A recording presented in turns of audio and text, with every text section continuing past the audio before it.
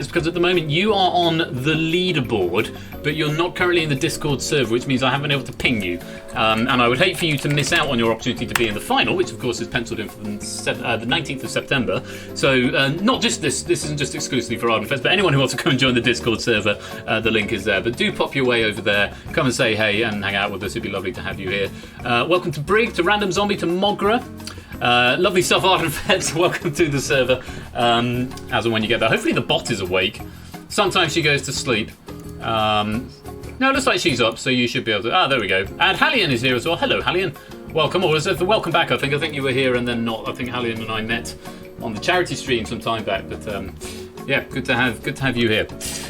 Okay, so you don't need a microphone for this game, but you ideally would not be playing on mobile. If you're playing on mobile, you're going to have a trickier time because you're going to have to be even more dependent on what's going on in the chat, which is where the bot asks the questions. Yeah, keep your eyes on what's going on there. Okay, let's just see. I'm going to give this a couple more rounds. If anyone else wants to come and join in, you'd be very welcome to come and join the lobby. If you would like to come and play the first game of Google That.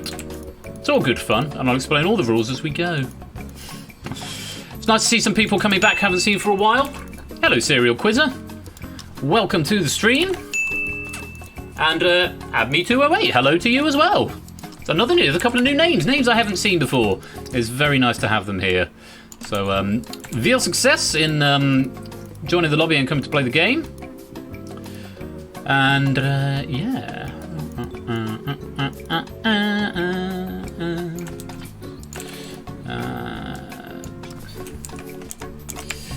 So we'll give this one more round, and then we'll pick some players because there's 12 people in the game. If you don't get into the first game, do stick around because it's fun to watch as well. There is another game later on, and then the escape artist later on has got an infinite. Well, it's not infinite; it's 52, but it has the scope to be infinite without too much retrofitting. So. Yes, indeed. Okay. Hello, Quizzy Dan. Welcome to the stream. Score count, hello to you as well. Mogra, Random Zombie, Abme. All these names just popping in now.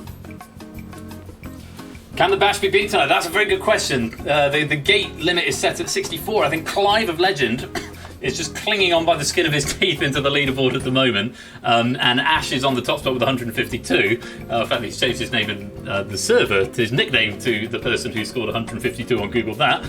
Means I'm not going to forget that in a hurry. So that is the top there, Ash on 152.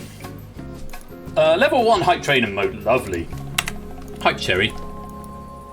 Is it me or is Ben more echoey? I've got a different mic. I don't know if that's what it is. Might be that score count. Is my right mic selected in OBS? Yeah. Yeah. Right mic on. I might have dropped the volume levels on it slightly. Maybe the gain doing its thing? No, gain's at max. No, but same pop shield as last week. Thank you very much, DMM, for the tier 1 subscription.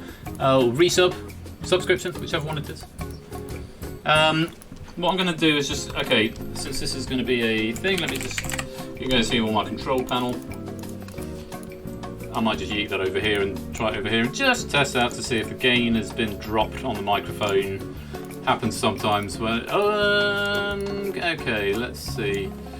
Oculus microphone, headset microphone, Samsung microphone. It does look like it's coming through there, but I feel like, yes, you might be right. The levels... No, levels are at 93. The Windows volume... Oh, let me have a look at that. If I can access it. I can't access it. I'm going to have to hit the start menu again.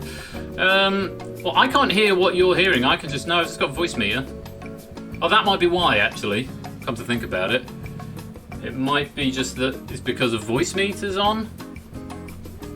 Wait a minute. I don't know if that makes things any better, or if I've just gone completely now. How's that? Someone give me some feedback on that, if you can hear me at all. Better, worse, the same. Music's gone, right. Let's not do that then. Okay, Brig thought I was fine previously. What I might do, I might just This might just be one of those fine-tuning things. Maybe I've just got to tweak the mic settings in OBS. So give me a tick. Filters, noise gate compressor. Let's just add a little bit of gain to this. Gain. I don't know if that's making things better or worse. How does that sound now? We all good? We happy? This is me. I was trying to do a fast stream tonight because I've got lots to get through. I was just adding a little bit of gain to that. No, because I'm getting red levels now, so I'm going to get rid of that. I'm going to put it back to how it was, and all will be well. And if you can't hear me, then yeah, I don't know. Right. Anyway, I should stop wittering on. Okay. Well, let's lock this lobby up and get 12 of y'all. What's our webcam doing there? So it's doing this way. Let's lock the lobby and get 12 of y'all into Google That, the first game of Google That tonight.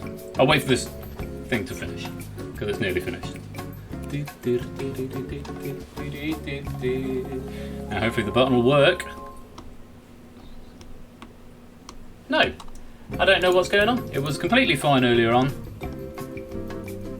And now it's just like, nope. Let's focus on that. Thank you very much for the follow there, Matthew East.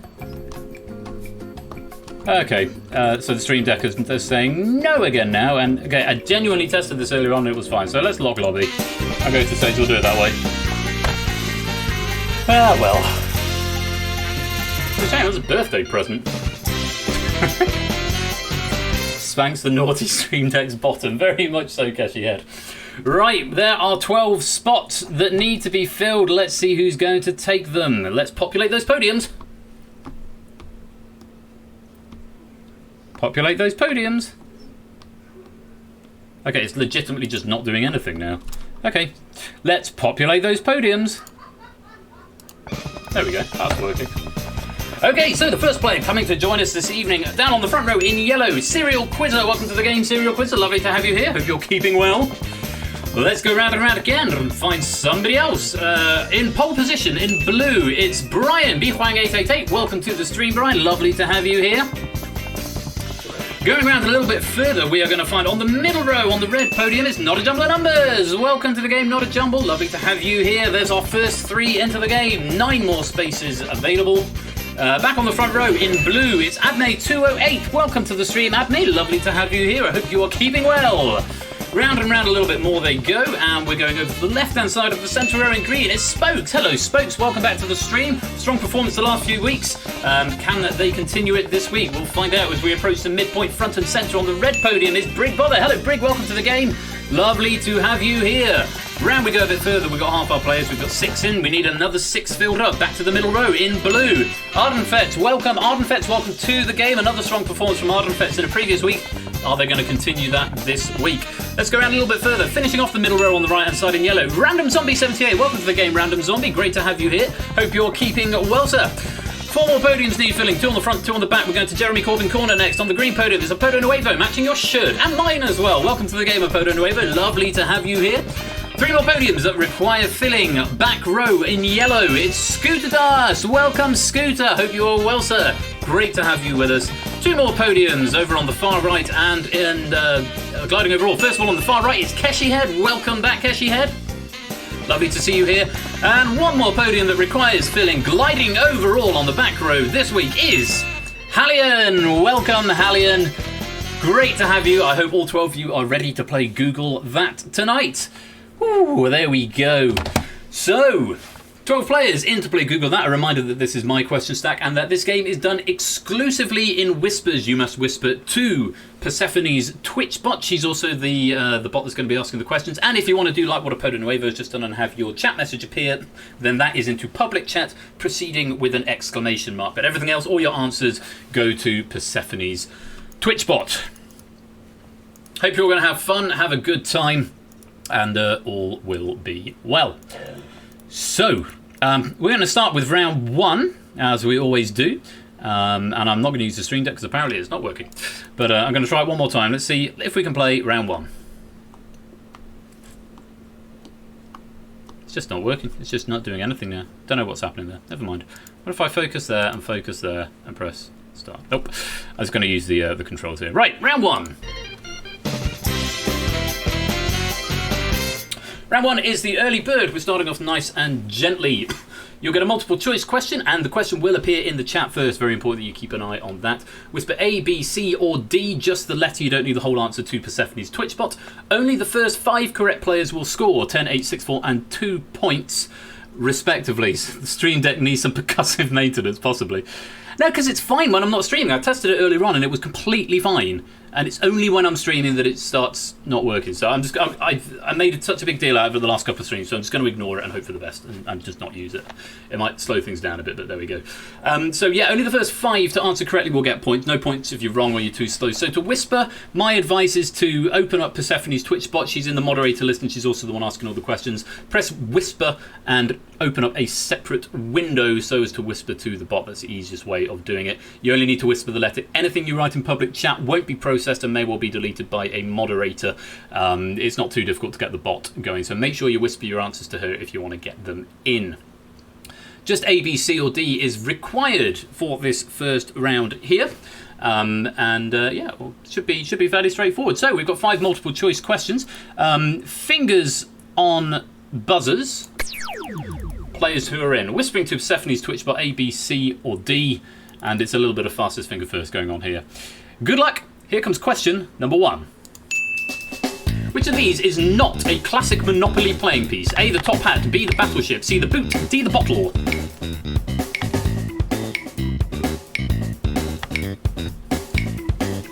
One second.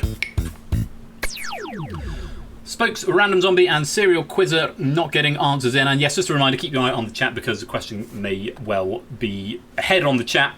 But chat is real time as close as it gets if your stream's a little bit behind. 1, 2, 3, 4, 5, 6 players getting that right. One of them is going to be disappointed because they got it wrong, got it right last rather. Let's have a look at the answers. Yes, it's the bottle. Most of us there knowing that one. Hallie, and unfortunately, you were the only one who was right to not get any points, just a little bit too slow. Podo Nuevo first off the mark there for 10 points. Keshi was second for 8. Brig getting 6. Ardenfet's getting 4. And Brian getting 2. Let's reset the podiums. Fingers on buzzers, everybody. Here comes question number 2. Which of these planets has the most natural satellites? A, Neptune, B, Uranus, C, Saturn, D, Jupiter. Random Zombie and Serial Quizzer. There's Random Zombie. Serial Quizzer. There we go, everyone locking in an answer. And only 4 players getting it right. Podo Nuevo, Ardenfet's, Random Zombie, and Serial Quizzer. Random Zombie and Serial Quizzer will get off the marks after that. Who's going to get the most points there? Let's have a look. Ardenfet's getting 10 points there for being the first to answer correctly. Podo Nuevo getting 8. Random Zombie getting 6. Serial Quizzer getting 4. Everybody else no points on that one. Hallie and Scooter Dust, Spokes, and Abney still yet to score, but plenty of time. Let's reset the podiums. And just to highlight, it's called Google That, but Googling is not only discouraged, it's also against the rules. It's called Google That because the questions are theoretically kind of very difficult to Google. Just to clarify, in case you haven't played before and wondering what the title's all about, it's not an invitation to use a search engine. Just to point that out. Fingers on buzzers, everybody. Here is question number 3. Which of these celebrity couples were the first to get married? A, Elton John and David Furnish. B, Kanye West and Kim Kardashian. C, Victoria Coren and David Mitchell. D, Kit Harington and Rose Leslie.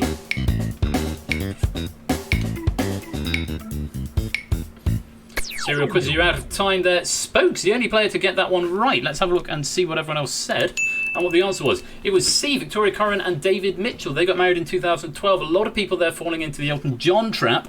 Elton John and David Furnish were in a civil partnership but didn't actually get married until 2014. Likewise, Kanye and Kim were 2014, and then Rose Leslie and Kit Harington, who's Ygritte, and Jon Snow from Game of Thrones, got married in 2018. Victoria Coren and David Mitchell were the first. Yes, I thought it was a little bit tricksy, the Elton John trap. There's a nice little trap for you there. And I've got a few people out. Spokes getting himself 10 points and off the marks. Let's reset the podiums. Serial Quizzer, you're going to need to be a little bit faster than that because that's 2 questions out of 3 now that you've missed. Keep your eye on the chat. The question will come up there first. So if you've got a little bit of latency or you're playing on mobile, watch the chat because the chat is king. Fingers on buzzers, everybody. Here comes question number 4. Which of these is not an album by the Beatles? A, Please Please Me. B, Abbey Road. C, Yellow Submarine. D, Penny Lane.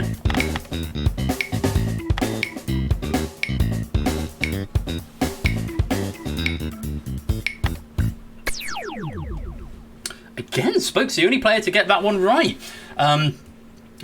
E, Please Please Pick Me. That surprised me slightly. I thought more people would get that one. So they're all songs by the Beatles, but only one of them, three of them are albums. Only one of them is not an album. Abbey Road is obviously one of their later albums. Yellow Submarine and Please Please Me are also albums. The correct answer was, in fact, D, Penny Lane, which is a song but not an album title. It's a song off the Sgt. Pepper album there. So Spokes again, the only person to get some points there, getting himself another 10 and going into the lead with that up to 20. Let's reset the podiums. One more question in this round, and then we'll reset the podiums, rejiggle you about and put you into order. Here comes, fingers on buzzers, here comes question number 5. What was the title of the last episode of Breaking Bad? A, Ozymandias, B, Face Off, C, Felina, D, End Times. Well, everyone very quickly answering that one. Nicely done. We'll have to wait for the clock to run down. Wow! Only 2 players getting the Breaking Bad question there. So they are all episode titles of Breaking Bad. Face Off was the series 4 finale. End Times, which sounds like it could be a finale, was a couple of episodes before. Ozymandias, you might think was the finale, but it was the pre-finale. It was a big episode, but it wasn't the last episode. The answer there was actually C, Felina. Yeah, so Felina, which is 3 play-on words. A, it's an anagram of finale, and B, it's F-E-L-I-N-A, iron, lithium, and sodium. So there's a little bit of elemental play-on words there. Spokes getting himself another 10 points, getting himself amassing a very strong lead after this first round. And Serial Quizzer getting 8 points. Low scoring there, low scoring. But let's have a look and see what has happened to the scores at the end of the round.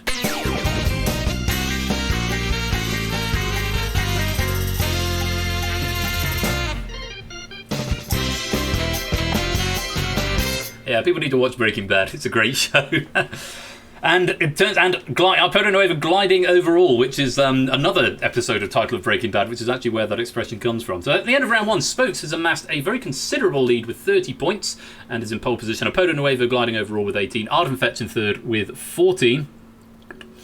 Egg is going to call that Spokes is going to end on 242 points. That's a big call, Egg. Serial Quizzer on 12, Keshi on 8, Random Zombie and Brig both on 6, Brian on 2, Hallie and Scooter Dust, Not a Jumble and Abney yet to score. But all of that can change as we go into round 2. Round 2 is Bid on the Buzzer. It's not a music round this week, it's a standard bidding round. A category will be given, for example, history. When prompted, whisper a bid from 1 to 10 to the bot. This is the number of your points that you're risking on this question, a stake, if you like. You did accidentally coin the phrase pole position, but I like it now. Only the 6 highest bidders will be in play for the question. So if you want a chance to actually attempt the question, you've got to bid high. So high risk, high reward. The reward being you will be allowed to answer the question. And again, keep your eye on the chat because the category in question will appear there first. If you're in play, you've got to whisper your answer to the bot. It will only accept the first person it processes. So if you're the first to answer and you get it right, you get a flat rate of 10 points.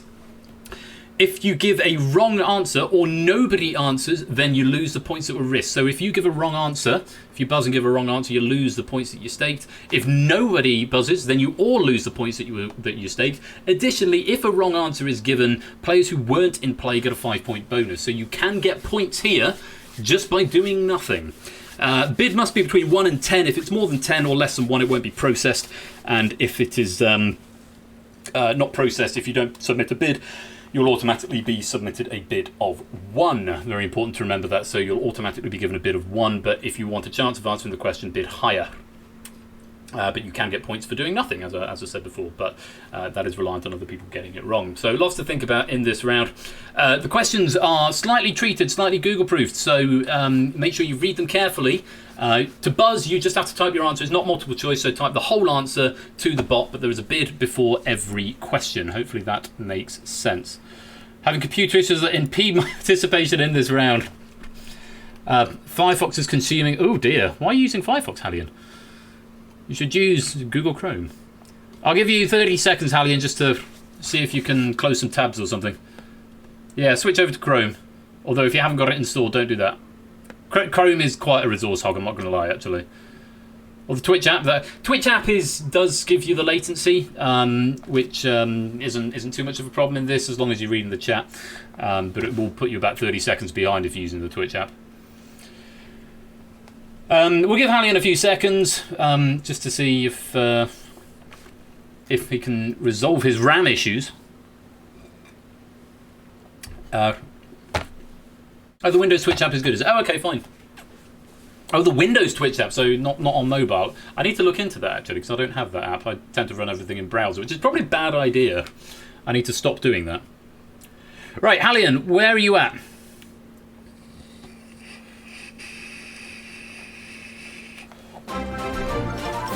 Wow! Well, while we're waiting, Mogra is gifting some subs. Thank you very much, Mogra.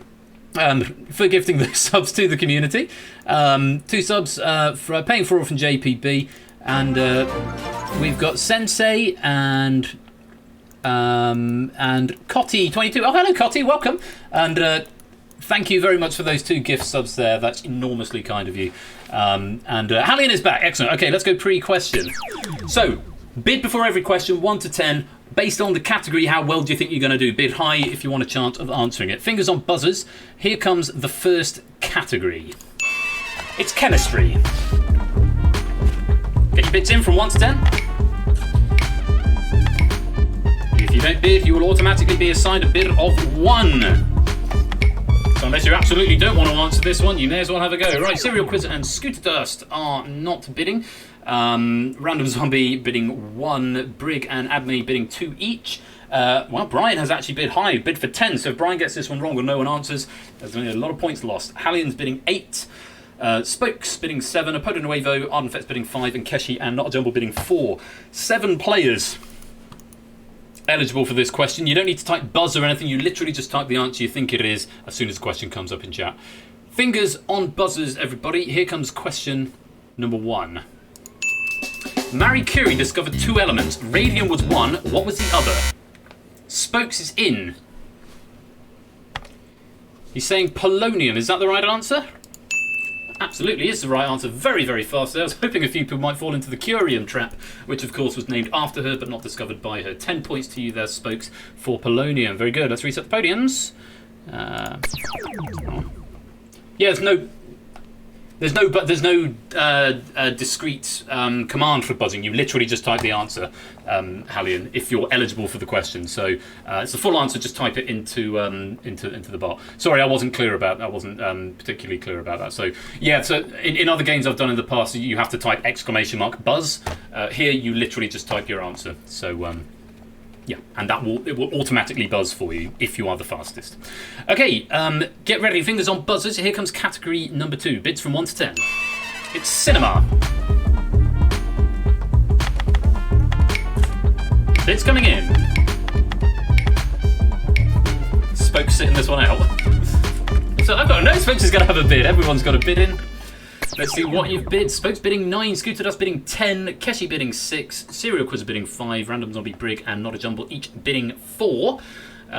So you 6 will be eligible, 7 I beg your pardon, will be eligible to answer this question on cinema. Whisper your answer to the bot as soon as you think you know, and as soon as the question is live, you get a chance to buzz. Fingers on buzzers, everybody. Here comes question number 2. Which actor played the lead character in the film directed by Todd Phillips that was nominated for Best Picture at the 2019 Oscars? A lot of information to process there. Scooter Dust is going to have a go, though. He's saying to me, Joaquin Phoenix. Is that the right answer? Absolutely right, Scooter Dust. Well played there. Yes, the film in question was Joker. And the lead actor in that film was Joaquin Phoenix. Well done on passing that question. A lot of information to take in. And you get yourself 10 points. And you're off the mark. Nicely done, Scooter Dust. Let's reset the podiums. There. Okay, fingers on buzzers, everybody. Here comes category number 3. You made your head. Sorry, Hallian. That game does this sometimes. Here's question number... category number 3. Literature. Get your bids in.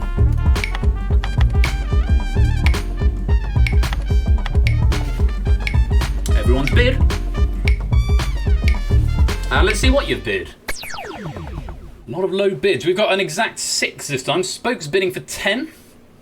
Serial Quizzer and Hallian and Not a Jumble of Numbers each bidding 5. Keshi bidding 4. Brig bidding 3, but still getting eligible for the questions. Such are the low bids on the other ones there. Get ready, you 6. You are eligible for this question on literature, and here it is. Question number 3. Who wrote the book that formed the basis of a musical first produced in 1981 and a film released in 2019?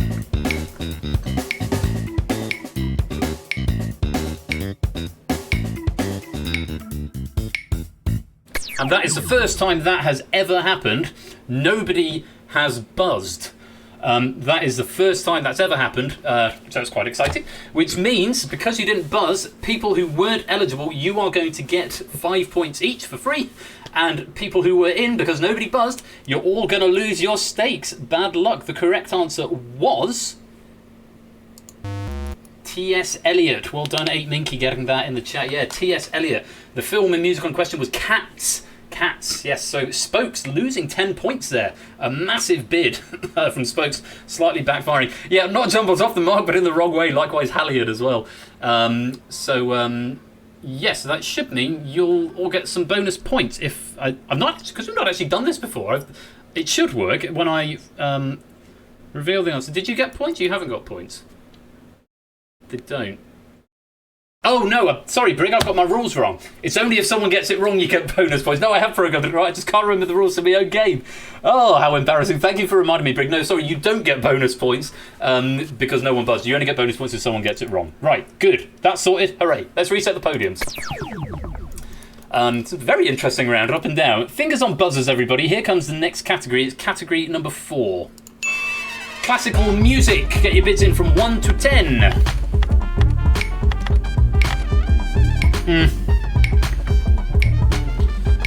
A serial quiz of Keshi Random Zombie is going all of the nope on this one. No bids from them automatically being assigned a bid of 1. Wow! Because so many people have bid low, because so many people have bid 1, everybody is eligible for this question. Again, a first time. Because there aren't 6 clear winners, there is a tie, and that means all 12 of you are eligible to buzz in on this question. Spokes bidding 8, a rather unnecessary bid if no one gets it right. Podenuevo bidding 3, and everybody else, sorry, not Jumble bidding 4, but everyone else bidding 1 means that's a tie, and you're all eligible for question number 4 on classical music. Best of luck to you. Here is question number 4. Which ballet by Prokofiev, which first premiered in 1945, uses the same source material as a 1950 Disney film Hallion is in? He's saying Swan Lake. Is Swan Lake the right answer? It's not. It's Cinderella. Cinderella was a 1950 Disney film, and Swan Lake was written by Tchaikovsky, not Prokofiev. So you're going to lose your stake there, Hallion. But no one else is going to get any bonus points, at least, because everyone was eligible. Let's reset the podiums. F. Yes, indeed. Should I have rejected that answer? It should. You're on -5 before, Hallion. You should be 1 down, shouldn't you? Just confirm. I can't remember. Someone did go back to the clip. I can't see if Hallion lost a point. Hallion only bid 1. Yes. Shouldn't the bid of... I think it's just I forgot to press a button, possibly, but I shouldn't have been able to do that. But podium position to adjust, add this value -1. Yeah, Matt, if you can just get a check on that. I think Hallion was on -5 before with a bid of 1, so he should now be on -6.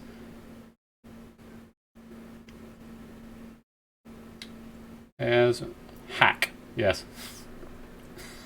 I can override it. I can override it, but I just want to double check. I don't want to take an extra point off Hallion unnecessarily. What to do? We can edit that in a minute, Hallion, if necessary. For now, though, -5 for 4 and bid 1. Thank you very much for that, Matt. So let me just adjust that while we're here. Manually adjust player score. There you go, Hallion. That's the score you should be on. Not quite sure why that didn't take that point off. I think I maybe just should have pressed the reject answer button instead of just resetting. I imagine that's what it was. We've reset the podium, so get ready, everyone. It's the last category of the round. Hello, AM and the PM. Here comes category number 5. It's geography. Get your bids in.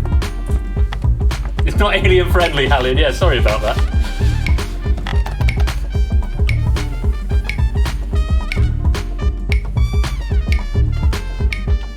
Something wrong with the scoring after that question when nobody buzzed? No, Cetra, nothing was wrong with it. I just forgot the rules briefly because if you If nobody buzzes, then there's no bonus points to the non-eligible players, so it was all fine and everyone lost there. So I just got my rules mixed up, so we're all set. Right, 6 players eligible for this. Spokes and Brian both bidding 10, Hallian bidding 9, and Not a Jumble, Abmay bidding 5, and Apodo bidding 3 on this category, Geography.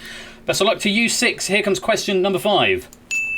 After Mount Everest, what is the highest mountain in the Himalayas? Abmay is there, very, very fast indeed. He's saying to me K2, is that the right answer? It's not. Now, I thought this as well, Abmay, until I looked it up earlier on. K2 is not in the Himalayas. I double-checked it. I'm going to go and double-check it again because it's a piece of information I thought I knew for a very, very long time. K2, no, it's not. Kilimanjaro is in Africa. K2 is in... I thought it was in Pakistan when I looked it up earlier on. Second highest mountain in the world. Yeah, located on the China-Pakistan border and is not in the Himalayas. Elevation, isolating, 8,000. Native name, Urdu. It's certainly not in the Himalayas. The answer, just to let you know, let's have a look. Oh, I've said Kanchenjunga was the answer there. So actually I need to reject that, and that should make you lose points. There we go. That's what I did last time. Now, last time, because everyone was eligible, there were no bonus points to give out, so I don't have to do that manually. But Abmay losing his 5-point stake there. Yeah? After Mount Everest, what is the highest mountain in the Himalayas? In the Himalayas. Kanchenjunga. K2's not in the Himalayas, Matt. In the Himalayas. To read the question. Thank you very much. You're giving me heart palpitations here. I hate getting fact checks wrong, especially when I just do a thing like that. So Abmay losing his 5 points. My ineligible players there getting a bonus 5 points. This is a very interesting patchwork of the game here. Points all over the place. Let's reset the podiums at the end of the round and see. We're overexcited about the escape. You're telling me, Brig. I've been just looking at it all week, so I've slightly forgot about this, which is really bad. Not forgot about it, but I've forgotten all my rules. Anyway, yes, K2 is the second highest in the world, but not in the Himalayas. Right. Let's have a look and see what the scores are.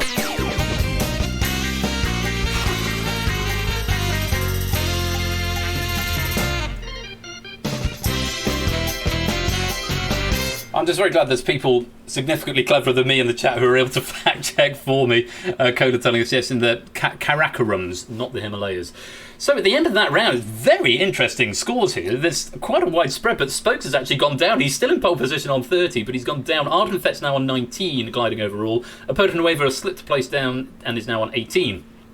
Scooter Dust on 15, Serial Quizzer 12, Randoms on B11, Keshi Head 9, Brig on 8, Brian on 2, Not a Jumble and Abmay on -5 and Hallian on -6 at the moment. Still all to play for though, still all to play for as we go into round number 3. Round number 3 is Taboo. So you need to name something that fits a given category. For example, I might say capital cities in Asia. And again, you're whispering your answer to Persephone's Twitch bot, and you're whispering one and only one. You get 10 points if you give me a unique correct answer. Answers given by 2, 3, 4, 5 or more players score 6, 4, 2 and 0 points. So the more obscure your answer is, or the fewer people put it, the more points you are likely to get. Though, of course, you get no points if the answer doesn't fit in the particular category. 5 questions in the round with a maximum of 50 points available. This one takes a little bit of time, especially if my Stream Deck is doing its weird Stream Deck thing. Yeah, you're looking for obscure but correct answers as much as possible. I do like round 3. It's probably one of my favourite rounds as well. Right, let's go pre-question. No bidding in this round, so you only whisper one answer and one answer only from the category. There are multiple answers to each. Fingers on buzzers, everybody. Here comes question number 1. Name one of the 11 elements that make up the human body which are considered necessary to sustain life. 5 seconds. Everybody getting an answer in?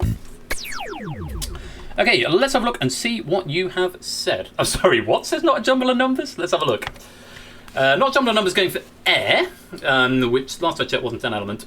What you've said, nitrogen, calcium, nitrogen, nitrogen, calcium, water, iron, nitrogen, carbon, air, carbon, selenium. So I'm being told by the computer that podiums 5, 6, 9 and 11 are all incorrect. Water indeed is not an element. Iron is not one of the answers I've got, I'm afraid, Keshi. You would think, but no, it's not there. Air is also wrong, and selenium, Hallion, you might think, but unfortunately not the answer. So unfortunately, you four are going to get no points. Now, let's have a look and see what everybody else has said. How many nitrogens? 1, 2, 3, 4 people saying nitrogen, which is a correct answer. That's podium 0, podium 2, podium 3, and podium 7.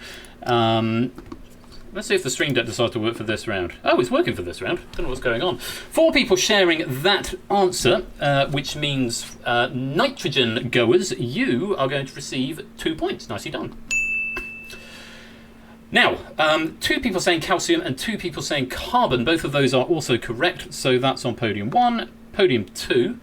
No, not podium 2. What am I talking about? Podium 1, podium 4, podium 8, and podium 10. Those answers are only shared by 1 person, so you are going to get 6 points each. Nicely done. I don't know what the stream deck's working on this round. It's very strange. So answers there that you could have had in order from most populous to least populous. After that, it goes into trace elements, which are not considered necessary to sustain life. Oxygen, carbon, hydrogen, nitrogen, calcium, phosphorus, potassium, sulfur, sodium, chlorine, and magnesium are the 11 elements that you need. So there we go. Let's reset the podiums. Fingers on buzzers, my friends. Here comes question number 2. Name a Shakespeare tragedy featured in the first folio.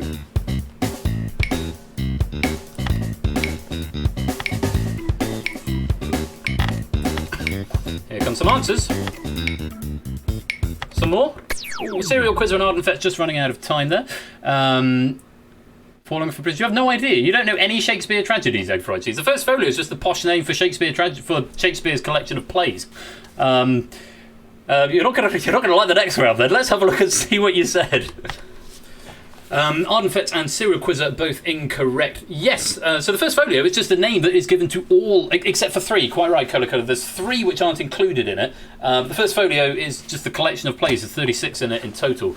So all the rest of the answers there are correct. The computer is telling me podiums 1, 4, 5, and 6 are wrong. 1 and 4 didn't get an answer in. 5 and 6. Hang on. Oh, it's not accepting Romeo and Juliet because I put the answer in with an ampersand, but that is correct. Random zombie, so you can have that. The Tempest, Keshi, I'm sorry, The Tempest is actually a comedy. It's not a tragedy, so unfortunately, Keshi, you're not going to get any points. Bad luck. So, let's have a look and see what everyone else has said. Spoke saying Titus Andronicus, Porto Nuevo, Hamlet, we've got Macbeth, Romeo and Juliet, King Lear, Hamlet, Macbeth, Hamlet, and Julius Caesar. So a few Hamlets there. We've got podium number 2 saying Hamlet, we've got podium number 8 saying Hamlet, and we've got podium number 10 saying Hamlet. That is shared 3 ways, which means, oops, I pressed the wrong button. I went to the wrong page on the stream deck. That is shared, I want to press the plus button. There we go. Shared 3 ways, podiums 2, 8, and 10, just the 3 Hamlets. That is 4 points. Nicely done. Okay, let's have a look. We've got 2 people saying Macbeth, podium 3 for Scooter Dust, and podium 9 for Not a Jumble of Numbers, shared just between the 2 of you. Nicely done. That is 6 points. And then Titus Andronicus, Romeo and Juliet, King Lear, and Julius Caesar, all correct answers. Podium 0, podium 5, podium 7, and podium 11, all correct, all unique. Nicely done, my friends. You are getting 10 points. Well done indeed. Correct answers you could have had there: Titus Andronicus, Romeo and Juliet, Julius Caesar, Hamlet, Troilus and Cressida, Othello, King Lear, Macbeth, Timon of Athens, Antony and Cleopatra, Coriolanus, and Cymbeline. Cymbeline was the last one, the tragedy of Cymbeline. So those are your Shakespeare tragedies. Let's reset the podiums. And get ready, because I'm just going to try a theory. Here comes question number 3. Name a country that has Portuguese listed as an official language. Then the mind games begin. Wrong window, Apodo. Yeah, unfortunately, Porto Nuevo, normally I would condone that because I saw it in the public chat. However, because you didn't get any answer at all, I can't overwrite it. I can only overwrite answers that are incorrect. I can't override non-submissions. Bad luck. Keep an eye on the right window. Let's have a look and see what you said. Brazil, Brazil, Brazil. All the Brazils, and my goodness me, only 2 people go for Portugal. That's very exciting. It's telling me podium 2, 6, and 9 are incorrect. Cuba is not right, I'm afraid, Keshi. It does not have Portuguese listed as an official language. And podium number 9, France. France does not have Portuguese listed as an official language. Brazil and Portugal. Yes, I went for Cuba. Cuba's a wrong answer, I'm afraid. You're not going to get any points. Oh, hang on. Focus on the window. Not going to get any points. There we go. Now, all you Brazil people. 1, 2, 3, 4, 5, 6 people saying Brazil. Yep, unfortunately, 0, 1, 3, 4, 7, and 8. All saying Brazil. 0, 1, 3, 4, 8, 7 as well. All saying Brazil, which means, unfortunately, there's too many of you. No points. No points for Brazil. However, 2 people saying Portugal, which you'd think Portugal does, believe it or not, have Portuguese listed as an official language. You guys are going to get 6 points. But a great shout for Angola from Hallian there on podium 11. An absolutely terrific shout, 10 points. Nicely done. Answers you could have had in order from most populous to least populous. Brazil. Angola is the second most populous country with Portuguese as an official language. Mozambique was number 3. Portugal is actually the 4th most populous country with Portuguese as an official language, would you have thought? And then the more obscure ones, Guinea-Bissau, East Timor, Equatorial Guinea, Macau, Cape Verde, and Sao Tome and Principe. I'm not quite sure the pronunciation of that one, but those are the answers that you could have had. Let's reset the podiums. And fingers on buzzers, everybody. Here comes question number 4. Give the forename of a child or grandchild of Queen Elizabeth II. Forename as in given name, first name.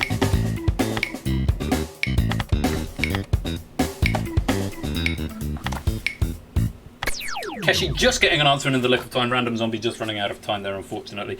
Let's see what you said.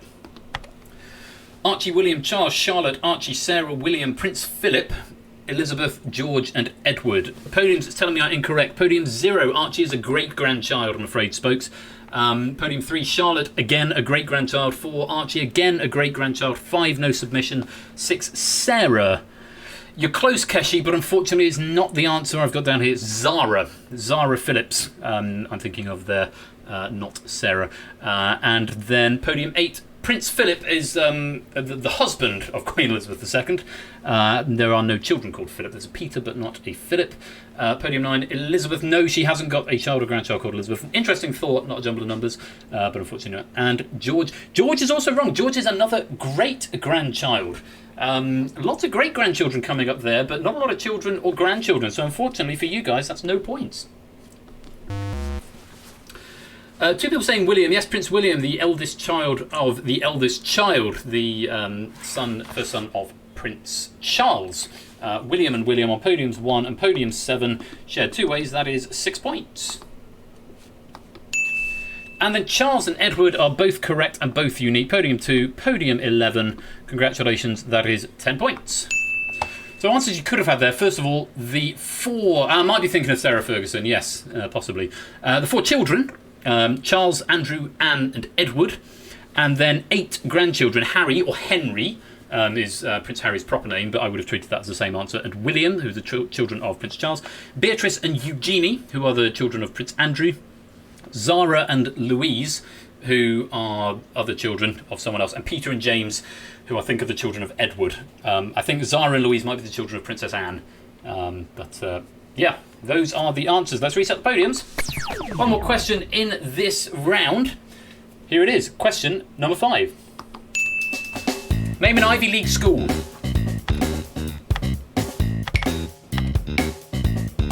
Zara and Peter are Anne. Thank you very much for that, Cola.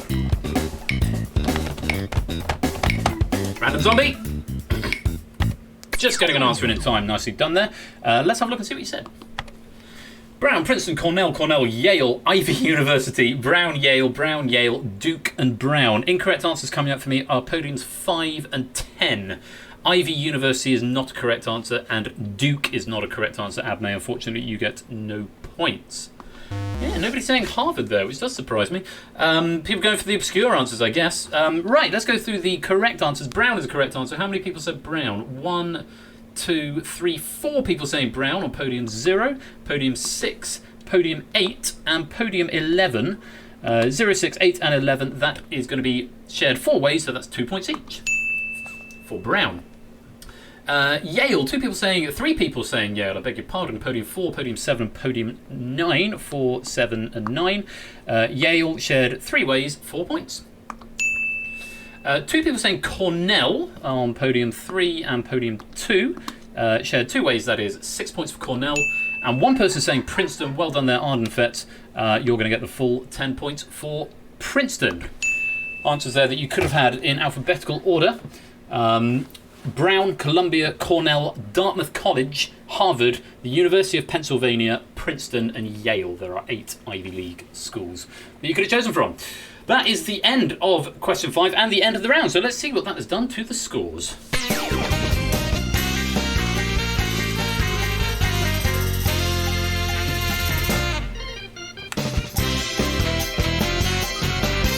Well, it's nice to see everybody is back in the black now and out of the negative zone. Spokes is still in pole position on 44. Ardenfet's gliding overall on 41. Apoda Nuevo is on 40. Brig Bother is on 30. Scooter Dust 29. Random Zombie 27. Hallian 26. Serial Quizzer 22. Brian 14. Keshi Head 11. Adme also 11. And Jumble of Numbers is on 5. All of that can change though. We've got 100 points potentially available in the next round. It's round number 4. Number 4. Select the window, number 4. Go to the next page, select the window, number 4. Oh, for God's sake. They're not working. Some of them work, some of them don't. I'm going to have to figure out what's going on here. Number 4. So, round number 4 is the blind auction. How many questions from 1 to 10 can you answer on 2 given categories? When prompted, whisper a bid from 1 to 10 to the bot. You'll be facing 10 increasingly difficult questions with 1, 3, 5, 7, 9, etc. points. Don't answer if you don't want to try the current question, because tactically you can choose to wait for more valuable questions later on. Once you've achieved your bid, you bank your points and are frozen out and cannot answer any more for the rest of the round. Failing to meet your bid means you lose all points from this round. So if you bid high and then you find out the round is quite difficult, you're going to be in for a spot of bother and not getting many points. And beware, because a wrong answer will increase your bid by 1. Too many incorrect answers may make it impossible for you to bank your points. So if you get a question wrong, you're not frozen out, but your bid goes up. And if you get to a point where it is mathematically impossible for you to escape, then you are frozen out. So, yeah, they're all standard questions and they're all on the same 2 categories. They'll alternate. They start easy and they get harder, and the points are reflected in the reflected in the question difficulty.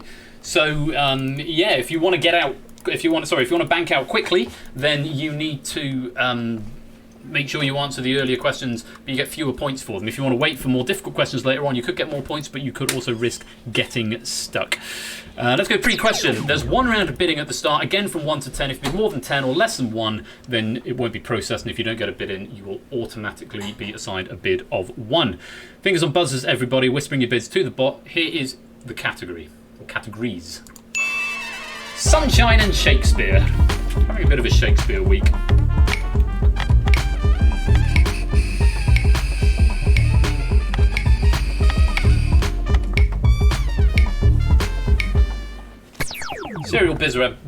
Serial Quizzer abstaining and being assigned a bid of 1. You need 1 in order to bank out.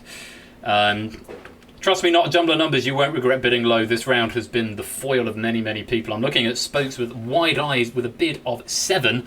Unless he's a strong Shakespearean or knows a lot about Sunshine, that is really, really high bidding. Opponent is regretting bidding as high as 3. Scooter Dust bidding 4. Random Zombie just the 2. Hallian 4. Keshi 4. Brian 3. Adme 2. Serial Quizzer just the 1. Remember, if you do get the first question, you think this is too easy, you can throw questions. Hey, baby. You can throw a question to artificially inflate your bid.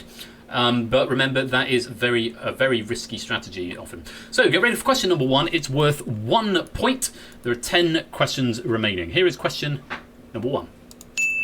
The Sun is the closest example of what celestial body to the Earth? Spokes not wasting any time answering this question. Remember, once you bank your points, you can no longer answer any questions for the rest of the round. 1, 2, 3, 4, 5, 6, 7, 8, 9 people. John was going for a tactical skip there. 9 players attempting this one. Let's have a look and see what the answer is. I'm going to have to use the buttons, aren't I? Let's have a look and see what the answer is. It's a star, of course it is. All the players who attempted that one getting a point. and losing a pip. Once your pips go down to 0, you are banked and safe. So a nice little 3 point for you. I told you they get easy. And yes, indeed, Keshi, it's a yellow dwarf. They get easy, they start easy, and they get harder. Let's reset the podiums. Get ready for question number 2. We're switching over to Shakespeare now. This one's worth 3 points. There are 9 questions remaining. Fingers on buzzers. Here's question 2. The Montagues and the Capulets are families in which Shakespeare play? And I have got an override if the spell checker doesn't like what you say for whatever reason. Just to throw that out there. 2, 3, 4, 5, 6, 7, 8 people attempting this question. Let's have a look and see what they have said. It is Romeo and Juliet, and for some reason the ampersand is being allowed now. It wasn't allowing it before, but now it is. And everybody who attempted that one, all 8 of you, getting it right, getting 3 points potentially, if you can bank them, and losing a pip. Nicely done. Let's reset the podiums. Heading back over to Sunshine now. Get ready for question number 3. It's worth 5 points. There are 8 questions remaining. Fingers on buzzers. Here's question number 3. Which US state is known as the Sunshine State? 5 points.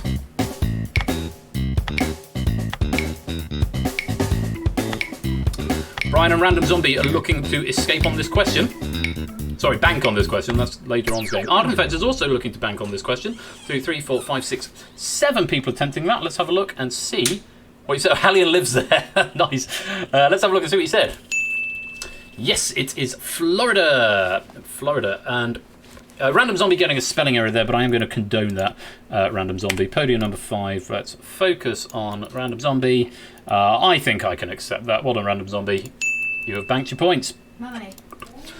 So Brian and Random Zombie banking early there. 9 points to Brian. Random Zombie for 6. Congratulations, you have banked those points, but you cannot answer now for the rest of the round. So go make a cup of tea or something.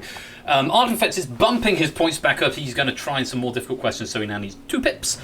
Spoke, Scooter Dust, Keshi, and Hallian all getting that right, but still in. Waving to family that live there, absolutely. Let's reset those podiums. Okay, there are still 10 people yet to bank, and the pips are going down. There are 7 questions remaining. Question number 4 is worth 7 points. Here it comes. In which country is Hamlet set? Back on the Shakespeare. Ooh, a great flurry of answers there. Abney lives there, really. Hallian and Not a Jumble choosing to abstain on this one. Everyone else giving it a go. Quite a few people looking like they're going to escape if they've got this one right, or it might be that they're bumping. Let's reveal the answer. It's Denmark. Keshi had doing a little bump there. Wubba lubba dub dub. Apodo Nuevo and Serial Quizzer and Abby are all banking their points on that round. Nicely done. It's nice to see people getting out with this round for a change. Apodo Nuevo banking with 11. Abby banking 8. Serial Quizzer banking 7. He's happy to get out. Oh, wrong game. That's Fridays and Wednesdays. Apodo Nuevo. Let's get out. You've got get out, you've got bank, and you've got escape. Escape comes later on. We'll explain about that then. Keshi Head looking to increase his bid, and Spokes, Ardenfetz, Brig, and Scooter Dust lowering their bids down just a little bit more. Keshi to artificially increase his bid here. Let's reset the podiums. Happy to un-Google out. Yes, quite right, Apodo, quite right. Okay, we're back over to Sunshines. Question number 5 is worth 9 points. There are 6 questions left. Fingers on buzzers. Here it is. Approximately how many minutes does it take for light from the sun to reach the Earth? Answer as a digit, not as a word. Just save me condoning it later on. Brig and Scooter are sitting tight by the looks of it. Everyone else has had a go. Ardenfetz looking to bank on this question if he gets it right. 1, 2, 3, 4, 5 people attempting this one. Let's have a look and see what they said. It's 8. Ooh, Ardenfetz giving the right answer and banking with 20 points. Hallian and Keshihead also both getting 8. Not Jumble, not quite high enough on 6. You're going to increase your bid by 1. And Spokes, you're going to increase your bid by 1 as well. That is scary times. Yes, I thought it was 7 until I googled it, but it's 499 seconds, just shy of 8.5 minutes. So, yeah, you could make the argument that it's maybe 9, but certainly not 7 or 6. So bad luck on that. Ardenfetz, so banking those points and getting out and into the next round with some points. Let's reset the podiums. Yeah, you maybe misunderstood the round, Serial Quizzer. But hey, you've got some points at least. 1, 2, 3, 4, 5, 6. Exactly half of the players have banked at this point. Brig, Scooter, Keshi, and Hallian all need 1. Only 1 of the remaining 5. Spokes needs 4 of the remaining 5, which means Spokes, you can no longer afford to get 1 wrong. You can afford to skip 1, but not get 1 wrong. Not a Jumble, you can afford to either skip 2 or get 1 wrong and still bank out your points, but not more than that. Fingers on buzzers, everybody. This is question number 6. There are 5 questions remaining, and this is worth 11 points. Have a look at this. Antigonus is a character from which Shakespeare play? Brian's relaxing right now. Ali and Not a Jumble having a go. Spokes, you can afford to skip 1, but not more than 1. Spokes choosing to skip on this one. Not a Jumble and Numbers can afford 1 more wrong answer. Only Hallion and Not a Jumble trying this one. Let's have a look and see what they said. Hallion's actually bumping here, and Not a Jumble is getting the wrong answer. The answer he went for is Othello, but that's not the right answer. The answer is The Winter's Tale. Antigonus, which is also the play that features the line "Exit pursued by a bear." That's really good pub quiz trivia for you for a future quiz, I'm sure. So yes, 2 players attempting, 2 players getting it wrong. The scores are going to increase. Let's reset the podiums. So Not a Jumble and Spokes, you are now both in the same position. You must get every single question that remains correct. If you skip or get one wrong, then you lose everything for the round. In my mind, wouldn't that be interesting with Spokes in the lead? Brig, Scooter, Keshi, you're still just 1 away. Hallion, you can afford 1 error or 2 abstentions, but after that, you will not be able to bank either. The 4 questions remaining. This is question number 7. It's worth 13 points. Have a look at this. Sunshine was a 2007 film by which director? Scooter Dust having a go. Not a Jumble's in, Spokes is in, Hallion is in. Are Keshi and Brig going to bank out at this point? They're trying to maximise their points, it would seem. They're playing a risky game because they know they get harder, and we're currently on the Sunshine section. 4 people having a go at this for 13 points. Let's have a look and see what they said and what the answer was. It was Danny Boyle, and Scooter Dust getting that one right, and Hallion getting that one right. Scooter Dust is managing to bank those points, 28 of them. Nicely done there, Scooter. Hallion was correct. You're now 1 away from banking. It was Danny Boyle. Not a Jumble of Numbers, you should have bid lower. And Spokes, Linklater, also incorrect, I'm afraid. Which means Spokes and Not a Jumble of Numbers, we are going to lose you from the round because it is now mathematically impossible for you to escape. Let's reset the podiums. Oh, this is heating up. Heating up indeed. Yeah, not bad at all there, Scooter Dust. So if you like this format, stick around for the escape artist, is all I'll say. Hallion, Keshi, Brig. There are 3 questions left. You can answer any of them. You can afford to get this one wrong, or skip 2 of them, but no more than that. Question number 8 is worth 15 points. Have a look at this. Dive thoughts down to my soul. Here Clarence comes. This is a line from which Shakespeare play?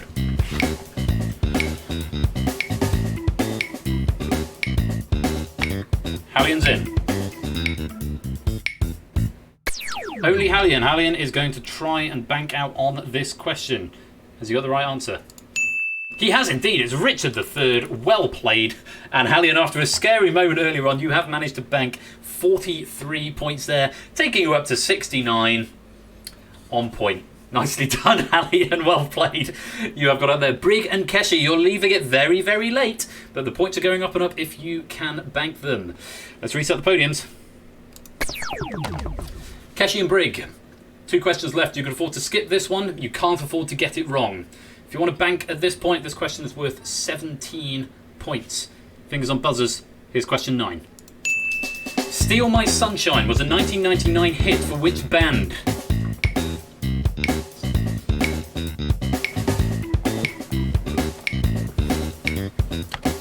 Oh, Brig's in. Brig's having a go. So, this is Brig's moment in the sun. Keshi is going to wait for the very last Shakespeare question and hope and pray. Let's have a look and see what the answer was and what Brig said. It's Len. Oh, no! Brig! It's not right. It's not. It's Len. Bit of a one-hit wonder band, but yes, Len. You could have waited for the Shakespeare question if you didn't know that one, but unfortunately, Brig, it is mathematically impossible for you to bank now. You're out of the round. Let's reset the podiums. Keshi waiting until the very, very last minute. He's going for the Shakespeare question for 19 points here. And Keshi, you've got to get this one right in order to bank out of this round. Everyone's having faith in you. 1 question remaining. Good luck, Keshi. Here it is. By line count, which is Shakespeare's shortest play?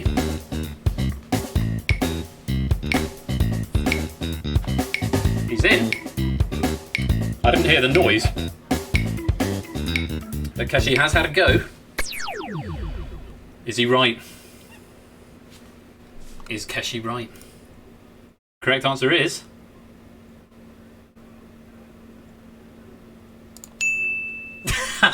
Oh, mate. Just end me now. Oh, Keshi, I'm so sorry. Yeah. It's not the right answer. You've taken a risk and it's not paid off. It's the comedy of errors. The comedy of errors. According to Scooter Dust, only 605 lines. You are genuinely a fount of knowledge, Scooter Dust. You do happen to know all of these things. I've noted it in the past. Bad luck, Keshi. You're not going to manage to terminology mixed up, to bank from this round. So unfortunately, yeah, that's it. Bad luck. But that is the end of the round. Let's have a look and see what that has done to the scores. Matt Selmy Hallion has gone from last to first.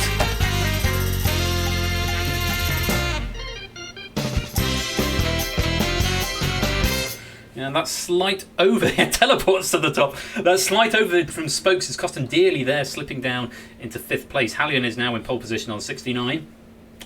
Unfet's guiding overall on 61, Scooter Dust on 57, Apodo Nuevo 51, Spokes 44, Random Zombie 33, Brig on 30, Serial Quizzer on 29, Brian on 23, Abney on 19, Keshi Head on 11, Not a Jumble of Numbers on 5. Well, you've come this far, but there is one more round to go. You've got these points, but can you keep them? Let's have a look at round 5. Yeah, Ash's 152 isn't going to be beaten in this game. It could come close though. So it's time for the big finish. The category for the big finish question will be given, for example, art. When prompted, whisper a bid to Persephone's Twitch bot. Bid any amount of points from 10 up to your current score. And yes, 242 is looking pretty unlikely as well. When the question appears, whisper your answer to the bot. The correct answer will win you points equal to your bid. A wrong answer will lose you points equal to your bid. Basically, it's Final Jeopardy. You get the category and then 15 seconds to make a decision. If you have got fewer than 10 points, then not a jumble of numbers, this applies to you. If you've got fewer than 10, you won't be able to bid, but you will automatically be assigned a bid of 10, which is also what will happen if you don't submit a bid, or if you submit higher than your current score. If you go higher than your current score, or less than 10, it won't process it, and if you don't have a bid in by the end of the countdown, you're automatically assigned 10. So, let's reset, let's go pre-question. And the leaderboard as it stands at the moment, the gateway to entry is 64. 64 is currently the high score by Clive of Legend, who got 12, is in 12th place rather. The high score is 152, held by Ash the Bash, so I don't think anyone's going to be beating that this evening. But just to go down the leaderboard with you, if you want to make some quick calculations about how much you need, because remember, there's glory if you win, but the leaderboard is what is going to count for the final, where there are going to be prizes. I decided today what the prizes are going to be as well, though I haven't made those public yet. The leaderboard as it currently stands, you've got Ash on 152, Dan Peak on 112, JPB on 106, Samsa 104, 8 Minky 87, Arden Fetz 83, Keshi Head 81, Brig on 80, Tyson Bain 76, Duplis Force 72, Apodo Nuevo on 65, and Clive of Legend on 64. The reserve list is then List Wits on 62, Tantusar 59, and Effrontery 54. So the barrier to get onto the list is 64. That way, if you get 65, that would knock Clive down and out of the top 12. But the higher up you go, the more likely you are to get onto that leaderboard. You're also playing for bragging rights for the winner of the episode. So that's something to bear in mind as well. But have a look at your scores. How much do you want to risk? How much do you want to get up? How much is a safe bet? At this point in the game, because we're beyond halfway through the tournament, it's going to be starting to think about all or nothing strategies, because at the moment, only Hallion would even get on the board with his current score. So, you get a category, 15 seconds to make up your mind, get your bids in. Who's breaking the game? What's happening in the chat? Still another game, yeah. No right answers keeps me at reserves. Gonna try and bid 900 in case the code screws up. Yeah, it's not gonna screw up. Not jumble numbers. I'm not brilliant at coding, but I'm not that bad. Yeah, nice yellow card for you there. Well, you can try it if you like. I suppose actually you've not got you've got fewer than 10, so you might as well try that. Not a jumble numbers, I guess. Anyway, having given that some thought, let's reveal the category. Remember, you lose the points if you get it wrong or don't answer. Best of luck. The Big Finish category is cinema and art. Apodo Nuevo is straight in. So remember, you can still win the episode, even if you are on 5 at the moment. Okay, we're not going to see your bids until later on. But let's see how you get on with this question. Very best of luck. Whispering it to the bot again. The Big Finish question tonight. It didn't work. Good. I'm glad it didn't work. Not a jumble of numbers. Not because I don't want you to do well, but I'm just glad my program works. Best of luck, guys. Here is the Big Finish question. Which artist painted the work that featured in a 2003 film starring Scarlett Johansson? the answers.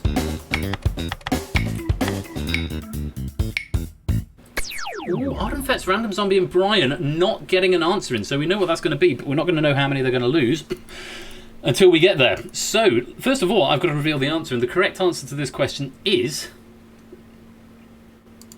Ringo Starr's MS Paint Art. That's Vermeer.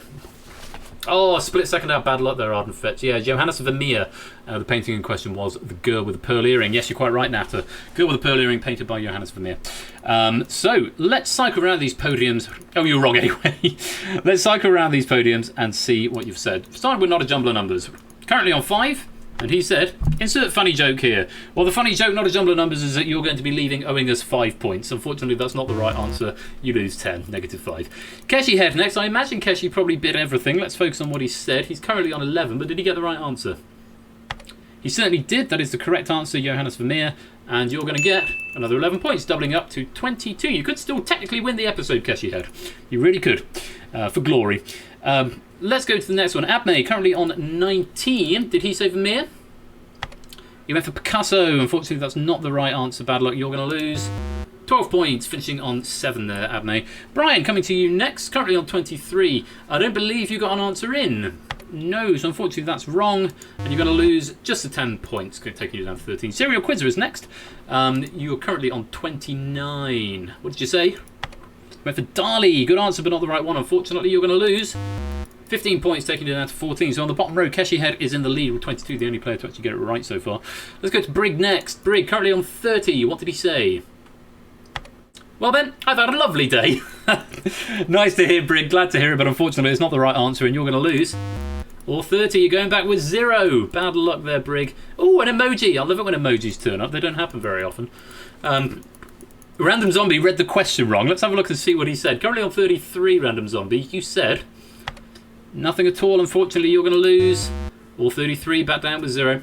Coming over to Spokes next. Spokes, currently on 44. What did you say? You were leading for much of the game. You did get the right answer. How many points did you wager? Did you wager them all? You certainly did, and you've doubled up to 88, and you have taken the top spot. Nicely done there, Spokes. You're back in first place. Okay, Apodo Nuevo, we're coming to you next. Currently on 51. Getting into the business end of this now. Currently on 51. What did you say? You went for Rembrandt. Bad luck there, Apodo Nuevo. Not the right answer. Good a guess as any, but unfortunately not right. You're going to lose 51 points. Back down to 0. Bad luck indeed. Scooter Dust, we come to you next as we come to the top row. Spokes is the score to beat at the moment on 88. Scooter Dust, currently on 57. What did you say, sir? You did get the right answer. It was Johannes Vermeer. That is the correct answer, and you're going to win 43 points, finishing on a nice round 100. It's a lovely position to be, 100 points. Nicely done there, Scooter. Saving yourself there. Arden Fetz, I think we know what has happened here. You've also taken the top spot there, Scooter Dust. Arden Fetz, I don't believe got an answer in. Currently on 61. How many is he going to lose? 60 of them, finishing on 1 point above Brig, Random Zombie, and Apodo Nuevo. A commemorative point, quite right. If this was an ITV show or something, we'd do it at like £10 a point. Like Brig suggested that a few weeks ago, I think, in chat. And I think that would be a lovely thing to do. So, Hallion, we're coming to you. We already know, as it stands at the moment, you have a chance of getting onto the leaderboard. If you bid the minimum and got it wrong, though, you'll slip off.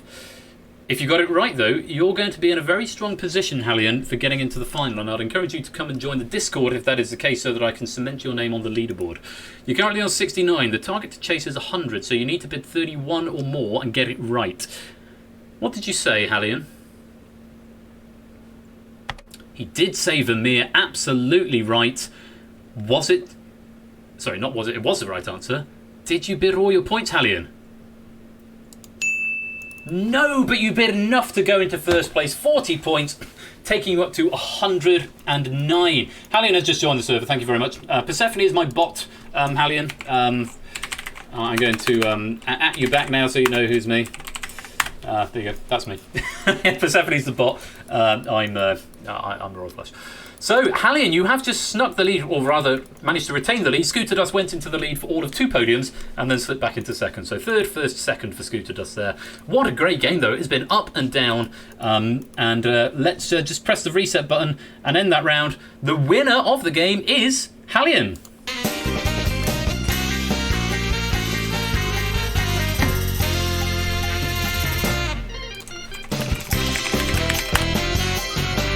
Tantuto are pointing out to me in the server that both the bot and I have the username Royal Flush. So at the end of that, not a jumble of numbers, those is -5. Oh, thank you very much for that subscription, Ash the Bash. That resub there for 13 months. Goodness me, a year and a little bit. Thank you very much for that, mate. Very grateful. Brig Random Zombie opponent away for all finishing on 0. Arden Fetch managing to go away with 1. So Arden Fetch, your current score as it is won't be increasing any higher. You are there on 83 at the moment, but it won't be going up, Arden Fetch. Abme 7, Brian on 13, Serial Quiz on 14, Keshi Head. You are on the leaderboard with 81, that is not an increase. Spokes 88, you will be going onto the leaderboard. You're not currently there, so again, if you're not in the server, do come and join us so I can add you there. Put you into 1, 2, 3, 4, 5th place, I believe. Or 6th, 7th place when the other ones are added in. Scooter Dust, another new entry to the board with 100 points. That puts you straight into 5th place. Though again, that will slip down when Hallian goes in, who does actually genuinely go into 3rd place, 3 points behind Daniel Peak, and still a good way behind Ash's score on 152. But well done, you guys, onto the leaderboard. It does mean with 3 new entries to the leaderboard, Duplis Force, Apoda Nuevo, and Clive of Legend do get knocked out of the leaderboard, but they will have another opportunity to come and reclaim that spot in a later episode. So Apoda Nuevo not only getting 0 on this episode, but losing his space on the leaderboard to someone else in the pack. That is tough breaks there, Apodo. Bad luck to you, my friend. But hopefully you all had a good time. Now, that is just about the halfway point. It's 9:20 already, and we've got another game of Google That to play, and then we've got to play the Escape Artist, which I'm very excited about. So we're going to go for a little break. I need to go to the loo quickly. I need to get another drink. We'll watch some adverts. We'll then do Royal Flush's halftime show. I'll show you a quick magic trick. We'll do Beat the Bee. I'll do any announcements that I've got, and all will be well and splendid. So don't go away. I will be back very, very soon. Congratulations again to Hallian, and I will see you after the break.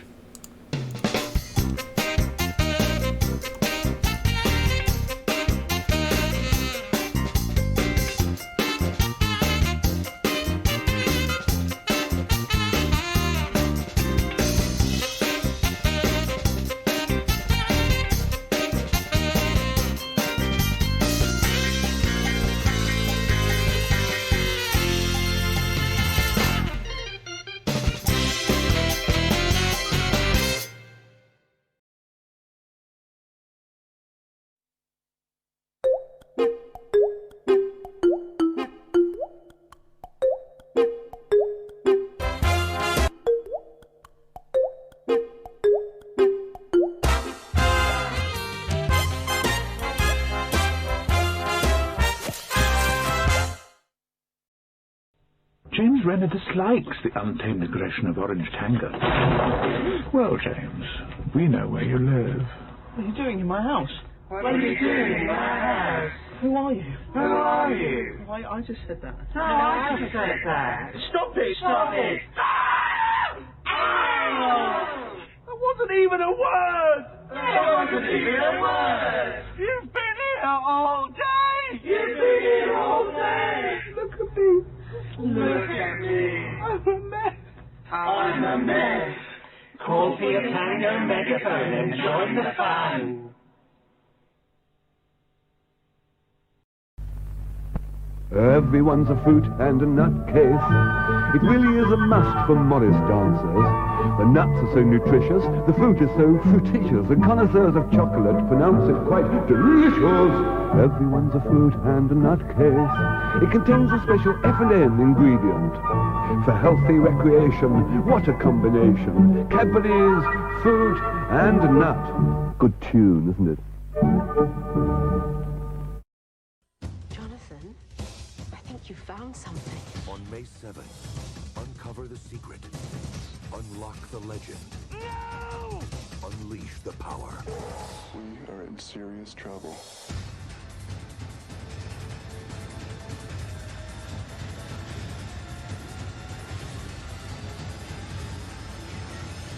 The Mummy. He's here. Rated PG-13. Starts Friday at theaters everywhere. We were losing in the final of the Jungle World Cup. So I built a cup with Cocoa Puffs right to the top. Look what you can win. When they saw the milk go chocolatey on the big screen, you couldn't stop the goals pouring in. Oh yeah!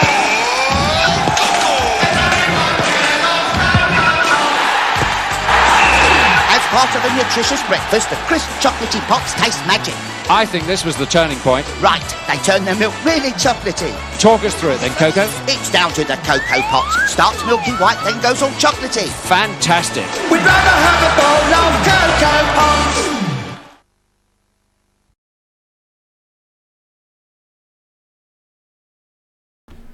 Rather annoyingly, that one didn't seem to have just hold the image at the end, but there we go. Welcome back. Hope you like the retro adverts there. Let me just switch my flush cam on, and then you all will be able to see me, which hopefully you'll like. Is it that one? No, it's not that one. That one. There we go. Hey! Well, thank you very much for that first game of Google that. I do hope that you all enjoyed yourselves. Now, I said I was going to show you a magic trick for Royal Flush's halftime show, so what I'm going to do is just undeafen myself in the Discord, and hopefully if I've done this setup right, there won't be any drama. Hopefully Matt can hear me, and you can hear Matt. Hi Ben, hello everybody. No, you can hear Matt, but I can't, which is a that's problem. a good start. So let me just flip that to there, and Matt, can I hear you now? Hello, hello? Yes, now everyone can hear it. I've just on the wrong channel. That might have been what the problem was earlier on with my voice as well. I'm echoing a bit apparently. Ooh. Is that I'm echoing. Oh, okay. How about now? Hello, hello? Yeah, say it, Matt.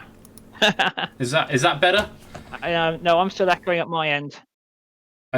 Not echoing much. Oh, okay. They're saying am I echoing in the... I've just switched. Apparently everything is a mess again. Everything is broken on the stream. But if you can deal with it, that's fine. I can put up with it. If you can deal with echoing for a bit, Matt, then that's fine. Matt, I thought I'd do something a little bit different here. I've selected a card. Do you want to share your screen, by the way? No, don't need to. You can watch this on the server. You'll just have a slightly delayed reaction from real time. Okay. Now, first of all, I just want you to just confirm for the chat that you and I haven't set anything up. We've not agreed anything. I've just literally asked you to come and do this trick with me, but you have not been prepped as to what is going to happen or anything like that. No, not at all. Fantastic. What I'm going to do is I have got a card here that I know what it is, but nobody else does. Now, I want to put it in such a place that you are able to see it, see the back of it, see that it is in view, without anyone else, without sort of making sure I'm going to change it or anything. So what I'm going to do, you'll just have to listen to my dulcet tones while I put the camera on the keyboard on that card right there. Okay, there is a single card, Matt. Now, hopefully you were able to see that on the stream. Matt, what I'd like to ask you is, have you been to a casino before? No, I haven't. Okay, you are familiar with what casinos are, though, places where people go gambling and whatnot?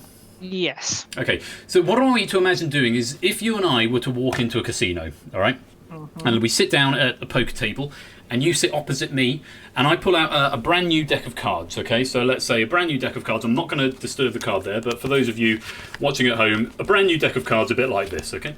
And Matt, I want you to imagine that I'm going to fan them out in front of you, all right? Or rather, you're going to fan them out. Tell you what, you're going to pick up the box, this brand new sealed deck of cards that's on the table, and I want you to imagine and visualise doing this as I say it out loud for you here. What I want you to do is just take off the cellophane off the box, and pop the seal and open it up and hold them up and fan them out in front of you. So when you do that with a new deck of cards, you'll see that they're in new deck order. So you'll have the diamonds, the clubs, the spades, and the hearts. So you go through them like that. Now, Matt, if I were to sit opposite you say, if you were to take out one of the colours, either the blacks or the reds, what would you say?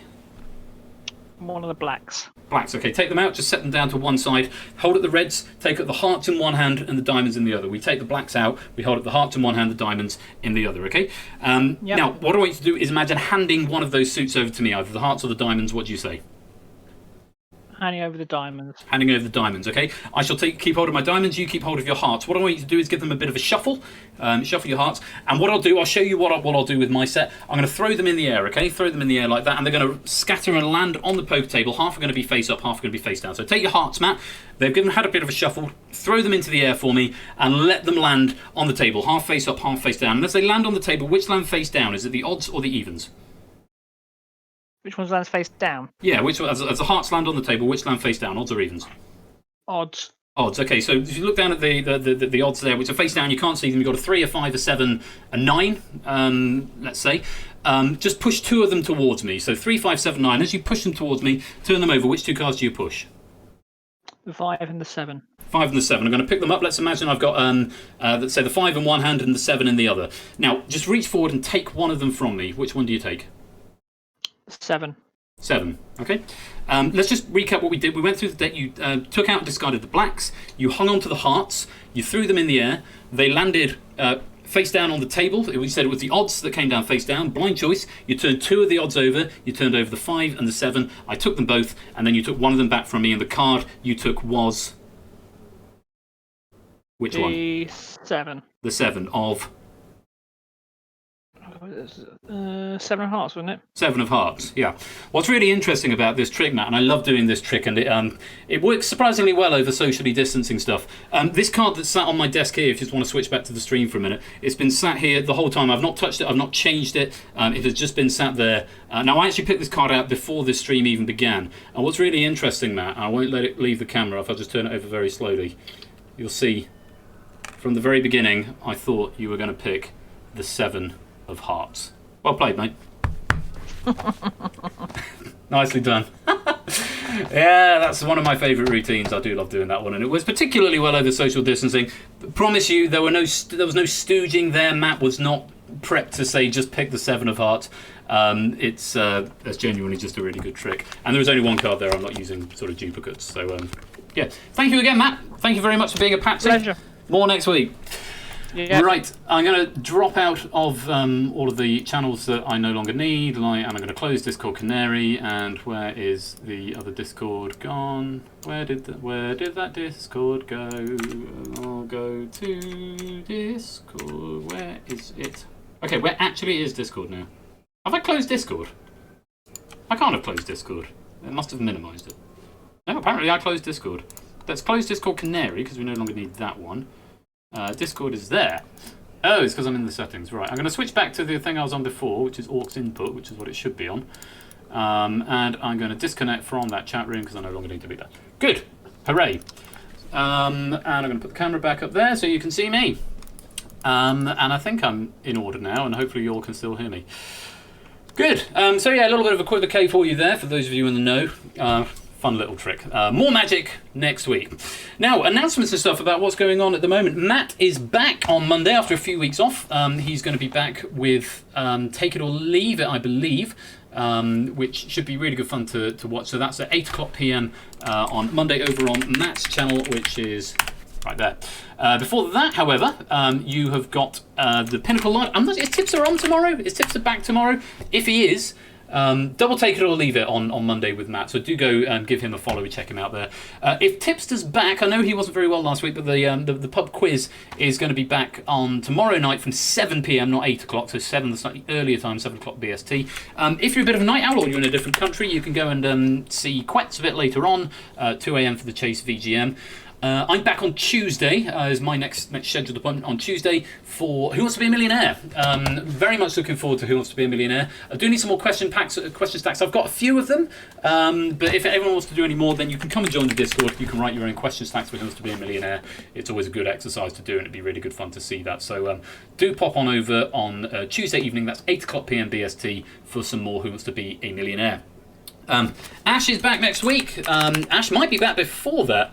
Oh yeah, eggs stack didn't get used very much last time, so he's going to rewrite that. I think Ash is maybe here on Monday. There might be Duel on Monday happening. Ash, what are you doing on Wednesday, mate? What's happening this week? Is it a bit up in the air? Ash will get back to us in a second when the latency stops. He doesn't. I don't know these days. I got my schedule planned until the end of September, I think. Ash likes to be slightly more spontaneous, so check out what Ash is doing anyway on, let's say, 1 versus 100, there we go. So it's good that we can have these conversations, Ash. I help you make your mind up. 1 versus 100 with Ash over on Wednesday, over on Ash's channel. The link's just up there. And then Ash will be back on Friday. There might be some outright, there might be some duel at some point. Duel Season 3 is coming to a close, so that should be really exciting. So do go give Ash a follow. Ash does what Ash thinks quite right. And of course, Ash has got his Unity workshop on Saturday afternoons immediately before this stream from about 4 PM BST. So do go check that out if you're interested in creating. I know Halia mentioned in the comments earlier on, if you're interested in making these sorts of games in Unity, Ash has got a 101 workshop on how to do this sort of thing running at the moment. It's a couple of episodes in, but all the VODs are available. So do go check that out and give him a follow. Who have I missed? Quizzy Dan. Quizzy Dan on Thursday evening with his Quizzy Bingo, for which I think you need a Twitter account. But do go check Quizzy Dan out. He's a good chap. And really good fun on Thursday night, so go and see him. And of course, Quetz is back Thursday lunchtime UK time. Not to be confused, of course, with Puzzle Dan, which I do on a alarmingly regular basis. So that's about it. And then I'm back next Saturday with more Double Google That and stuff. Now, big announcements are coming later on about the pilot of the new game, The Escape Artist, which we'll be playing in about an hour's time. And also about my plans for Season 2. One final thing I am just going to mention very quickly, because I forgot to do it last week when I had a massive audience, which was a real error. I've got a survey going on at the moment over in Google Docs, which is right there. I don't know if that's specifically for my responses. What happens if I open that up in... incognito mode? Fine. You do need to sign in for that. I don't think... Yeah. Someone hopefully will be able to post a clean link to that. It's a form, at least when logged out. Right, fine. That's a survey I've got on the go at the moment for general feedback from Game Night. I'm very grateful to people who've taken the time to fill it in already. There's 27 of you. It would be really good for me to have some feedback, whether you've played one game, whether you've been to one quiz night, or whether, and this is your first, or whether you've been here for a year or more. It would be really, really good to hear from you. So if you can take 5 minutes just to fill that out, I'll be very grateful to you. I'm planning on feeding back on that survey probably next weekend, to be honest. Before the final at any rate, so do pop on and fill that out if you can. I would be very, very grateful to you if you would like to tell me what you think. Hopefully not in too harsh words, but do genuinely give me some feedback, some what you think works, what doesn't work, and so on. I'll say a bit more about my ideas for Season 2 after we've concluded this game. But for now, we do need to go and have another game of Google That, which will be very exciting. I'm just going to pop the placeholder back on because I need to deactivate the webcam in OBS so that it works in the game. Now, oh yes, Beat the Bee. No, sorry, Beat the Bee. I forgot Puzzle Dan. Thank you for the reminder. I've got to turn the camera back on. That's something I forgot. We're about to go and play more of the same. We've got to do Beat the Bee. Placeholder off. There we go. Right. Beat the Bee is very simple. If you want to play along at home, it's 2-2 at the moment. I've got to try and solve a Rubik's Cube in the time it takes to play Flight of the Bumblebee. I've got the recording of Flight of the Bumblebee here. And if you want to play along at home, then all you need is Rubik's Cube. It's 2-2 at the moment. I lost the first 2 weeks. And I've won the last 2 weeks. I'm going to see if I can keep that trend going now. Thanks, Puzzle Dan. Very grateful. Because I've got this new setup, in order to be able to see, I'm going to need to put the microphone out of the way. So if I'm talking, it'll be from a distance, like from the other side of the room. So hopefully you've got a Rubik's Cube there. If you haven't, then maybe you've been practicing, or maybe you haven't been practicing how to do it if you haven't got one. But if you hadn't known how to do one previously, I recommend this as a good opportunity to learn. It's really good fun. A bit like a fidget spinner. So, do you need to have Beat the Bee? Yeah, Natalie, it only takes a minute, doesn't it? I like Beat the Bee. We're going to keep it going. If you don't like Beat the Bee, we're going to go and make a cup of tea briefly. But we'll be back very, very soon, Nata, with more Google That. Right, let me get my VLC. There it is. Right, this is not the start. I'm just going to make sure the track is working. It is. Right, if you want to play along at home, I'm putting the microphone up now. Got to Beat the Bee. Got about a minute or so to solve the cube.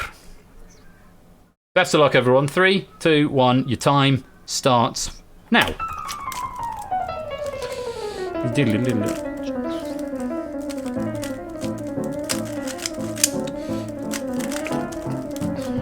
Right. Silent tonight. Okay, that's a good start. Oh shit. Family friendly. Sorry.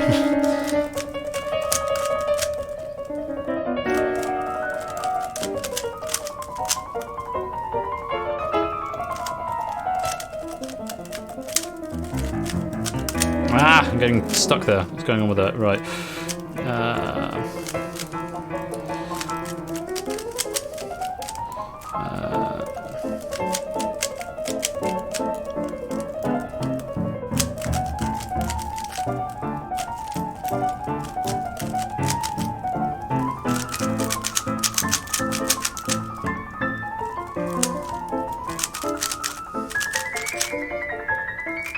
What?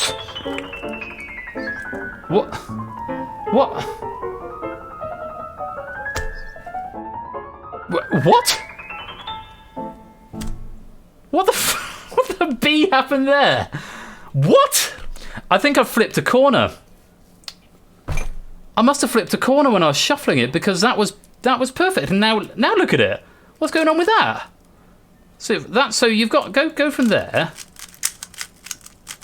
Okay, so and then let's get the cross. Okay, so there's the no. What? I think I've broken my cube. Oh, that's stupid, because I was about to do that. That's really very irritating. I'm annoyed about that because I felt like I was about to win. No, it's the point, David J. Bodycom, is not even possible. I think I've flipped over a corner somewhere, which means I now need to plug in an algorithm and to figure out which corner it is. Oh, okay, well that'll be a job for this evening. Miss, 3-2 to the B. Oh, the streak is over. Bother. Oh well. Never mind. Hey, cheer me out. We're going to play some more Google That. And I'm very grateful to Mr. Proogs. Proogs' question pack here. So if you fancy your luck against Mr. Proogs, it's his pack coming up next. So I have loaded up August 29th question pack B. And everything else should have been reset. There is no music round here in round 2, so that's good. Right. If you're ready to play, let's cue. Gamer's Void Rubik's Cube. Nah, it's my fault. I broke it. I shuffled it too vigorously. That's the problem. See, that was what the problem was. Right. If you're ready to play, let's play our second game of Google That.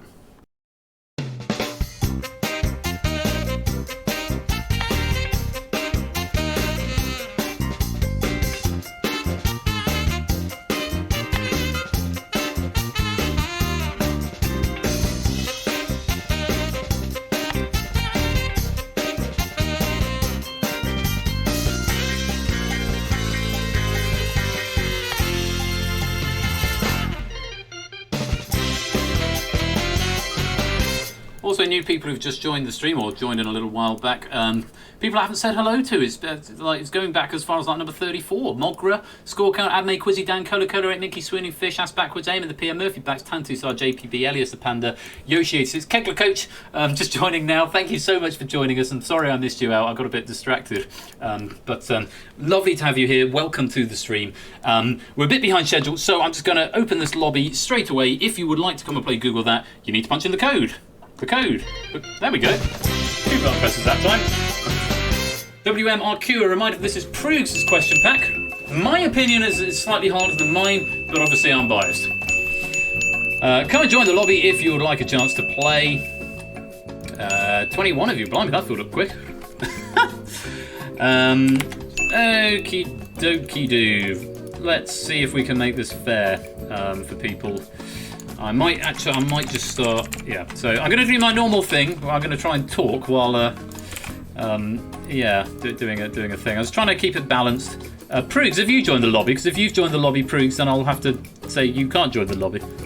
But it doesn't look as though you have, which is very gratifying. So yes, do pop your way into the lobby if you want a chance to come and play. There's another one just joined. Serial Quizzer, hello and welcome back. I'll let the loop go around one more time because it sounds like there's quite a few people sort of maybe buzzing about looking like they want to play. Oh,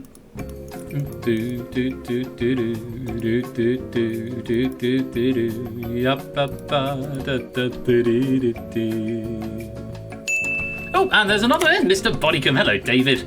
Welcome to the stream. And don't forget, we have got the Escape Artist straight after this. There'll be no more ad break. It's going to be straight into that. So, yeah, come along for that. That's going to be massively multiplayer. As many people as we can fit in are able to play that. So Yeah, do make sure you stick around for that. I'm enormously excited about it, genuinely. So please come along and check that out.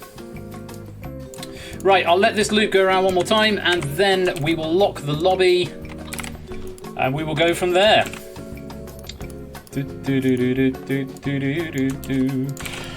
Okay. Who's going to come and take on Proogs' question stack? Let's find out. Shall we lock the lobby, and we'll get 12 of you in to play. 25 in the lobby, which is very encouraging to see. Let's lock this lobby and see who's going to be coming to play game number 2.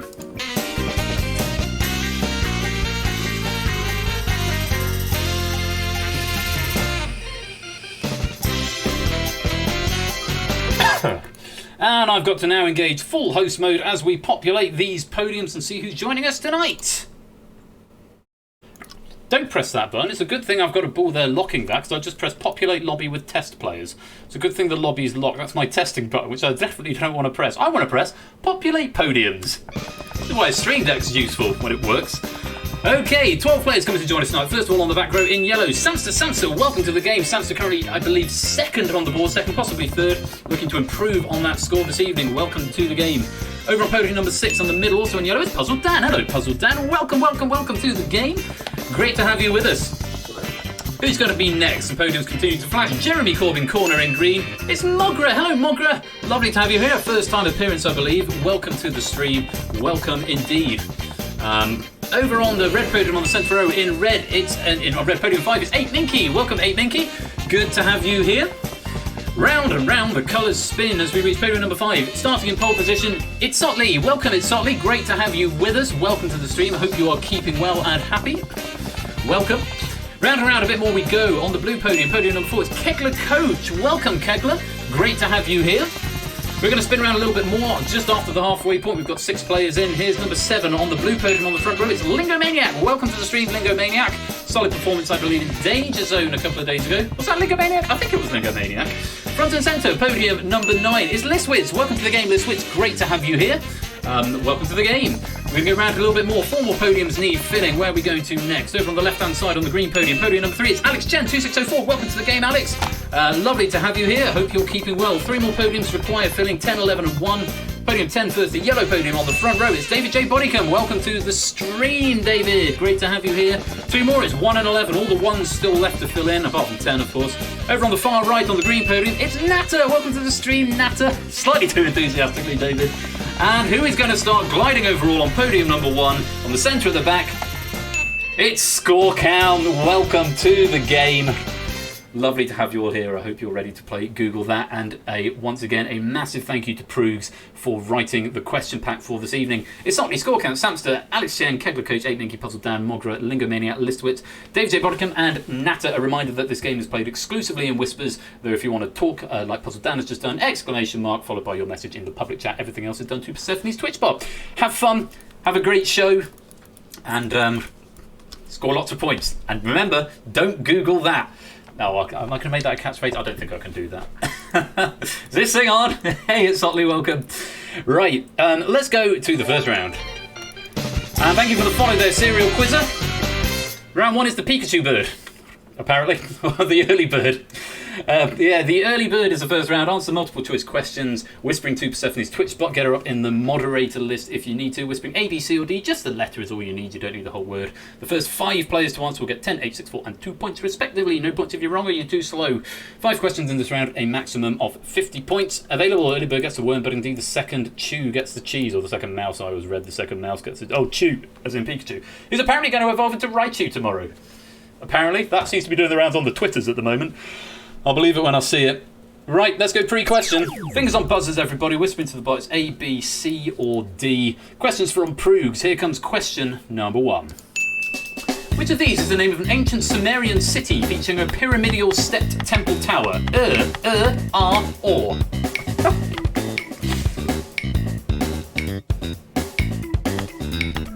Everybody locking in. Most people getting this one right. Alex Chen, 8 Minky, and Liswitz failing to find the right answer. Great opening question, I have to say. 9 players getting that one right, but only 5 are going to get points. Let's have a look and see what the answer was. It was B. B. You are. Who was fastest? Score count was fastest, getting that right for 10 points. David J. Body come next for 8. Puzzle Dan getting 6, Lingo getting 4, and Mogra off the mark with 2. It's Sotley, Kegler Coach, Samster, and Natter. You were correct, but you were too slow. Bad luck on that, better luck on the next question. Let's reset the podiums. Fingers on buzzers again, everybody. Here comes question number 2. Which of these countries has not had its own international variant of the quiz Who Wants to Be a Millionaire? Ivory Coast, Tunisia, Kyrgyzstan, or Denmark? Quiz-centric question. Wrong screen, Natter. Yeah, whisper it to the bot. Kegler Coach, the only player to get that one right. I thought it was a little bit more of an obscure question. Yeah, wrong window, Natter. Keep an eye on which one you're whispering to. Kegler Coach, the only one to get it right. The answer was, in fact, Tunisia. All the other ones have, believe it or not, had their own international variants of Who Wants to Be a Millionaire. Kegler Coach getting off the mark there with 10 points, and the only person to get points. Let's reset the podiums. Fingers on buzzers again, my friends. Here comes question number 3. What does a small pink equilateral triangle on an Ordnance Survey Explorer map symbolise? A telephone box, B a trig point, C a youth hostel, D a railway station. Everybody's locked in. Most of us getting that one right. It's Sotley, Mogra and Puzzle Dan failing to find the right answer, but everybody else did. 9 players getting it right.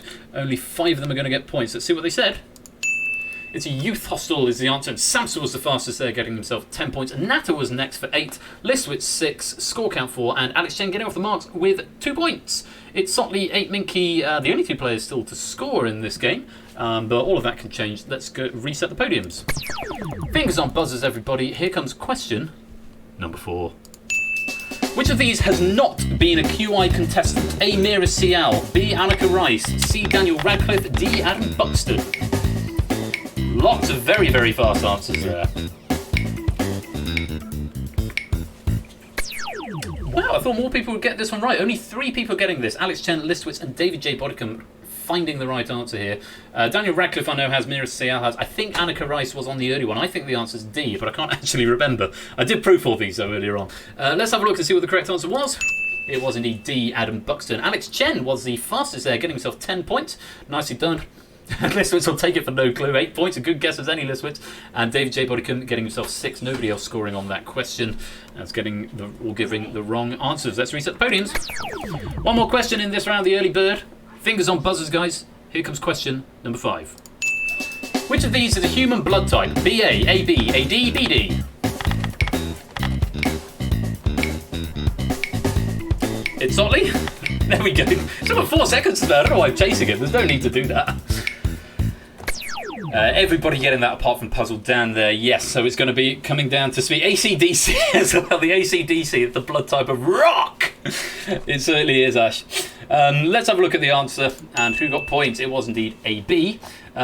Full disclaimer, Prue sadly had to change that question because originally it was which of these is not true? A, B and C is not true, or D, something like that. But unfortunately, because it randomises the order, we couldn't keep that question in.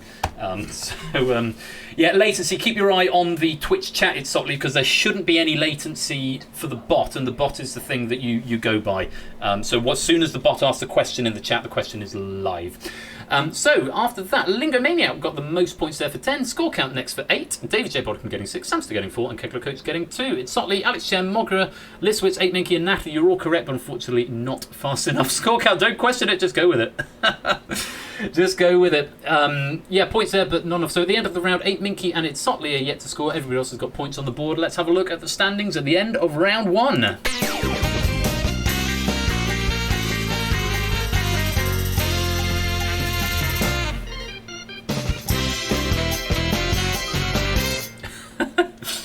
Two points off his favourite number. I don't know if that's 20 or 24 score, but at the end of that, you are in pole position with 22 points. And that's all we have time for. Good to David. David's happy gliding overall on 20 points at the moment, but we're not going to end the show there. Samster is currently in 3rd, tied up with Lingomaniac and Listwitz, but Samster has somehow managed to muscle his way onto the top row. Not quite sure how it's managing to do that. 24 on the dartboard. Okay, nice. Samster, Lingo and Listwitz all on 14. Alex Chen is on 12, as is Kegler Coach, and then on the front row, Nat is on 8, Puzzle down on 6, Mogra on 2, and it's Sotley and 8 Minky yet to score. But all of that could change as we go into round 2. Round 2 is bid on the buzzer. Category will be given, for example, history. When prompted, whisper a bid from 1 to 10 to the bot. This is the number of your points that you're risking on this question. A stake or a wager, if you like. Only the 6 highest bidders will be in play for the question. And again, the category and the question will appear in the chat first, so keep an eye there, especially if you've got a little bit of latency going on, because once it's live in the chat, it's live at my end. There's very little latency on the chat. So if you're in play, you then whisper your answer to the bot. The first one to answer will buzz in, and if they're right, they get 10 points. If they're wrong, they lose their stake and give 5 points to everybody else who wasn't in play. Additionally, if no one answers, as we saw in the last game for the first time actually, if nobody answers, then everyone who was eligible for the question loses their stake, though no bonuses to the people who are not in the round. And I need to remember, if someone gets it wrong, I need to remember to reject the answer in order to remove their stake. So this is round 2. It's bid on the buzzer. You'll get a category and you've got to get your bid in. If there's a bid before every question. If you don't get a bid in or you submit, so if you submit higher than 10 or lower than 1, your bid won't be processed. And if you don't process, if there's no bid submitted by the end, you're automatically assigned 1. Okay, let me just open up the round 2 class and let's go pre-question. So, bids in for category number 1, and again, only the 6 highest bids or ties therein will be eligible to answer this question. Again, no music round, it's a standard buzzer round. Here is category number 1. Pop music. Get your bids in. The more confident you are, the higher you want to bid. Everyone's got a bid in. Okay, so we've got a 10 from Puzzle Dan and a 10 from 8Minky. 8Minky really after some points here, I guess. Natta's bid for an 8, Samster and Alex Chen both bidding 7, and Mogra and It's Sotley both bidding 6. Reminder that if no one buzzes, you all lose your stake, and if someone buzzes and gets it wrong, you not only lose your stake, you give 5 points to everyone who's not in play. Lingomaniac not quite bidding high enough on this question. Right, fingers on buzzers. You 7 people eligible for this one for the tide. No sports questions so far. I don't know, there might be some sports questions in the escape artist though, Matt, so just you wait. Right, fingers on buzzers, here comes question number 1. Which ex-Spice Girl released a single in 2001 with the same title as a 1986 number 1 by Berlin? Natta's having a go. He's saying Jerry Halliwell. Is Jerry Halliwell the right answer? It's not. It's Emma Bunton, Baby Spice, I'm afraid, Natta. A good guess as any.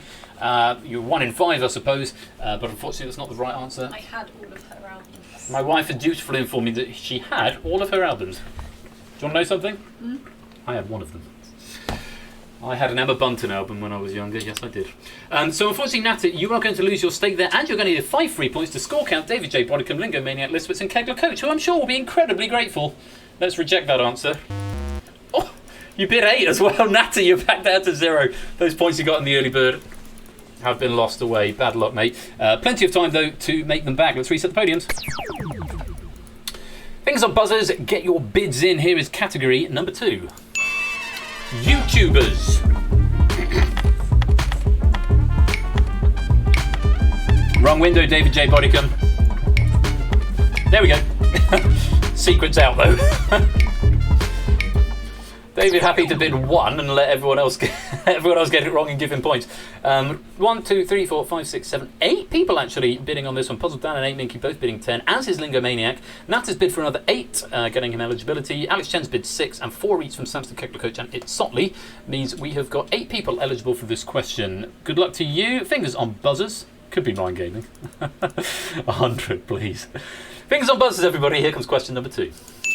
Which YouTuber is known for wearing red t-shirts and 8Minky, and before I've even read the first line, he's saying red. Which YouTuber, let me finish the question, is known for wearing red t-shirts and his series Things You Might Not Know? I've not heard of red. I'm not going to lie, 8Minky.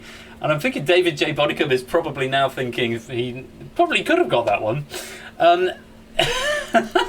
Good, stuff's got all red, so I tried to jump hard. Interesting strategy, 8Minky. Let's have a look and see. Is it the right answer? No, it's Tom Scott, believe it or not. Tom Scott, the YouTuber known for wearing red t-shirts and his series Things You Might Not Know. Red is the colour of his t-shirts, but unfortunately, 8Minky, you're going to lose a lot of points there, and you're going to give 5 to score David, Liswitz and Mogra. Bad luck. Oh, 10. That's negative 10, 8Minky. Uphill struggle from here. Bad luck, bad luck. Score count is just sitting comfortably in this round and happy to take up the 3 points. Let's reset the podiums. Likewise, David, they've been out of 2 questions and they've got 10 points for their troubles so far. Fingers on buzzers, everybody. Here comes category number 3. It's engineering. Okay, 8 Minky is getting a bid in before I've even finished reading the category. Here come the bids. Everybody's locked their bid in. Nope. Puzzle Down's a big nope on that one. Okay, we've got a standard 6. Low bids on this one. Natto again bidding seems to be his standard of 8. Lingo Maniacs bid 7. Score Count, Listowitz both bidding 4. Kegler and Isotli bidding 3. All those low bids. 1 bid from everyone else, hoping for some free points, hoping someone's going to get it wrong. Let's find out. Fingers on buzzers, everyone. Here comes question number 3. If you were driving in the Cheshire countryside near Holmes Chaplain, saw an 89-metre high white steel dish pointing at the skies, what sort of scientific instrument would you be looking at?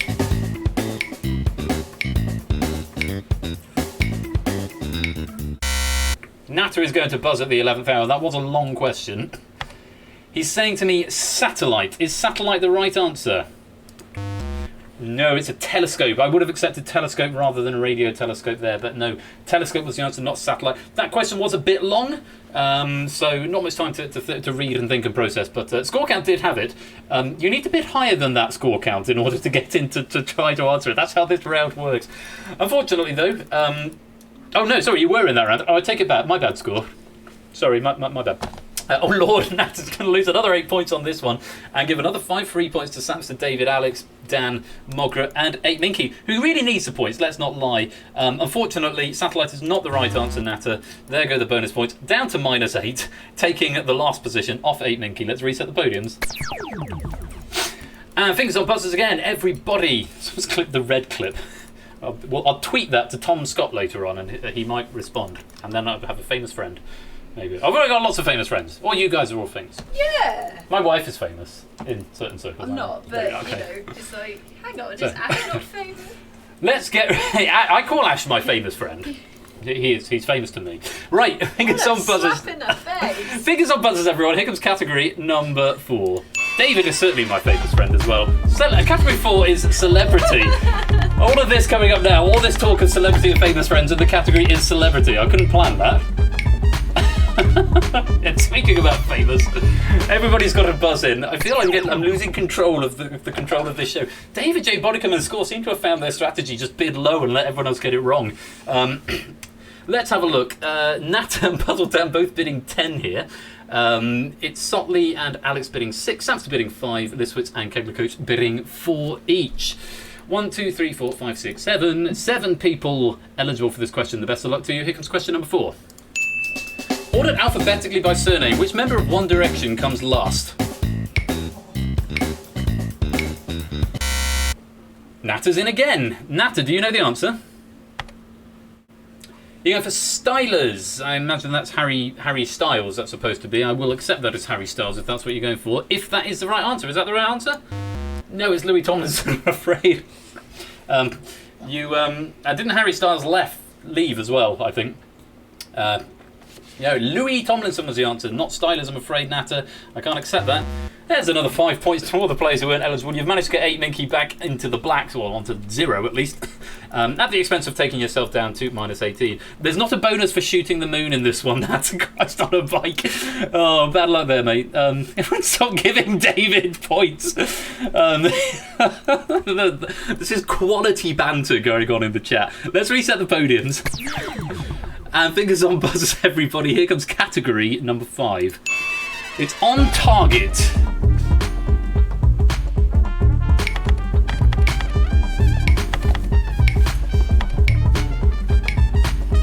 First and second is just going to sit there. Oh no, Score's going to have a go. He's going to bid 3, not quite enough to get eligible here. Natter and It's Sotley both bidding 10. Listowitz, Puzzletown, Samster all bidding 5. Alex Chen bidding 4. 1, 2, 3, 4, 5, 6 of you available to answer this, or eligible rather, to answer this question. Fingers on buzzers, everybody. Here comes question number 5. Playing darts, you check out and win by scoring 167 with your last 3 darts. What dart did you score with your final dart? Samster is in. He's saying to me 50. Is that the right answer? It is the right answer, and Score is now feeling incredibly salty. I didn't know a darts question was going to come up, and I was wondering, is Score going to get into this question? He didn't, but Samster got there, getting himself 10 points. Nicely done. So after all that excitement and some quality banter, that is the end of the round. Let's check out what the scores are.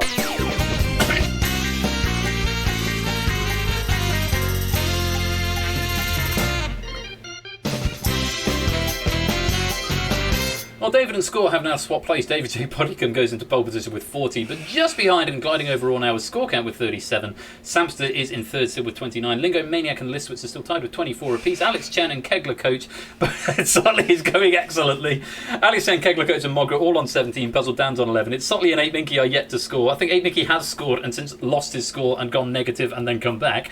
So it's been on a great journey. Natter is trying to shoot the moon at this point, I think, down on negative 18, but it's lovely to have you here, Nato, and I hope you're keeping well down there. And there's plenty of rounds still left. You can still get 150 points and then double it over the course of the rest of the game. Let's go on for now. Let's move to round 3. Round 3 is Taboo. I need you to name something that fits a given category. For example, capital cities in Asia. Whisper one answer only to Persephone's Twitch spot. You score 10 points for giving a unique correct answer. Answers given by 2, 3, 4, 5 or more players score 6, 4, 2, 0 points respectively. No points if the answer doesn't fit the category. There's 5 questions, maximum of 50 points. Make sure you're whispering only one answer to the bot. And this is a round that my Stream Deck does seem to be working on, sort of. So I'm going to use it because it makes things quicker. So let's reset the podiums, go pre-question. Okay, it's not working for that button. Let's go for that one. I'll do it on the computer. Fingers on buzzers, my friends. Here comes question number 1. No bidding in this round. Whispering your answer, just one answer to the bot. Question number 1. Name an African country whose name consists of 5 letters or fewer in English.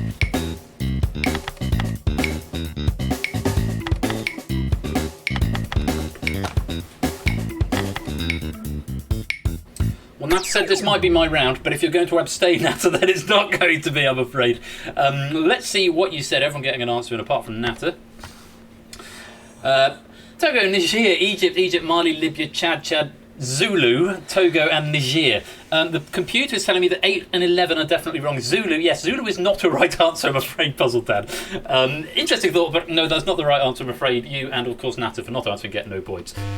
Everybody else, congratulations, you have got a correct answer in. Let's have a look and see who's got matching answers. So, Togo, David J. Bodicum saying Togo, and it's Sotley saying Togo, and just the two of you, I believe, Podium 0 and Podium 9, which means you guys are sharing that 2 ways. You are going to get, I'm just going to double check.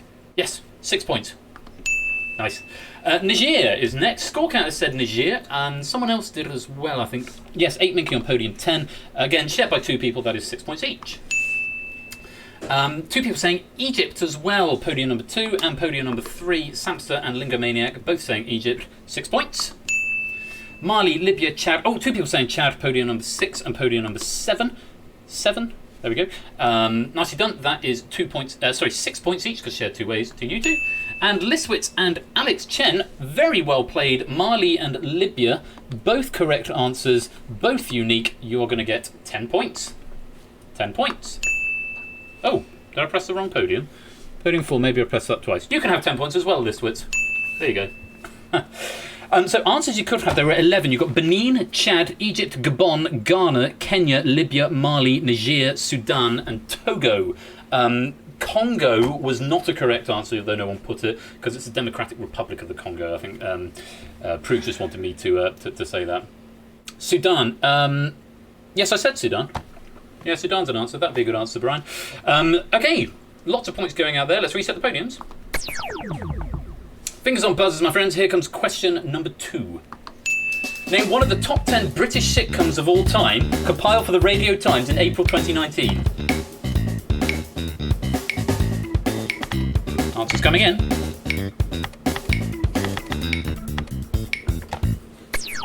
Kegler and Natter failing to get an answer in there. Let's see what everybody else said, though.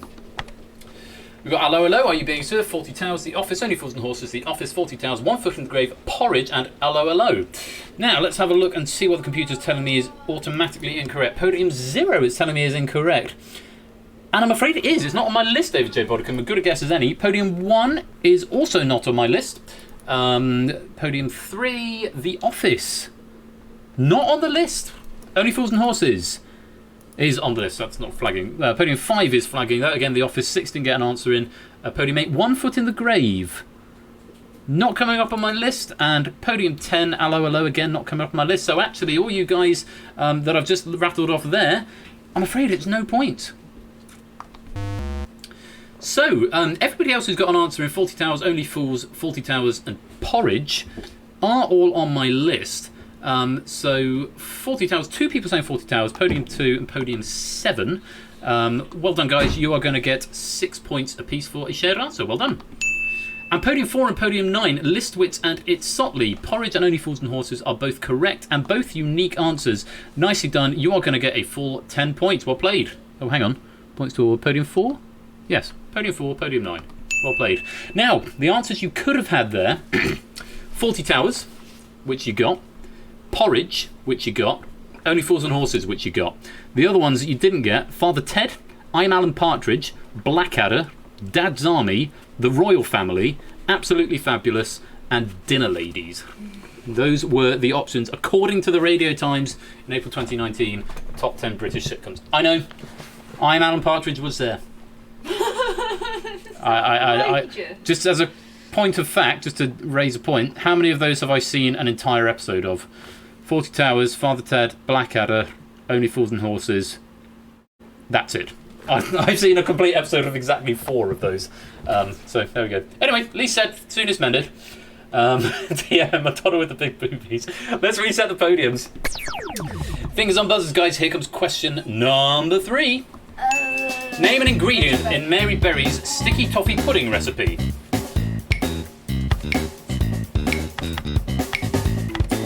Can we make sure the towel stays on because the webcam's on? I'm just going to cover the webcam a minute because Dylan is about to walk past in a towel that's about to fall off. At least everyone got an answer in that time. Well done, mate. Otherwise, I'm going to get this stream discontinued by Twitch for 11-year-olds wandering around with no clothes on. Right, everybody did get an answer in there. Let's have a look and see what you said. Raisins, flour, buttermilk, sugar, milk, eggs, flour, milk, sugar, milk. Now, according to this, everybody apart from David J. Bodycombe is correct. Raisins is not an answer on my list. So, David, unfortunately, raisins isn't right in Mary Berry's sticky toffee pudding. So you get... you would think, actually, sticky toffee pudding usually has raisins or currants in it of some sort. You're talking about a woman whose baking recipe includes chuck it all in a bowl and whisk. Okay, you have to stop whispering to me. If you're going to say something, you have to say it to the whole stream. Otherwise, I have to stop talking and listen to you. Otherwise, I'm being rude. But then I'm being rude to the stream. Sorry. Mrs. Flush has just said to me, you have to think that somebody whose recipe for banana bread includes chuck it all in the bowl and whisk is probably going to be someone who doesn't do raisins in sticky toffee pudding. Dates are more... Oh, yes, dates. You would get dates. Are dates on my list? No, they're not there either. Either way, David, no points. Bad luck. Now, everybody else... let's have a look at the flowers. Flower was a correct answer. Score said flower. Puzzle Dan said flower. Was that it? Yes, just the 2 people saying flower. Nicely done. Shared 2 ways. That is going to be 6 points. Oh. And score count as well. You can have 6 points. There you go. Butter. Was that a unique answer? Really? Nicely done, Samster. Unique answer for butter. That is going to be worth 10 points to you, sir. Well played. I'm just going to double check it because I can't possibly believe that. No, it really is. Well done, Samster. Now, milk. 1, 2, 3, 4, 5 milks. Oh, Natter, you got an answer in and it was right, but too many people said it. Podium 3, Podium 5, Podium 6, Podium 9 and Podium 11. All 5 of you saying milk there. Unfortunately, 5 people means no points. Bad luck. 2 people saying sugar, Podium number 4 and Podium number 10. 2 people sharing the answer. That is going to be 6 points each. Well played. And podium number 7, eggs is a unique answer. You're going to get the full 10. Nicely done. No, Mogra went eggs. According to the list from Proogs, the options you could have had were butter, sugar, eggs, flour, baking powder, bicarbonate of soda, treacle, milk, cream, or vanilla extract. Those are your options. And let's reset the podiums. Fingers on buzzers, everybody. These scores are all over the place. It's a very, very interesting game. Get ready. Fingers on buzzers. Here comes question Apparently, baking powder and bicarbonate, yeah. That's the thing. I don't do much baking, so I wouldn't know what that means, but apparently that's a thing. Here comes question number 4. Write in words a prime number under 50 in French.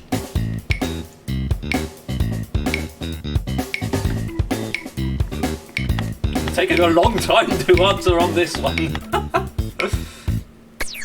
5 people not getting answers in time there. Unsurprisingly, what a great question that is.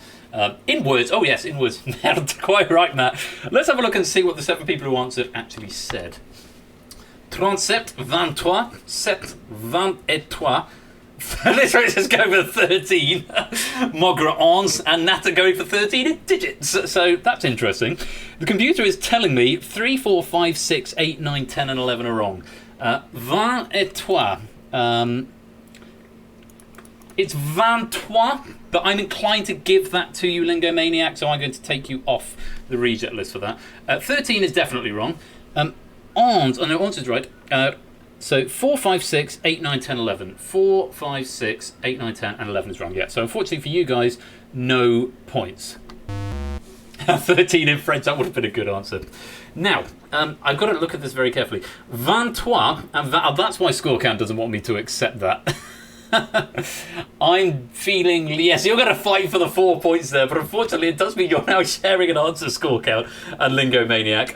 So, yeah. You guys, podium 1, podium 3, that is a shared answer. I'm going to give you 6 points each. My word is final on that, Score Count. I appreciate the making the effort to make the fight, but not on this occasion. 23 is 23, and 23 is prime in French. It's not sort of, the weakest link where Anne Robinson won't accept anything out of, Anne, for example.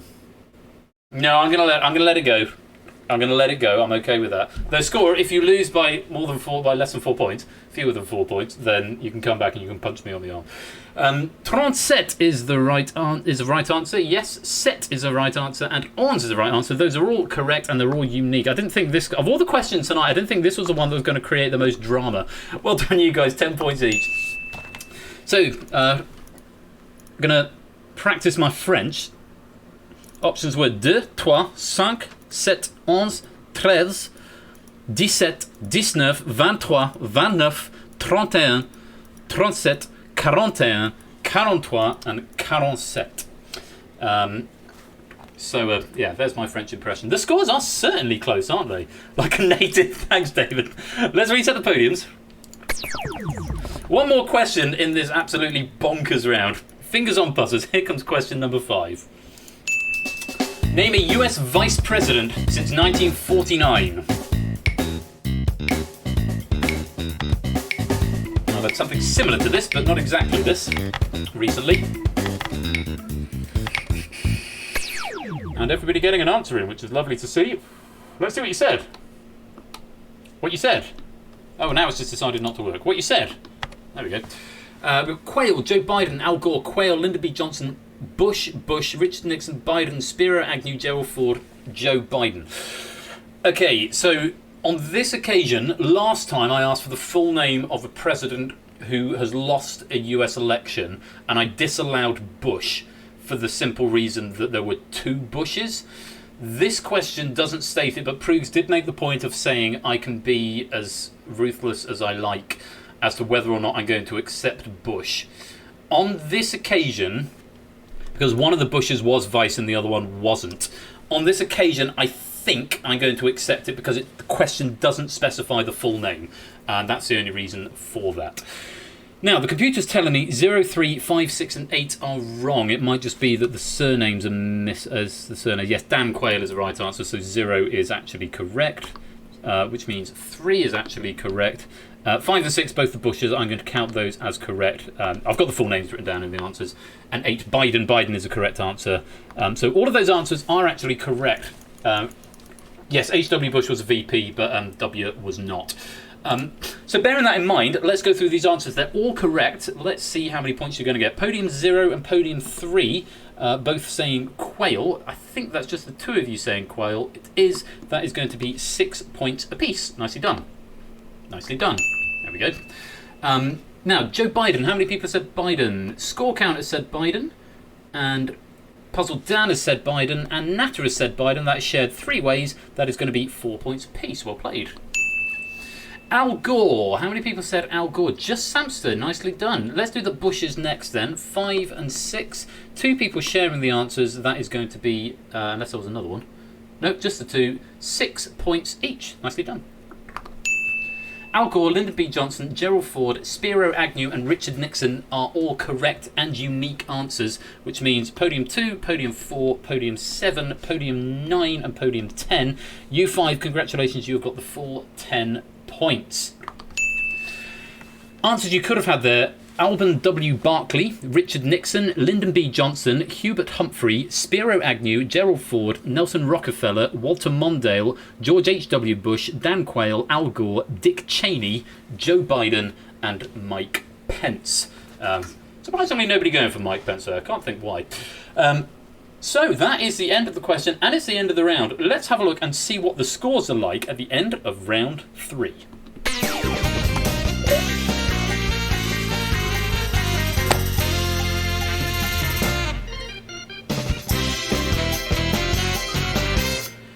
Massive scores and massive swings in these scores. The assistant to the orange man. Yes, quite right, Puzzle Dan.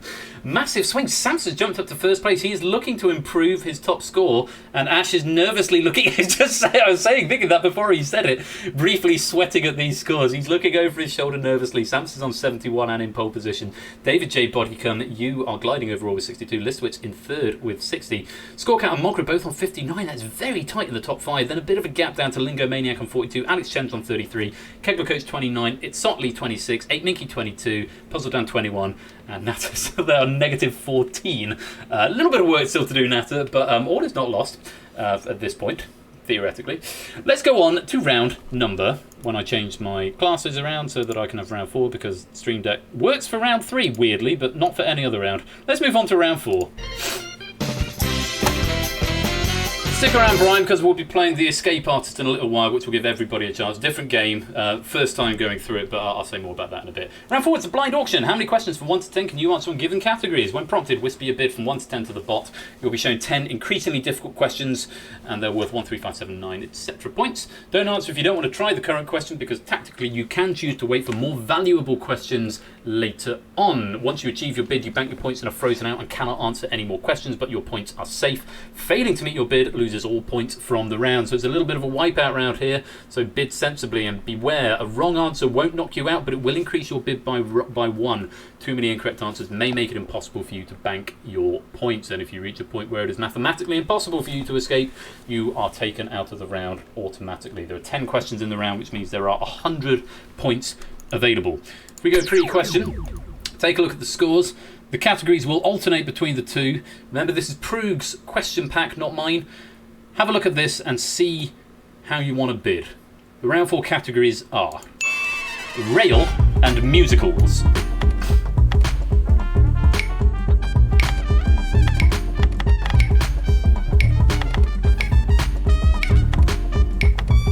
Everybody's got a bid in. Okay, lowest bid on the board looks like Puzzle Dan bidding 2. And Natter's going all or nothing here. He's actually bid for 6 on this round. Going to get some big points if he can make it work. David and Samster and Listwitz all going for 3, as does Kegler Coach and 8 Minky. Score's gone for 5, along with Mogra. Lingo and Alex Chen each going for 4. Sotley's also gone for 5. Puzzle Dan with 2. I think that's about it. Right, so all your categories are going to be on things to do with the railways, or musicals, or some variation on those words. Best of luck to you all. Whispering to the bot. There are 10 questions left. Question number 1 is worth a single point. Here it is. Mallard and Flying Scotsman are 2 official speed record breaking steam locomotives. Which one broke the steam speed record earliest? So toss up on this question if you want to have a go. 5 people are going to try their luck. Samster, Mogra, Ape, Alex Chen and Natter are going to try this. Let's have a look at what the answer was and what they said. The answer was the Flying Scotsman. Mallard was incorrect. Samson 8 Minky, you're going to increase your bid by 1. Natter Scotsman, I will accept. So I'm going to condone focus on podium, and I'm going to condone that for you, Natter. There you go, mate. 1 pip down, 1 point in the bag. Samster and 8Minky, your points are going to go up. Let's reset the podiums. Question number 2 is worth 3 points. There are 9 questions remaining. Here's question 2. In the 2013 Disney musical film based on the Snow Queen, Idina Menzel sang which smash hit song? 2,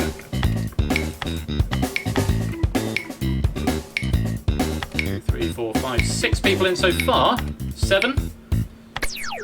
Kegler goes to the 11th that we're getting an answer in there. 8 people attempting this question. Mogra, David J. Bodicum, Liswitz and Nat are going to sit this one out. Let's see what you said. It was Let It Go, and everyone who's attempted that question, all 8 of them getting it right. 3 points in the bag. Safe and ready to be banked if they can bank. Let's reset the podiums. Back to Rail. 5 points for this one's question number 3. There are 8 questions remaining. Fingers on buzzers. Here's question number 3. In which currency would you normally pay to take a trip on the Shinkansen bullet train? 5 points for this question. Lots of answers coming in. 7 so far. There's another 2. 9 people attempting this one. Kegler, Coach 8Minky and Puzzle Dan sitting this one out. Puzzle Dan is just 1 point away from banking and getting safe. Let's have a look and see what these 9 players said and what the correct answer was. It's Yen. Mogra, you're getting the right flavour of the question, but that is not the answer to the question. The question was which currency. So unfortunately, you're going to earn yourself an extra pip. Everybody else who attempted that one was correct, and we'll lose a pip. Let's reset the podiums. Mogra back up to 5 now. 5 of 7, so you can only afford 1 more error at this point, Mogra, and you've got to get the rest of them right.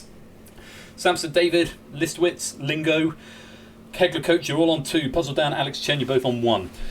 Question number 4 is worth 7 points. There are 7 questions remaining. Fingers on buzzers, here it is.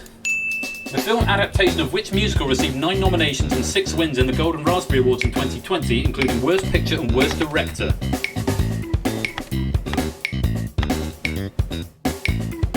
Puzzle Dan sitting this one out, along with David, Alex and Kegler. 8 people though attempting this question.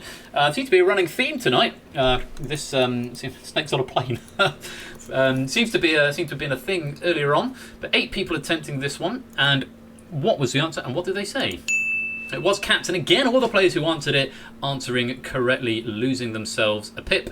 Samster, Listwitz, Lingo and Alex are now, and Puzzle Dan are all now 1 away from banking. Nata, despite starting on quite a high bid, you've got this down. You're down to 3. Let's reset the podiums.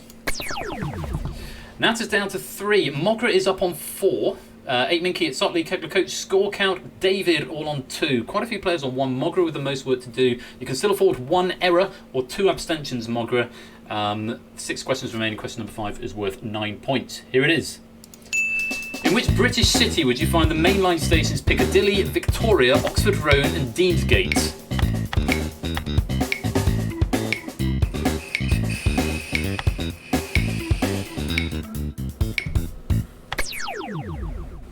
One, 2, 3, 4, 5, 6, exactly half the pack answering this question. I don't know. I've just got a feeling we're going to have some tears on this question. Let's have a look at what the answers were and let's see what you said.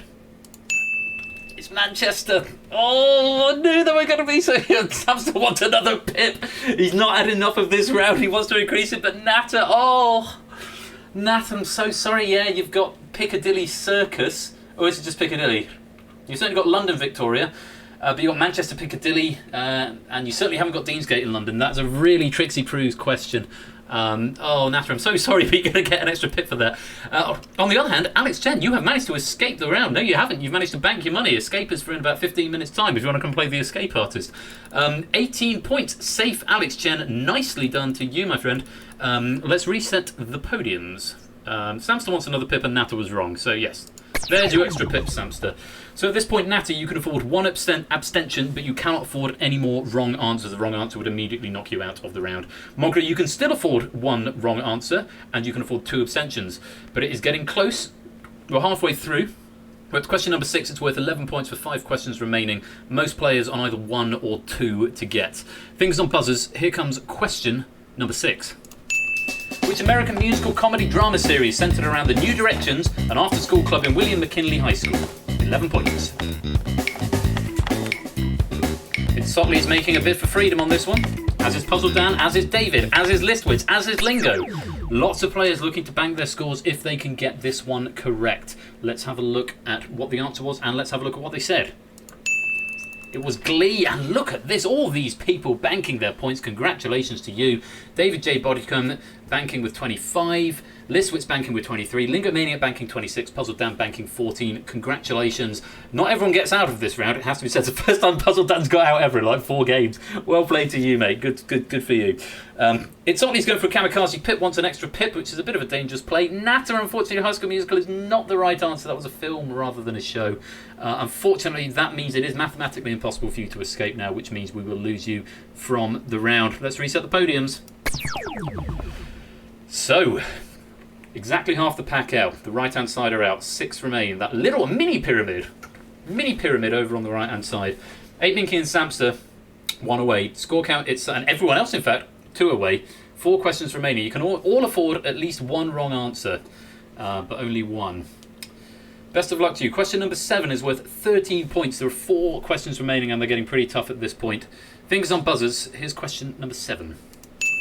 Which northwest seaside town has trams that have normally been decked in illuminations during September and October to match the rest of the town's decorations? Sotley is in. Mogret is in. Anyone else? Score count's having a go. 3 players, exactly half of the remaining players. Bedecked is a good word, Ash. Let's see what they said, and let's see what the answer was. It's Blackpool. All 3 players to answer that, answering that correctly, which means everyone, apart from Kegler Coach, is now a single question away from banking. And it's some serious points they're going to be banking at this point, because these questions are worth a lot of points. Let's reset the podiums.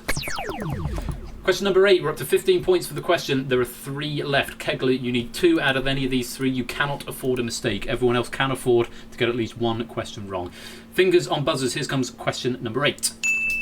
Which long-running musical ends with the title character seemingly disappearing into thin air, leaving only a mask behind? Score count's in. 8 Minky's in. It's Sotley's in. Kegler is in, and Mogret. Everyone apart from Samster jumping in on this one. Samster is going to wait for more points. So we could get 4 players not getting out, banking on this question. Get my lingo right. Let's have a look at the answer and let's see what they said. Phantom of the Opera is the right answer. And look at these scores. Ash, look over your shoulder, my friend. They are coming for that 152 score count. Banking out with 43, Mogret with 56, it's Sotley with 52, and 8 Minky banking out with 38. Kegler also getting the correct answer, but not yet banking out, has got 2 questions left to face. Potentially, only needs 1 of them. Massive, massive scores happening. The swings in this game. Sixty's gone. Samster and Kegler, you are still here. Let's reset the podiums. We've still got 2 questions left. This question is worth 17 points. Kegler and Samster, you cannot afford any wrong answers, but you can afford to skip this question if you'd like and wait for the last one. I wish you luck. 17 points if you get this one. It's question number 9. There are 2 questions left. Here it is. This week, which train company revealed Britain's first fully decorated, brightly coloured LGBT plus pride train running timetable services between London and Manchester? And yes, the swingometer is on fire. No one? Full abstentions. Kegler and Samster are both going to wait for question number 10 and put all their eggs in one basket. Chat, anybody? You didn't read it. Samster didn't read it. Anybody in chat want to have a punt? Sam, virgin.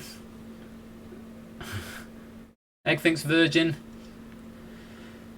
No. Saw it in the news but can't remember. First direct. Let's have a look. The correct answer was Avanti. So, no one in the chat getting that. Thomas the Tank Scooter does say. About un ultra indeed, Lingo Maniac. So, let's reset the podiums. And Samster and Kegler, it all comes down to this. There are going to be huge amounts of points if you get this, because I think you both did relatively high, and there's 19 points for this question alone. I wish you all the luck in the world. It's your last question. Question 10 is for 19 points. Here it is. Come From Away is a musical centred around an unexpectedly busy airport in a Canadian town during 9/11. The town's name is the male of which bird?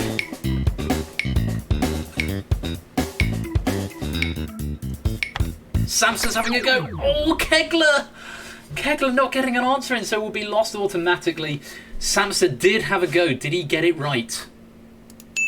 Oh! Oh, the heartache! The heartache! He thought maybe it's coming full circle back to the mallard, because there was a mallard at the beginning, but it's not. I don't know if that was improved his mind.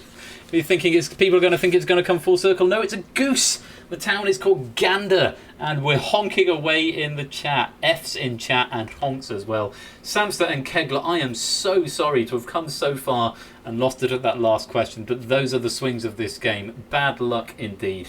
We've got to reset the podium, and let's have a look and see what the scores are doing at the end of round 4.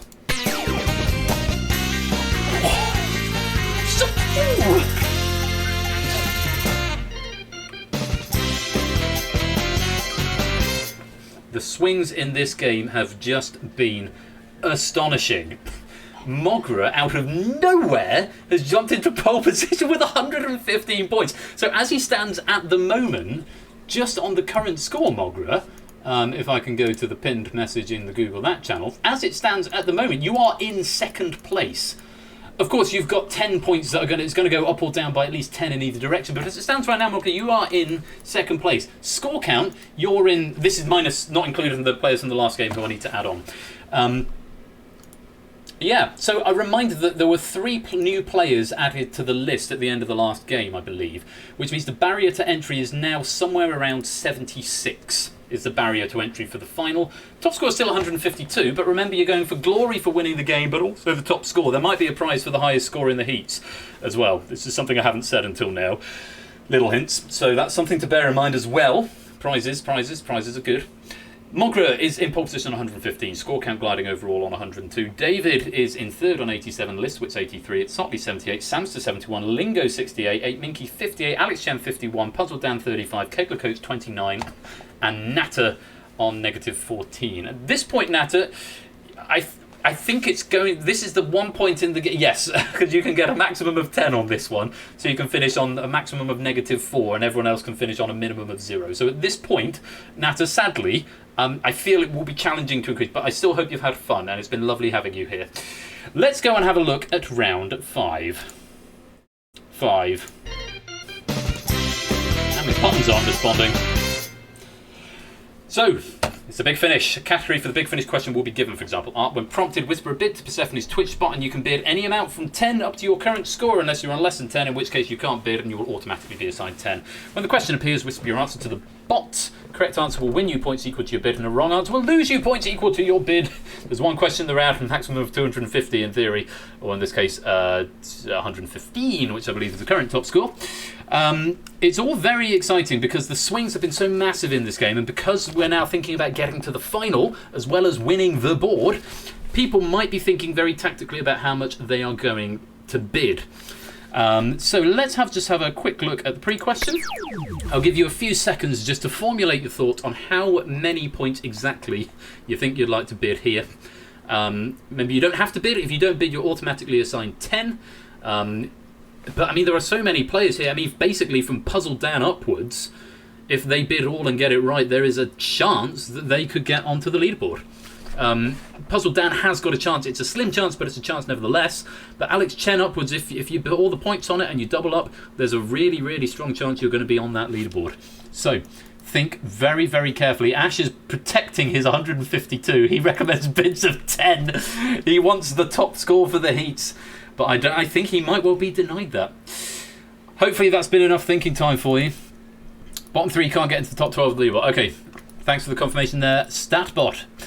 I'm going to show you the category first, and then you have to decide how many points you're going to bid on this category. The very best of luck to you all. The category is the globe.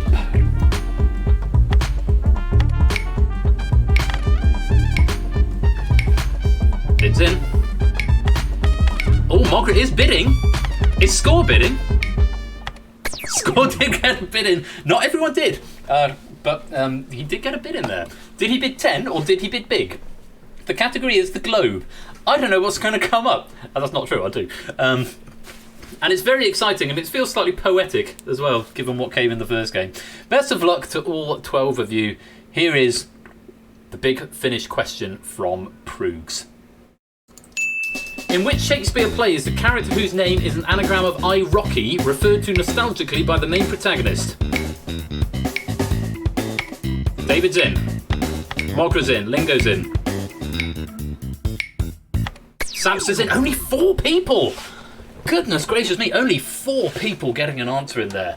Yes. Now, originally, this question said something else. I during my proofing, I asked proofs just to change it slightly, and I'll tell you why in a minute. Anybody in the chat get the anagram? Someone in the chat tell me what the anagram is? Yes, it is Yorick Brigbother. Well done, yes. Yorick is the answer. And so therefore, alas, poor Yorick, I knew him, Horatio, a fellow of infinite jest, of most excellent fancy. He hath borne me on his back 1,000 times, and now my gorge rises at it. How abhorred in my imagination it is. Here hung those lips that I have kissed, I know not how oft. Where be your jibes now, your gambols, your songs, your flashes of merriment that were wont to set the table on a roar? Not one now to mock your own grinning, quite chapfallen. Now get you to my lady's chamber and tell her, let her paint an inch thick, to this favour she must come. Make her laugh at that. Yeah, I know that soliloquy. There we go. Yeah, not the line. No, Yorick though is the answer. And so the play in question was, of course, Hamlet, or Hamlet, Prince of Denmark. So what do I mean about it being... yes, it's now a Hamlet stream. Turn out if you don't want any more Hamlet. I love Hamlet. So it felt slightly poetic with having the Shakespeare round in the previous one. So a lot of Shakespeare this week. A Quizzy Dad hates Shakespeare. Okay, so only 4 people getting an answer in here. So we're going to whiz through these. The answer was Hamlet. It's going to be interesting to see how many people bid and how they fared with the question. So, yes, I Rocky is an anagram of Yorick. Let's go through these and see what happened. Now streaming soliloquy. Oh, bad luck, Nato. I don't worry about it. It's all good fun. I hope you had a nice time all the same. Right, let's go through you. Go through you, so to speak. Nato currently on -14. Didn't get an answer in. Going to lose 10 points, finishing on -24. Let's go to Kegler Coach next, who also did not get an answer in. Going to finish on 0, losing all 29. Moving on to Puzzle Dan, currently on 35. Didn't get an answer in. How many points are you going to lose? 30, finishing on 5. Alex Chen, we come to you next, currently on 51. Did you get an answer in? You did not. You're going to lose 40, finishing on 11. Currently highest of the people who've had their answers in. 8, Minky. Let's focus on you. Currently on 58. You were a beat too slow, but you had Hamlet. That is bad luck. Unfortunately, you're going to lose 53 points, finishing on 5. Going on, desking the podium. Let's go up to the next row. Lingo Maniac. Currently on 68. Did you get an answer in? You did, and it was right. Oh, here we go. Lingo. How many points did you wager? 67!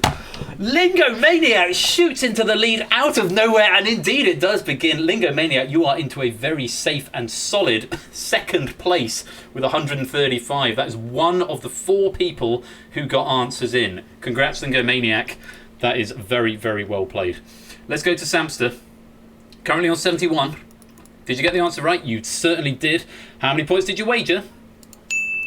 All 71, and of course Samster might as well, because he's already secured in second place. And Lingo Maniac had first place for all of 1 podium, and then he's been usurped by Samster. Ash, you're 10 points ahead of Samster on 142. That is an absolutely massive score to finish on there. 71 points for that question. Well played. It's Sotley, we come to you next. Currently on 78, noise behind me, but didn't get an answer in. How many points are you going to lose at Sotley? Just the 10. Playing it safe, 68. I think that will probably mean at this stage that you are going to drop off the leaderboard list, unfortunately. Listwitz, we come to you now. Currently on 83. Did you get an answer in? You did not. How many points are you going to lose? 82 on Listwitz!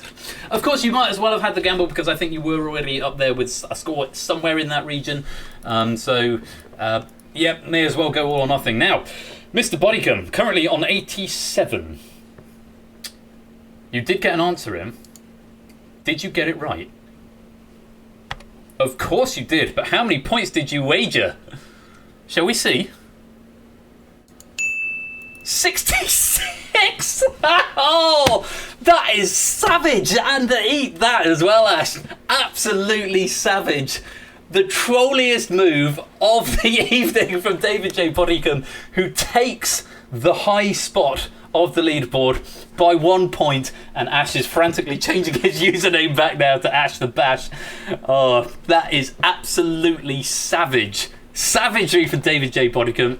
I absolutely love that. Congratulations to you. You're not only in first place, but you now have the highest score of anybody in Google That, David J. Boddicombe. Many, many congratulations to you. Almost guaranteed at this point, I think, to get into the final.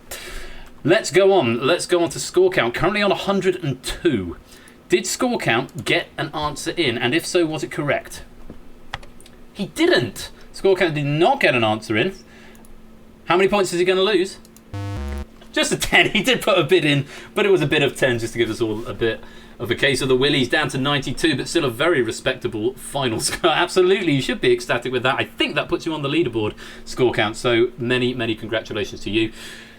Finally, Mogra on 115. Was the leader going into this round.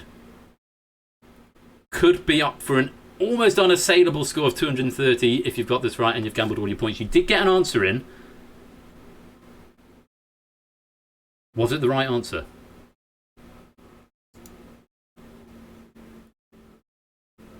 It was! Mogra getting the right answer. How many points did you wager? Just 15! Just 15! Where was the other one? Mogra! Absolutely right, but finishing on 130. Oh, mate, that is... What a finish. What a game. What a game. That has been... it was anticlimactic, maybe slightly, but even so, I'm sure Mogra is very happy with 130. Samster was already on the leaderboard. Was Lingo already on the leaderboard? No, so Lingo is going to get a place there. So is David. Samster's going to increase his spot, and so is Mogra. Mogra is going to go onto the leaderboard. Score count at this point with 1, 2, 3 new players, plus 2 from the last game. I'm not sure if your 92 goes in there, but we will find out. I will do the sums after the stream. But for now, the winner of the second game of Google That tonight with 153 is David J. Boddicombe. Congratulations, sir.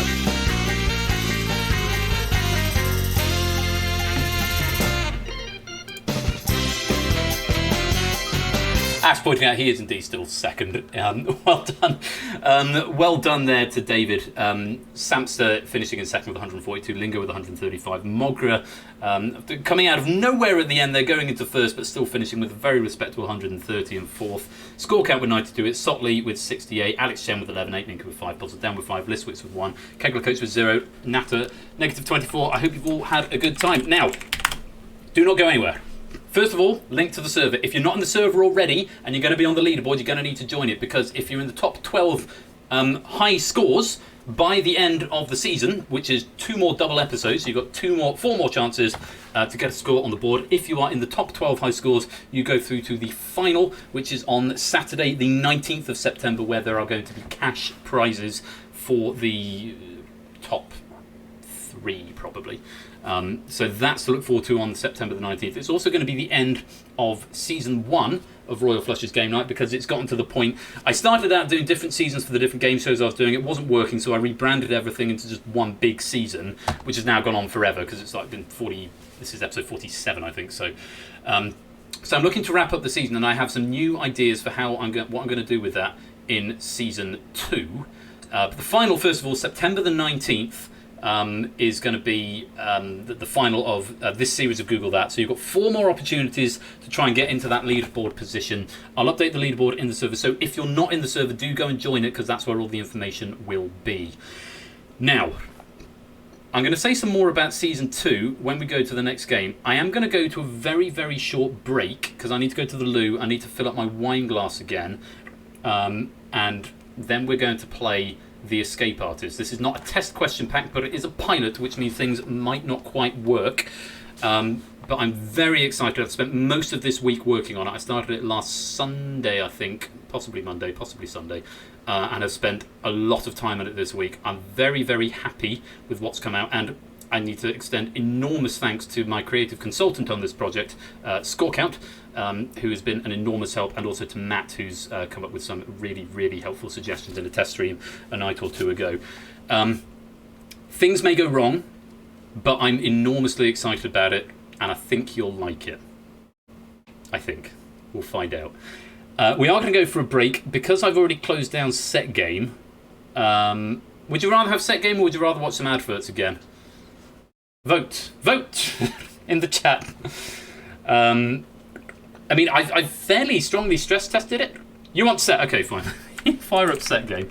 It's not there. It is there. Oh, hang on. There's some diversity of opinion now. Let me see. 1, 2 people saying Set. Oh no, it's adverts. 3 people saying Set. Set. Adverts. 1, 2, 3, 4, 5 people saying adverts. A Set advert. Advert. All right, I'll put the adverts back. I'll put a different setup. I won't do the same set from this time. Hang on a minute. I'll just change them over. So ad break, adverts. We've got week 6. I won't play the same ones. It will be ones from a previous week. I'll do the ones from week 2 because those were the ones that got shown on a stream that I played 2 ad breaks on. So that sort of makes sense, I think. So we'll go to an ad break. About 3 minutes. I'll get some more wine. I'll pop to the loo. And then when I come back, we will play The Escape Artist. I'm really excited about it. I hope you are as well. Sit tight. You do not dare go anywhere. And I will be back very, very soon. For now, congratulations to David. I'll see you after the break.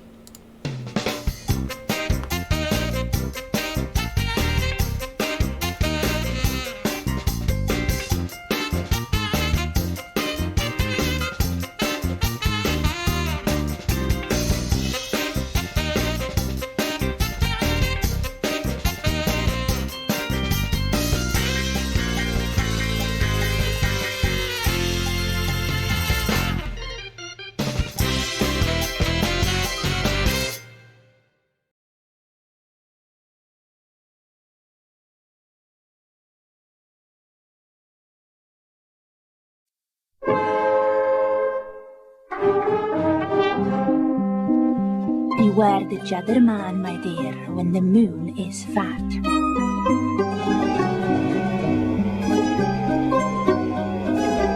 Sharp of tongue and spindle-limbed he is, and cunning. With sweetened talk of schnapps and mets and the deliciousness of judders. But schnapps, though sweet, has teeth, my love, and sharpened ones at that. Beware the jadder man, my dear, when the moon is fat. Jadder betia mets of schnapps. Morning, madam. Oh, customer service manager, you've been promoted. I told you I'd put a good word in with the boss. Thank you. Can I give you a hand, madam? All right, love. I'll see what I can do for you as well. Now, where are the tea bags? I can show you if you like. Oh, word spreads fast, doesn't it? Come this way, madam, and I'll open this till for you. I'm afraid I can't promise anything. At Tesco, we're constantly trying to be more helpful. That's why if there's ever more than one person in front of you at the till, we'll always aim to open another. Would you like some cash back, madam? No, thank you. I can't be bought, you know. Tesco, every little helps. There was a ship all the other pirates feared, even black, blue, red and yellowbeard. Now the captain was as rotten as they come, and never once thought to write to his mum. Marry Celeste. What did that? It's not the meanest, cruelest pirates ever pressed. Bad boys. Until the boatswain cried from the crow's nest, "There's a ship to the west!" Shivery timbers walk the plank. SOS, swim for shore! Pieces of 8, abandoned ship! It wasn't magic or ghostly tricks. What was it? It was down to a bowl of Weetabix. Weetabix? That's why they found no pirates aboard the Mary Celeste.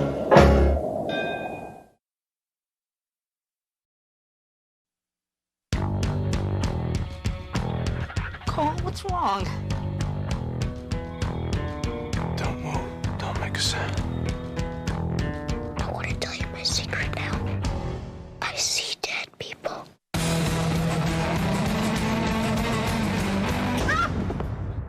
ever feel the prickly things on the back of your neck? Yes. That's them. The Sixth Sense, rated PG-13, starts Friday, August 6th.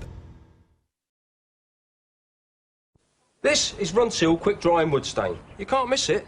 It comes in a tin with Runsil Quick Drying Wood Stain on it. It protects and it's rainproof in about 30 minutes, which means in about 30 minutes your wood's rainproof and protected. So if you've got wood to stain and you want it to dry quickly, use Runsil Quick Drying Wood Stain.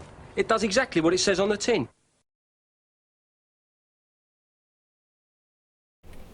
So can I just say something else that I didn't say before? A massive, massive thank you to Proogs for that previous question stack, which I think was enormously entertaining, and we're very grateful to Proogs for that.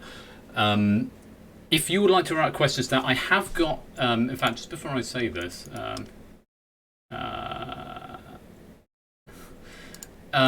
if you would like to write a question stack for Google That, there are 2 more guest stacks available this week and next week and the week after. I think one of them I've coerced one friend in the community certainly to put one together. We had a brief chat last night, and they seem to suggest they'd be up for that, and that will possibly be next week. It does mean there is one more spot for a question pack for Google That for the last of the heats in 2 weeks' time. So if you would like to do that, then you can download the app from the Discord. Oh, 8-Minky is 5 questions away. Okay, so 8-Minky is calling dibs on that, and if anyone else sends one through to me, then we can use it in. Yep, I see you, 8-Minky. So 8-Minky is one, and then the other one is to be revealed, depending who sends it to me first. We'll do one next week and one the week after, and that's all the guest packs for this series. Thank you so much to everyone who's done guest packs. There's been one from Panda, one from Samster, one from my wife, one from Proogs tonight. It looks like we're going to get one from 8-Minky, and then one more yet to be revealed. Yeah, round 4 is pretty tricky, opponent away though. If you're working on a set already, and I've given it away to someone else, there will be more Google That, and I'm going to say more about Season 2 after we've played The Escape Artist.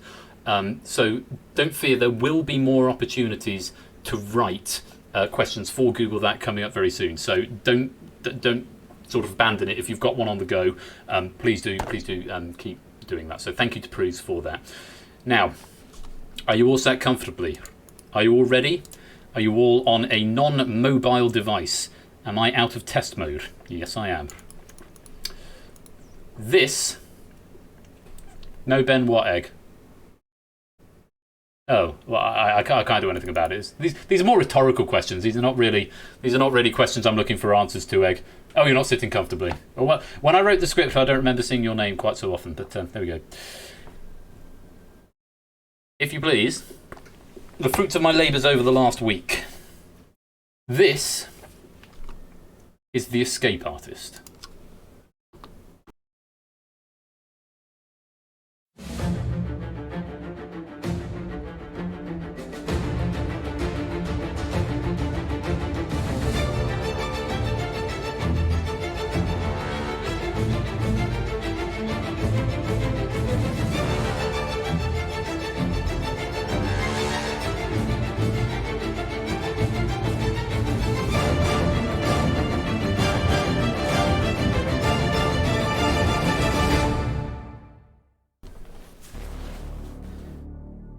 Welcome to The Escape Artist. If you'd like to play, enter the code.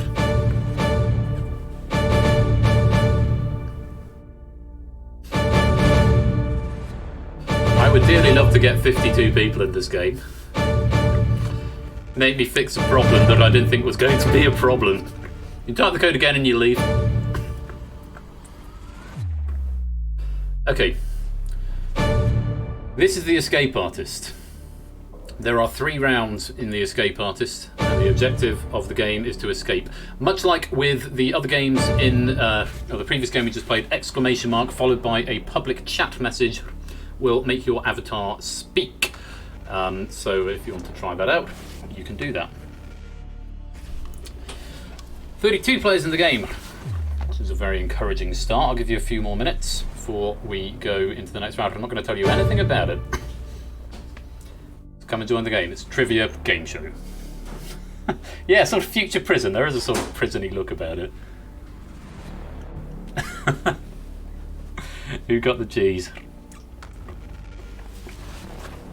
So this has got credits and everything. I've done credits for this and all sorts. I think it's as done as I would like it to be, though as you'll see in the credits there is still room for things to improve, whether it's visual things, whether it's gameplay things, whether it's little tiny things, whether it's bugs that come up. And I will stress this is the first time I've done it with people, so if there are bugs, if there are problems, then please forgive me. I will try and work around them as best as possible. You can sure shank your way out of here. Well, at the end of this, somebody may be the escape artist, and I use that word very choicely. May. Okay. There are 34 of you in so far. You're back, Callian. Excellent. I'll give you another 2 minutes to join this lobby. Probably not even that, 1 minute. We ran out of white wine. I had to switch to Prosecco. Hard life, isn't it? Player backgrounds could be based on the user's chat colour.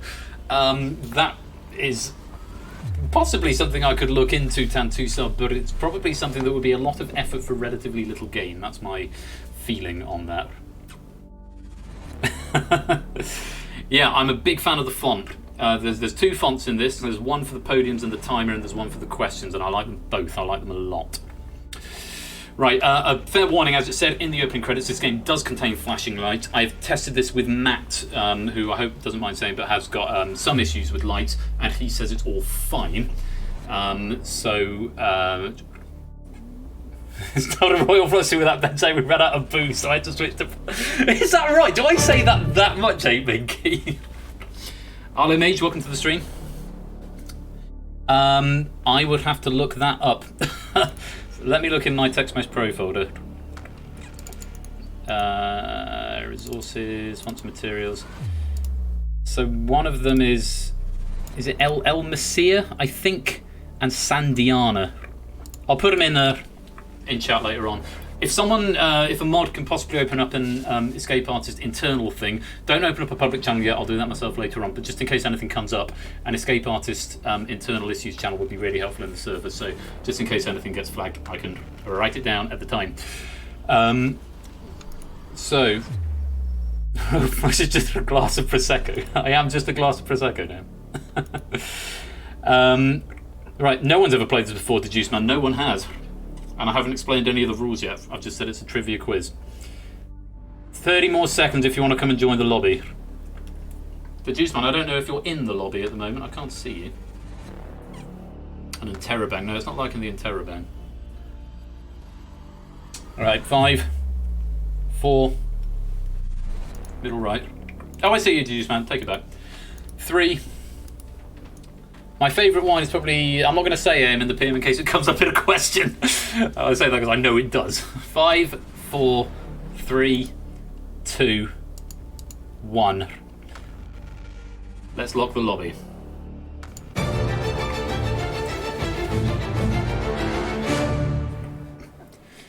Round 1 is Survive. You will need to whisper, you will need Persephone's Twitch bot at the ready. There are 10 questions in this round. To survive, you need to answer 5. You can answer any 5 that you like in any order that you like, but you need to have answered 5 questions by the end of the round. You'll see in front of you 3 little green lights. If you get a question wrong, one of those lights goes out. If you get 3 questions wrong, all of your lights go out and you are out of the game. If you at any point enter into a situation where there are not enough questions left for you to escape, you will also go out of the game. Once you have escaped and you have answered your 5 questions, you are frozen out and you cannot answer any more questions in the current round. Sort of 15 to 1-ish, yes, not a jumble of numbers. So yes, however, there are 10 questions in this round of 10 different difficulties, each worth a different amount of points. The easiest question is worth 1 point, the hardest question is worth 10 points. The thing of this is though, they'll come in a random order. It won't go easiest to hardest or hardest to easiest, they will go randomly. The onus is on you to keep track of which question points have gone. If you're smart, you'll maybe just answer what you know and leave what you don't. At the end of the round, for every life that you have left, you will get a bonus point. Yes, channeling blind auction quite strongly here, but serious. So, whispering your answer to Persephone's Twitch spot. I can at any point override answers the computer needs to be incorrect. There are 35 of you in. The objective is to escape. 5 keeps you alive. Best of luck. You can only answer 5, so if it's a low scoring question you might not want to answer it, but you must answer 5 of the 10 and you've got 3 lives in which to do it. Good luck to you all. Time to survive. Here's question 1. Dr. Robotnik is the arch nemesis of which video game character? 2 points. Not a Jumble's in, Clive's in, Tyson's in, Natter's in, Hallian. Lots of people in. 1 second. 31 out of 35 players attempting this question. Let me bring my console up so that I can see stuff. Yeah, it's quite loud. The answer there was, well, let's find out. Let's have a look and see what the answer was and what you said. Sonic the Hedgehog, 2 points if you got that. Let me look down the wrong answer list. Sonic. So everyone who said Sonic, that is going to be correct. I'm going to condone that for you. So all 13 of you, 1, 2, 3, 4, 5, 6, 7, 8, 9, 10, 11, 12. If you put Sonic, I'm going to condone that as a correct answer. It's Sonic the Hedgehog. Well done, have you 2 points. Oh no, condone multiple answers. Now you'll notice on the side of your podium there's a little array of lights. They will go up, they'll go green when you get one right, and they'll stay black when you get one wrong. When you get to 4, that means you are poised to escape. For now though, everyone who attempted that got that one right and has got 2 points on the board. Let's reset for the next question. Okay, most people with 2 points on the board. A few people still yet to score. Fingers on buzzers, everybody. Here's question 2. Which singer grew up on a Christmas tree farm in Pennsylvania? 7 points. 8 Minky's in. 8 Miller's in. Scooter Dust is in. Hallian is in. Only 4 people attempting this question out of 35. Let's have a look at the answer and let's see what you said. It's Taylor Swift. Scooter Dust going for Christina Aguilera is a wrong answer. Aiden Miller going for IDK. You don't have to answer if you don't know, Aiden Miller, because you've just cost yourself a life that you didn't need to. If you didn't know it, you could have left it out. Hallian and 8 Minky both correct. Let's light everyone else up. Aiden Miller and Scooter Dust, the first 2 players to lose a life. Let's go on to question number 3. Who was Henry VIII's last wife? 3 points.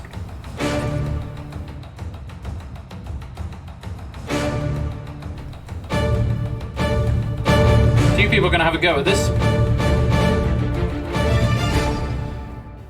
11 out of 35 attempting this one. And again, keep your eyes on the chat because the bot is law. When the bot says time is up, time is up.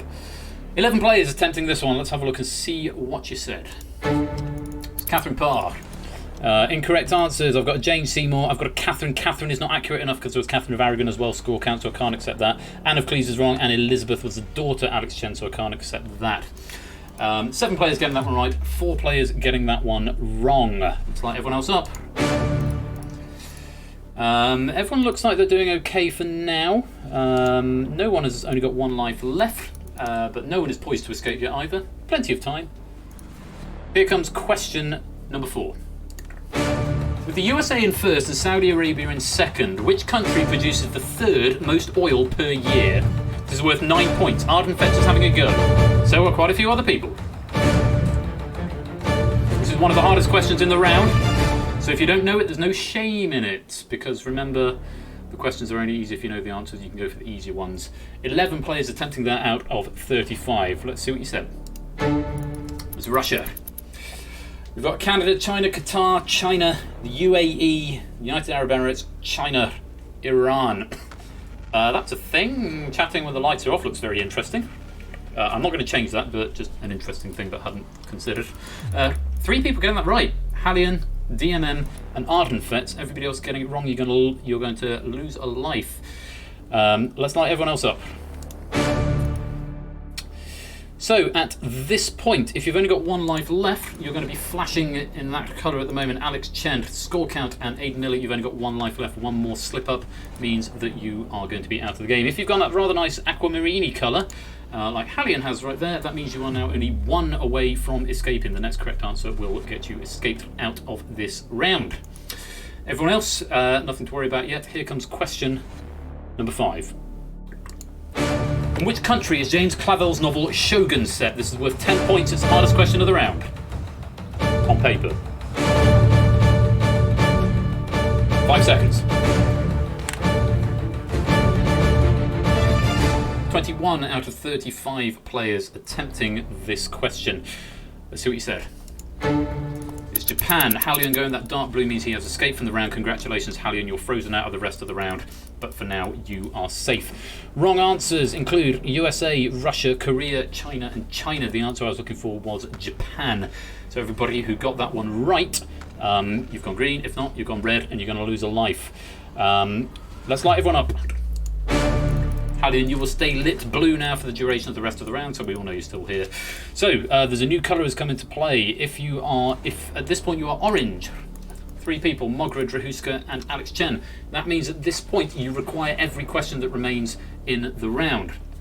If you get a question wrong or you abstain, you will automatically be eliminated from this point onwards. If you're light blue, I don't think anyone else is light blue just yet, so not too much to worry about there. Players with only 1 life left, though, who need to watch out: Aiden Miller, Clive the Legend, Score Count, Alex Chen. You've only got 1 life left, and if you lose it, you are out of the game. Things on buzzers. Here's question 6. Which actor portrayed Eddard Ned Stark in the TV adaptation of Game of Thrones? 5 points.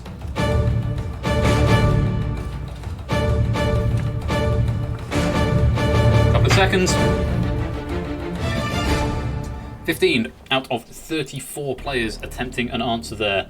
Let's see what you said. Sean Bean. Let's have a look at some wrong answers here. Dinklage is the wrong answer. Sean Penn is close but not right. Natter, Jon Snow, Peter Dinklage, Hugh Jackman, and no idea. Unfortunately, if you're wrong there, then you are going to lose a life. Drahuska, Alex Chen, and Mogra, you are now going to be eliminated from the game. Drahuska, it is now impossible for you to escape because you didn't answer that question when you needed to. Alex Chen and Mogra, your lives have been exhausted. No, Mogra is now, that's a bug, but that's my own bug. Mogra, it's now impossible for you to escape, and Alex Chen, your lives are exhausted. So I'm afraid for you guys, it's the end of the road, and it's lights out.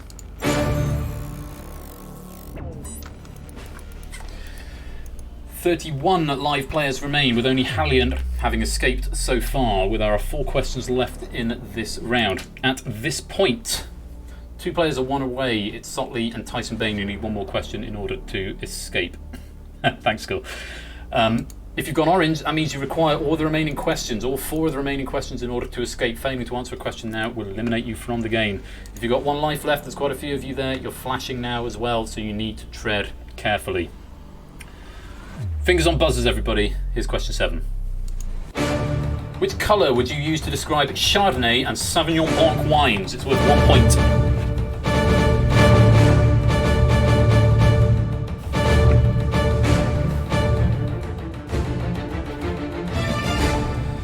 .27 out of 31 attempting this one. Only 3 players sitting. Sorry, beg your pardon. 4 players sitting this one out. Let's see what you said. Yeah, it's not Prosecco. This is the reason I didn't answer, because my favourite wine is Sauvignon Blanc, and that's what I was drinking earlier on. It's white. So, it Sotley becomes the 2nd player to escape. Congratulations to Sotley. You have escaped 10 points fewer than Halion, but you are now safe and through to round 2. Congratulations to you. Some wrong answers there. Matt the Ref and Puzzle Dan and Not a Jumble of Numbers. Nate Minky all said red. Aiden Miller actually said black. Also the wrong answer.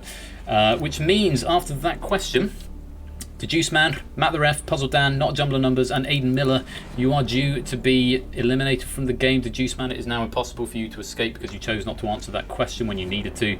Matt, Puzzle Dan, Not a Jumble, Aiden Miller, your lives have been exhausted, so I'm afraid for you, it's the end of the road, and it's lights out. So, at this point, players who are 1 away: Tyson, Ash, Ardenfetz, Aim in the PM, Score Count, Dogfish. Any question out of the next 3 will get you escaped and into the next round. If you're orange, it means you require all the remaining questions. Quite a few of you now at this point. You need all the questions left. You cannot afford either a skip or a wrong answer. If you've got 1 life left, you're also flashing now. You must tread carefully. Score Count looking at you, 1 away from escape, but with only 1 life left. Danger inherent. Things on buzzers. Here's question 8. which is the only vowel not used as the as the first letter of a US state, which is the only vowel not used as the first letter of a US state. Lots of answers coming in. 23 out of 25 players attempting this one. Everybody but 2 putting in an answer. Let's see what you said. Most players getting that one right. E was the answer. 4 incorrect answers. Clive, AM, Arden Fetz and Natter went for I, O, U and O respectively.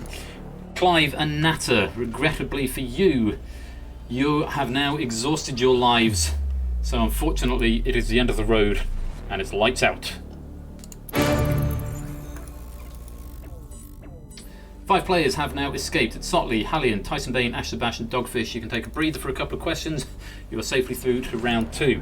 At this point, if you're turquoise or that light blue colour, it means you are 1 away. You can answer either of the following questions in order to get escaped and safe into the next round. If you're orange, that means you need both of them, so you cannot afford a skip at this point. If you're high flashing now, that means you've only got 1 life left. So all those light blue players with only 1 life left, tread carefully. I can't remember what the difficulty is because the difficulty of the questions is random and I don't know what's yet to come. Hopefully you'll find it favourable. Things on buzzers. It's question 9. What is the name of the theatre in which snooker's World Championship has taken place since 1977? It's half the pack have answered. 14 out of 20 have attempted this question, 6 people choosing to abstain. Let's see what you said. It's Crucible is the answer. Let's have a look at some wrong answers here. The Globe, so people saying The Crucible, it hasn't counted those, but that is correct, so I'm just going to condone.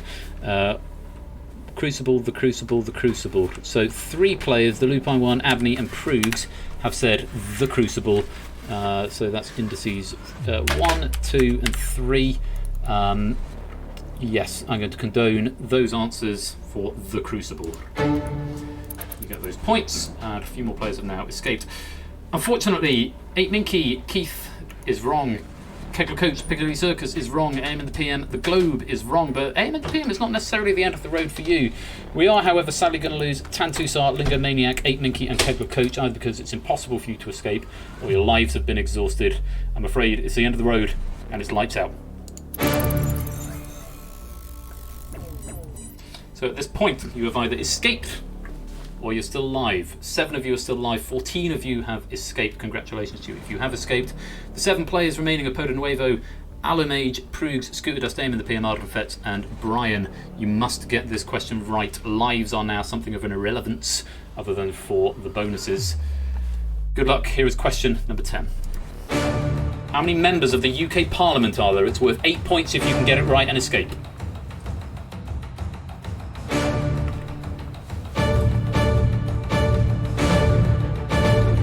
Might as well have a guess, Alomage. Nope. Alomage is going to be eliminated automatically because at this point it is not possible for him to escape. Let's see what you said. Oh, I hate to see that. Prugs, you're out by 3. It's 650. That is a shame. You hate to see that. You've done so well. And Ardenfet's actually with 22 points there is unfortunately not going to survive, not going to escape. But unfortunately, U7, Arthur Mage, it's impossible for you to escape, and everyone else, Aim in the PM, Ardenfet's, Brian, Prugs, Scooter Dust, Poda Nuevo, you have exhausted your lives. It's the end of the road, and it's lights out.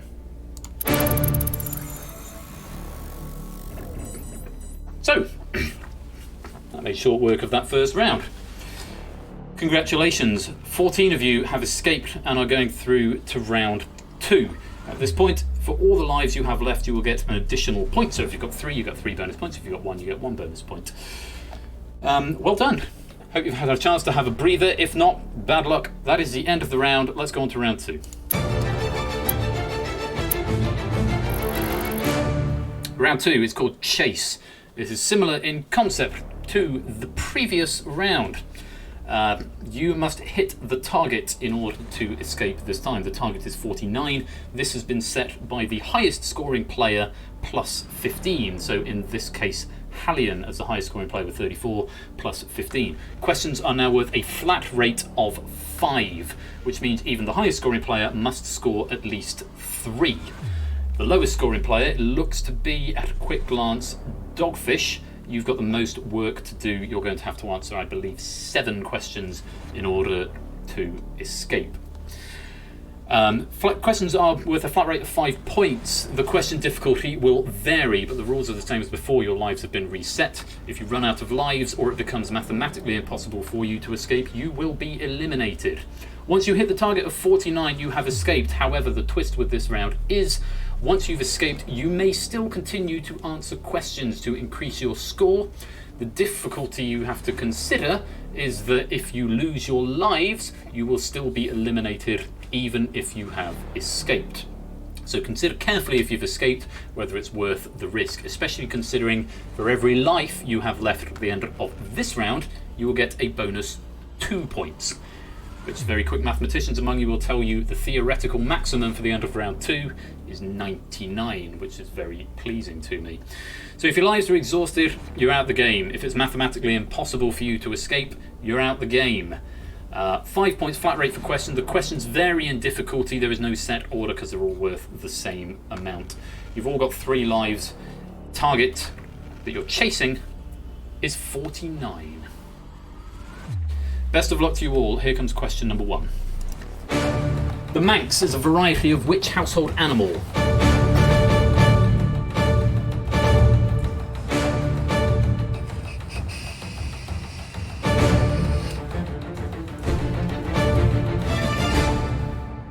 All but 1 player's attempting this question. Remember, the better you did in round 1, the fewer questions you are obliged to answer in order to escape here. 13 out of 14 players attempting this one. Let's see what you said. Every single player who attempted that one getting that one right. 5 points. Nicely done. Let's light you up. Fingers on buzzers. Here comes question number 2. The song It Ain't Necessarily So comes from which opera by George Gershwin? DMM's having a go. Who else? Keshi and Dogfish are in. And Hallian at the 11th hour is in. Only 4 players attempting this one. The note from the dark over there from Samster. 4 players attempting this one. Let's see what you said. It's Porgy and Bess, though the ampersand in the question is denying the Porgy and Bess is there. I will accept Hallian and DMM's answer. Rhapsody in Blue is a concerto for piano and orchestra. Keshi Head, not the right answer. And Dogfish, Porgy is not substantial enough.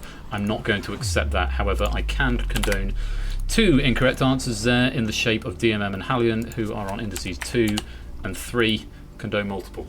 There you go. Right, Keshi Head and Dogfish, you're about to lose a life. Let's light you up. Things on buzzers. Here comes question number 3. Which English playwright is famous for his Talking Heads series?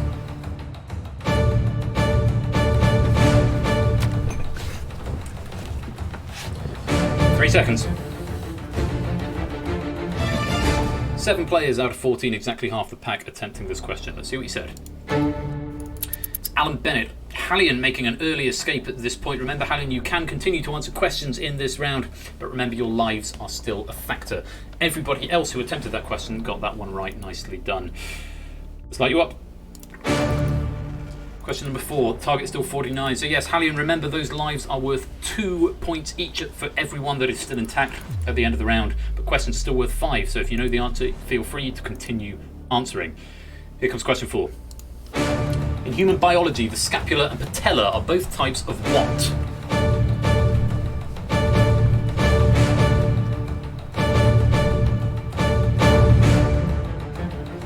"13 out of 14 attempting this. Ash, the only player to sit this one out. Even Hallian, who's already escaped, is giving this one a go. Let's see what you said. The bones. Lots of people saying bones, which I'm going to need to correct. Sam's the bones with a question mark. My general advice for this game is don't put like question marks if you're not sure, because it runs the risk of flagging it as incorrect. So bones. Joint, brig, I'm not going to accept. Joint is technically distinct from bones, so I'm not going to have that. Caps, I'm also not going to have.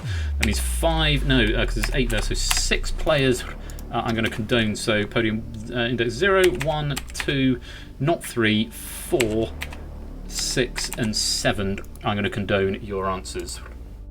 Multiple answers. There we go. Hallian going back to blue there. So, Brig and Abney, you are going to lose a life. Let's light you up. Everyone's still got at least 2 lives left. If you're 1 away, DMM and Samster are 1 away from the target and 1 away from escaping. Best of luck. Here comes question number 5. In fashion, what are moccasins?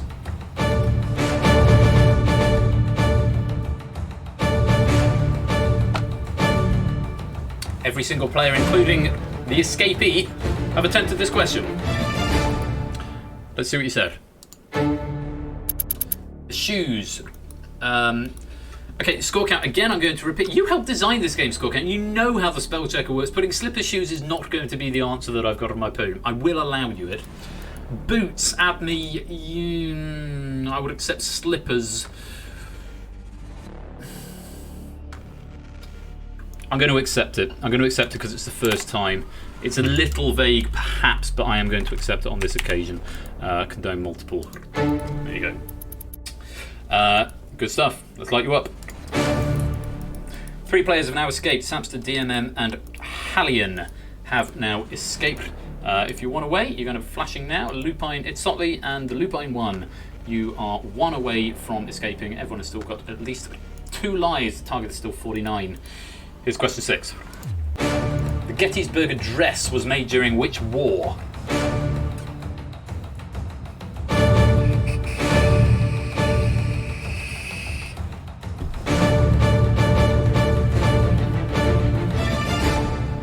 Out of 14 attempting this one. Let's see what you said. Okay, I've got some decisions to make. US Civil War is correct. American Civil War. US War of US Independence. Can I get a VAR check on whether the US Civil War and the War of Independence are technically the same thing or whether they were different wars? Both Kohler and David J. Bodicum saying that. They're wrong. Thank you very much. Thank you for the confirmation, which means 9 of you answered incorrectly. And 7 of you, I can condone the answer US Civil War, which is not the same as the American War of Independence, it turns out. I learned something today. So index 0, 1, American Civil, 2, 3, 4 US Civil, War of Independence is wrong, 6 US Civil War, Independence is wrong, 8 US Civil War. Let's condone those. David J. Bodicum and Cola US War of Independence is incorrect. You're about to lose a life. Let's light you up.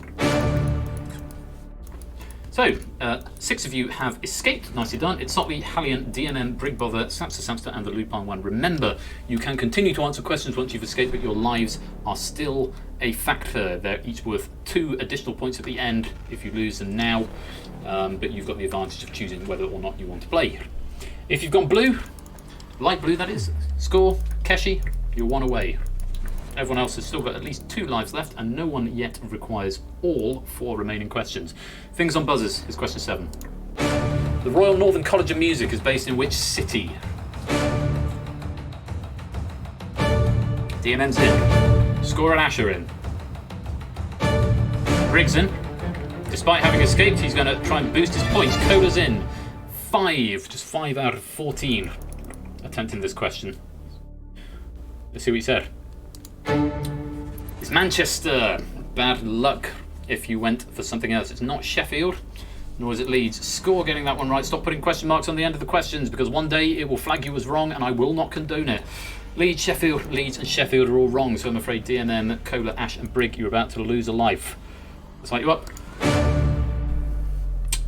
So at this point in time, 7 players have escaped. It's Sotley, Hallian, DMM, Samster, Score, Brig and the Lupine 1. If you're 1 away, you're about to go blue. Just Keshi head at the moment, 1 question away from escaping with 2 lives to go. If you've gone orange, it means you require all of 3 of the remaining questions, Coda, Dogfish and Abney. If you abstain at this point, you will be eliminated from play. And if you've got 1 life left, Cola and Brig, be careful, you have escaped, but you can still fall from grace if you answer and get it wrong. I know you want to increase your score, but you are safe for now. You have escaped. If you get another wrong answer, Brig is going to be lights out. Things on buzzers. Here's question 8. Which author wrote Jurassic Park, Sphere and Prey?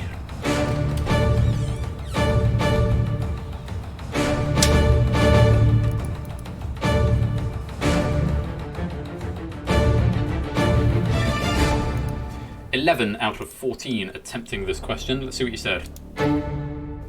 Lots of people just giving me the surname Crichton. Michael Crichton was the answer I had there.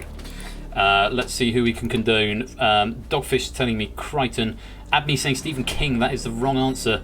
But David J. Bodkin, Tyson Bain and Cola Cola giving Crichton or M. Crichton. I can condone that. Which means I need to condone 4 there. Index 0, index 2, 3 and 4. Condone multiple. There's your points. A few people who had escaped there. Abney. Unfortunately, that is the wrong answer, and it is now mathematically impossible for you to escape, which means it says lives exhausted. It's not lives exhausted. I must fix that bug. It's the end of the road, Abney, and it's lights out.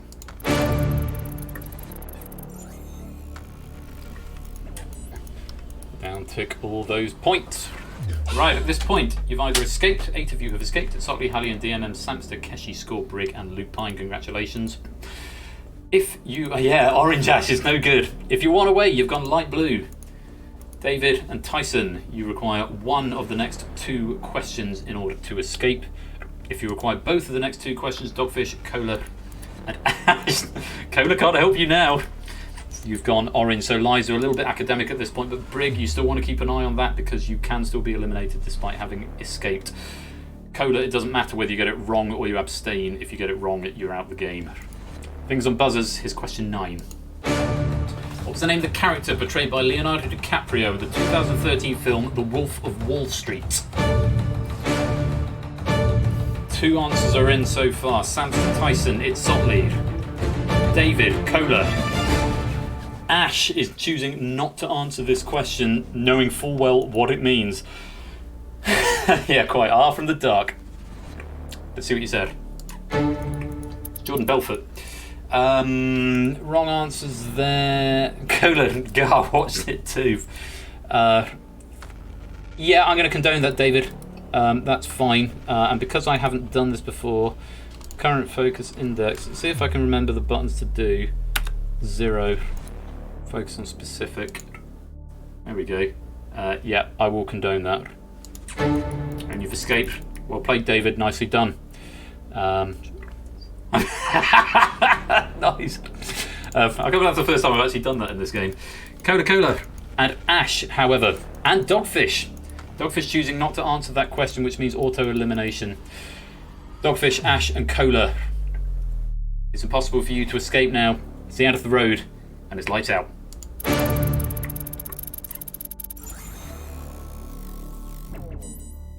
Which means all of the remaining players are escapees. There are 10 of you in total, but there is still a question left. You can choose to answer it if you would like, unless the game does something weird. I've just thought of a very strange fringe case that it might do. It might end the game. I hope it won't. Shouldn't do. Of course, if you've got lives left and you want to have a punt at this last question, you can do it. It's worth 5 points. For every life you have intact at the end, it is worth 2 points. Brig, I would be careful if I were you, because you've only got 1 life left. No one needs this question, but you might want to have a go at it anyway. Fingers on buzzers, here's question number 10. From which country do we get the dish ratatouille? Oh, the temptation is too strong! For all these escaped players, they're going to try and get 5 points. Brig, Tyson's having a go, Samson's having a go. Brig is erring on the side of caution with that 1 life left and that blink just making him think, I'm just going to sit here and wait. Let's see what you said. It's France. Tyson actually getting that one wrong. Worth a punt, worth 5 points. If you get it wrong, you're only going to lose 2 from your bonus, Tyson. Very tempting, I must say, but everyone else getting that one right. Tyson Bain giving me the answer. Greece is not the right answer. You're going to lose a life. But hey-ho. Them's the breaks. So at the end of round 2, 10 of you have escaped. Congratulations to you. You will go through to the final. For every life that you have still intact, you will now get a bonus 2 points. Let's go to round 3.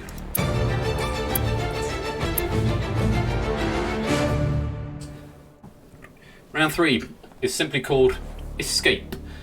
Format is similar to the previous round in that there is, in fact it's not remotely similar to the previous round, it's completely different, massively brand new, and this is the game breaker.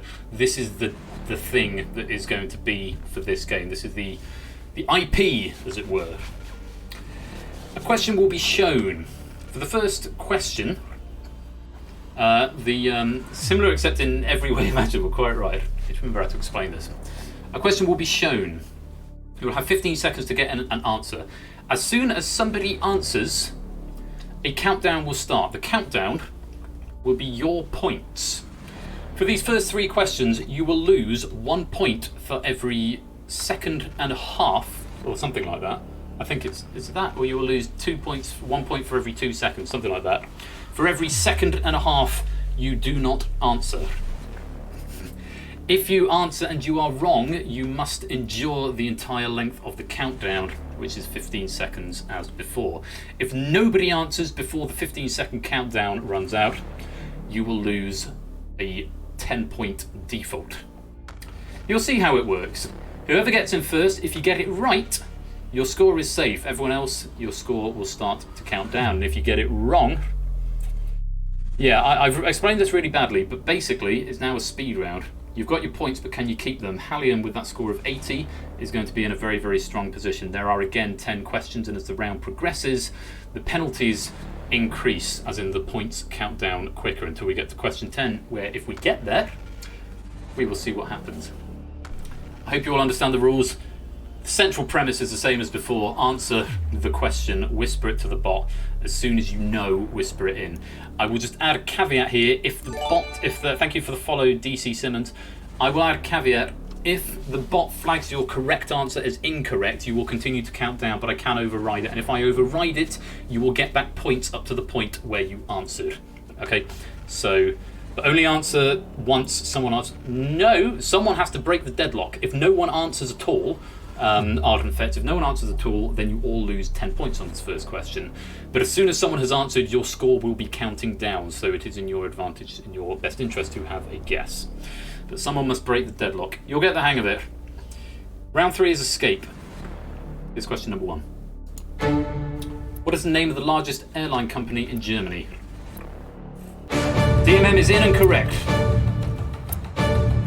Scores are counting down. Score and Brig and Tyson B need to get an answer in. 3 players have answered and answered incorrectly. Score's finally got an answer in, and it's right.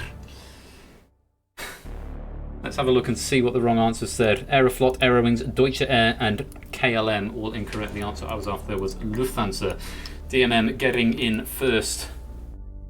Way too long. No, you didn't, Miss Panda, I didn't say it. If your score hits 0, you are eliminated. That may have been, I may have thought that was a given, but no. If your score hits 0, you're eliminated. 1, 2, 3, 4, 5, 6 players getting it right, but not before they've lost some points. Let's light you back up. Things on buzzers. Here comes question number 2. Naan, pitta, tiger and soda, all types of what food? Hallion was in first. Everyone has now locked in, losing minimal points. Let's wait for that countdown to continue then.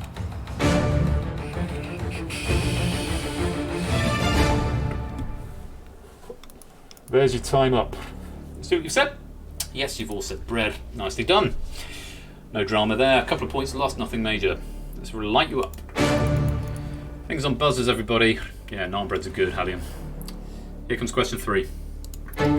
Plus 34 is the international dialing code for which European country? DMM is in and wrong. Clocks are on. David is in and right. He's stopped his clock. Hallion has stopped the clock.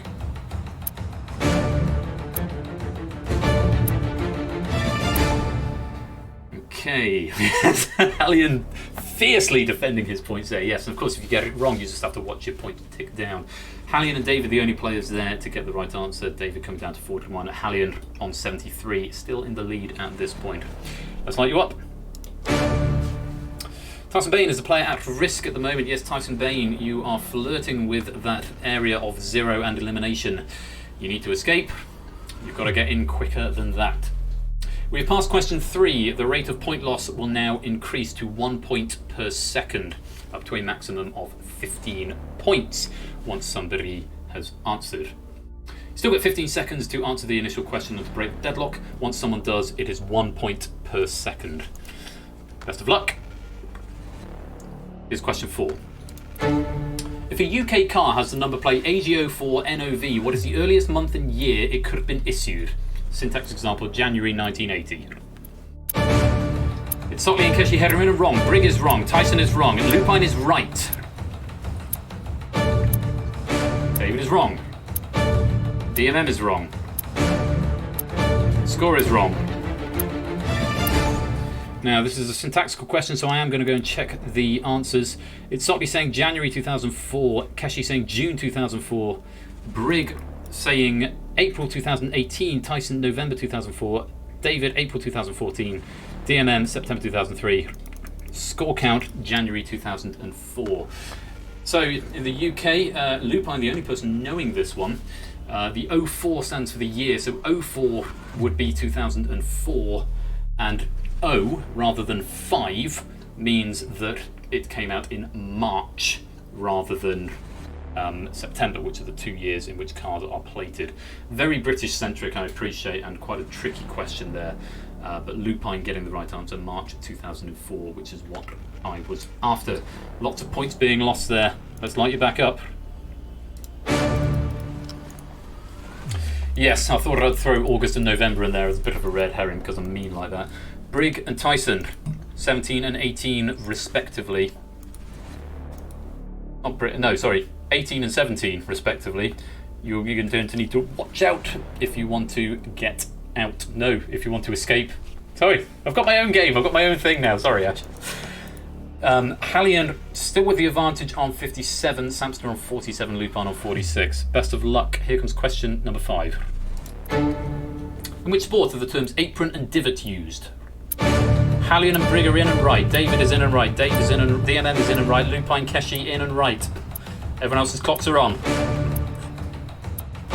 Tyson is in and wrong. Score and it's Sockley are in and wrong.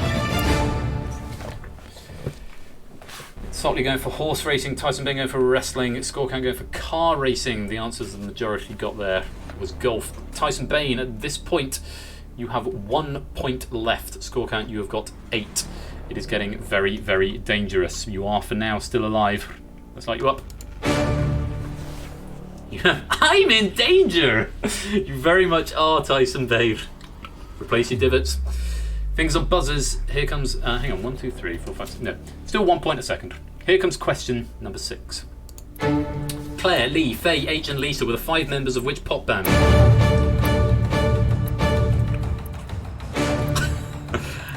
Hallian is in. Tyson is in and wrong or in and out of time. I can't quite tell. Probably in and out of time. Yes, Tyson in and out of time, getting that flash at the end to signify out of time.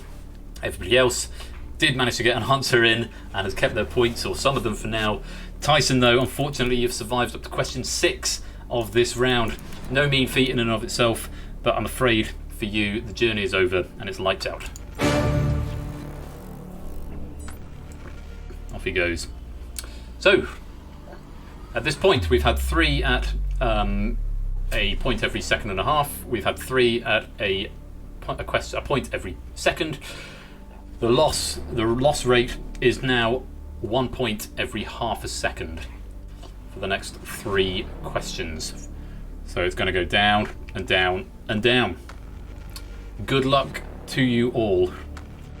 Here's question number 7. In mathematics, what A is the highest point of a solid relative to its base? Score count is in and wrong. David is in and right. Clocks are still on for Keshi and Hallian.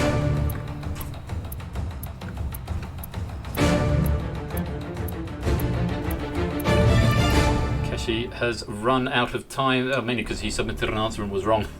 My lead, I know! In this game, your luck can change just that easily. Hallian, height is not the right answer. Amos and score count, failing to give correct answers. Quite a few people, 6 people in fact, giving correct answers, which was Apex. Keshi Head and score count, it's been lovely having you here and you've done so well to get to this point, but for now, it's the end of the road and it's lights out. 7 players remain with 3 questions to go. Point loss rate is still the same. Lupine has now taken the lead with 37, followed by DMM with 32. and Samster with 28 is in third. Still much to play for. 2 questions at this rate. Fingers on buzzers, everybody. Here comes question number 8. Which actor battles aliens in the films Independence Day and Men in Black? Hallion is in first and right. Briggs in. Dave's in. DMM's in. Itzotli's in and wrong. Samster and Lupine are in and right. Itzotli, this is a painful moment for all of us. As we watch the clock tick down, knowing what it brings for you at the end, you did run out of time before an answer could get in. Everybody else managing to find a right answer. But Itzotli, for you, I'm afraid, it's the end of the road. And it's lights out.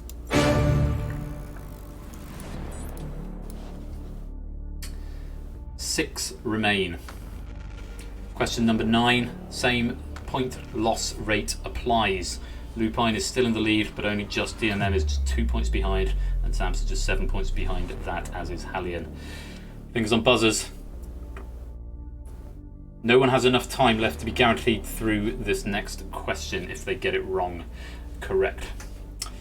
Here comes question number 9. The hippopotamus is indigenous to which continent? Brig is in and right. Clocks are on. David has got it wrong. And we'll have to let the time bleed out there.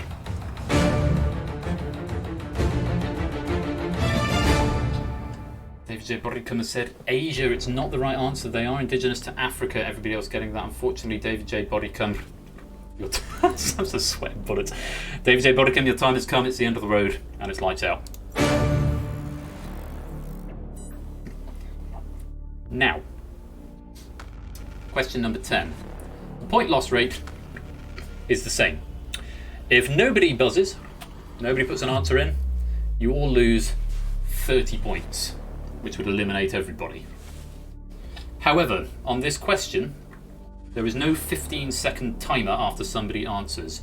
Your clocks will count down until they reach 0, or you stop it by answering correctly. Which, as Lupine has just alluded to, means if nobody gets it right, nobody wins. That's how this is going to work. Once someone has answered, your clocks will count down until you either stop them by getting the answer right, or you hit 0. After the question, if there is still more than one player alive, everybody but the player with the highest score will be eliminated. That's the big end game. I wish you luck. There are 5 of you left. Samster, Brig, Lupine, DMM, Hallion.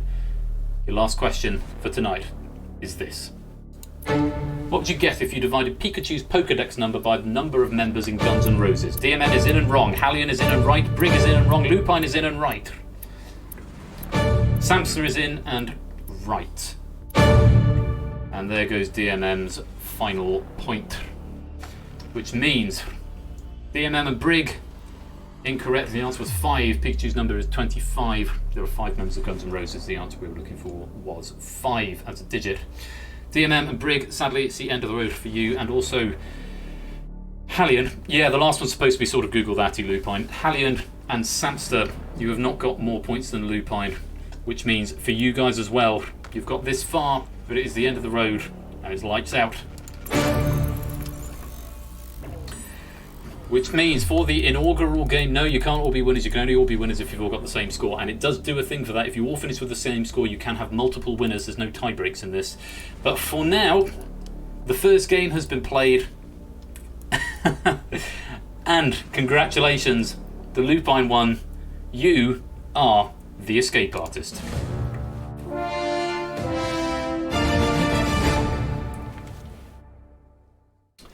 Well deserved, well played, finishing on a score of 21. I think that went quite well, given I can relax now, just slightly. Before I relax though, congratulations to Lupine, you are the first escape artist. Thank you for the follow, Arlo Mage. And don't forget, you can come and join the Discord if you're not a member already. Do come join us and come and hang out. It's all really good fun. I'm going to roll the credits, and make sure you read the credits. There's some interesting things in there you might want to see. Then let's chat a little bit afterwards, and then I need to go to bed, but we'll chat a bit afterwards. For now, though, congratulations, Lupine, and maybe next time you'll escape. Everyone else can escape. I need a catchphrase, a catchy catchphrase for the end. Does the, what's that say? Does the escape artist get credit? What do you think that is, Lupine? There's your credit right there. You're right there. Okay, that's the end of the game, but stick around for after the credits and we'll have a little bit of a brief chat. But for now, congratulations to Lupine, you are the escape artist.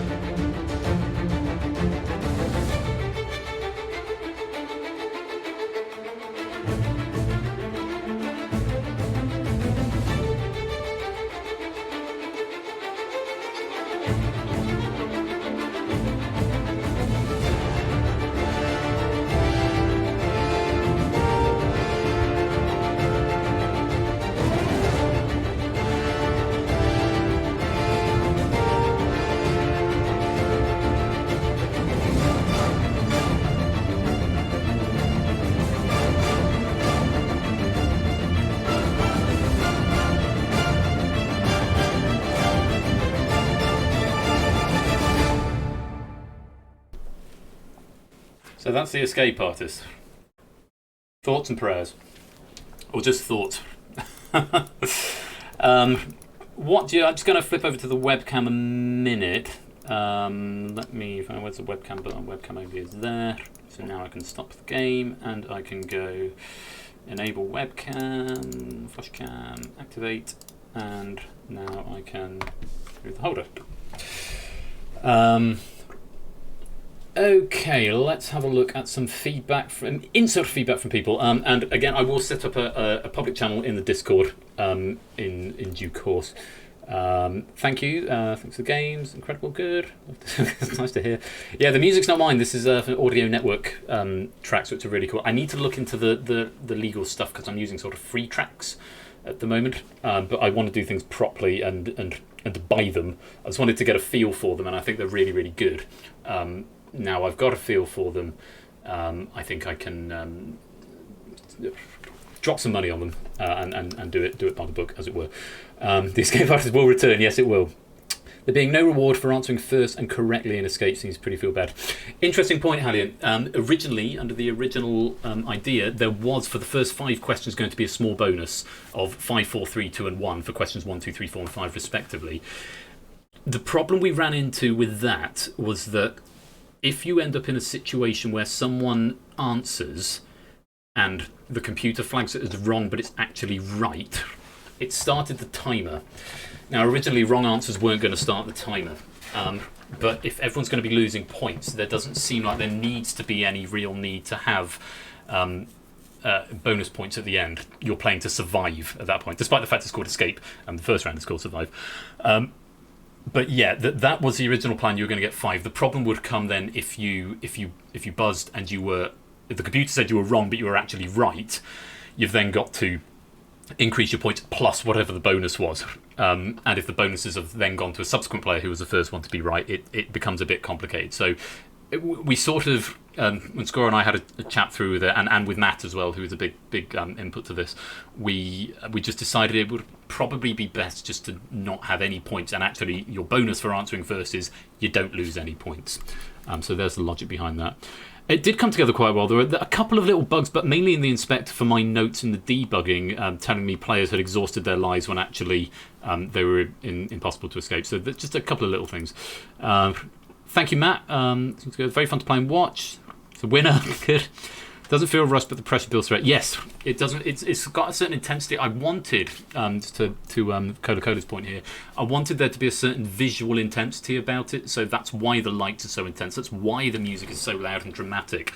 I did want it to be a little bit of an assault on the senses, but I didn't want to cause medical harm to anybody, which is why I brought Matt in, because I know he's got previous with flashing lighty stuff.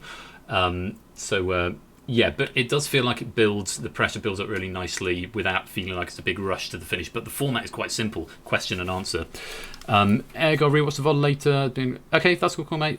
All in good time. Hallie and the reward is... Yes, as Tantusar says, Hallie and the reward is you keep your points. Provide a stored game. Yes, where people aren't being eliminated. is in that you don't lose it. Okay, so that's just basically saying what I just said there. If a wrong answer is overruled as right, are the lost points refunded? Yes, so that didn't actually happen in that round. But in the event that someone buzzes and it's flagged as wrong, there was one question I forgot to check the answer to, the Spain one, because I figured, actually, to be honest, I completely forgot. But also, if you're going to get that one wrong, it's not going to be a typo. You're going to type the wrong country. But in that event that happens, when I condone the points, you get the points up to where you buzzed in. So say you started at 50, you lost 5, and then you answered. It said you were wrong at 45, and you kept counting down. If I then condone it, you go back up to 45. So round 1 dots should be 5 instead of 4 because it's a bit confusing. Not a jumble. That was sort of an aesthetic decision. Genuinely, the reason it became 5 originally was because 5 didn't fit, but then I did manage to make 5 fit. But then I thought, what happens when you get the 5th question right? All the lights go off. And in fact, the renderers actually disappear. Or certainly later on they do. So there didn't seem much point to having a 5th light there if it was going to switch on just to immediately go back off, because I don't like having the green lights with the blue background. So that's the reason there's only 4. 4 means you're poised ready to escape. I appreciate it. It's a bit illogical, but it also seemed a bit illogical to me to have a pip that would never be lit up. So that was the logic behind that. Abney liked it. Very strategic. I love the aesthetic. I would have enjoyed it better if I was in such bad headspace. Good days and bad days, Keshi. Stay strong, mate. Increased pacing is meant to do that. I assume the reward is getting everyone else's clock going. Yes. So as McClemson says, if you get the question right, you start the clock for everyone else, which is your reward. What can I... Ash has just answered the question Lupin asked. Liked it thematically, think you should play to a finish even if it needs a couple more questions.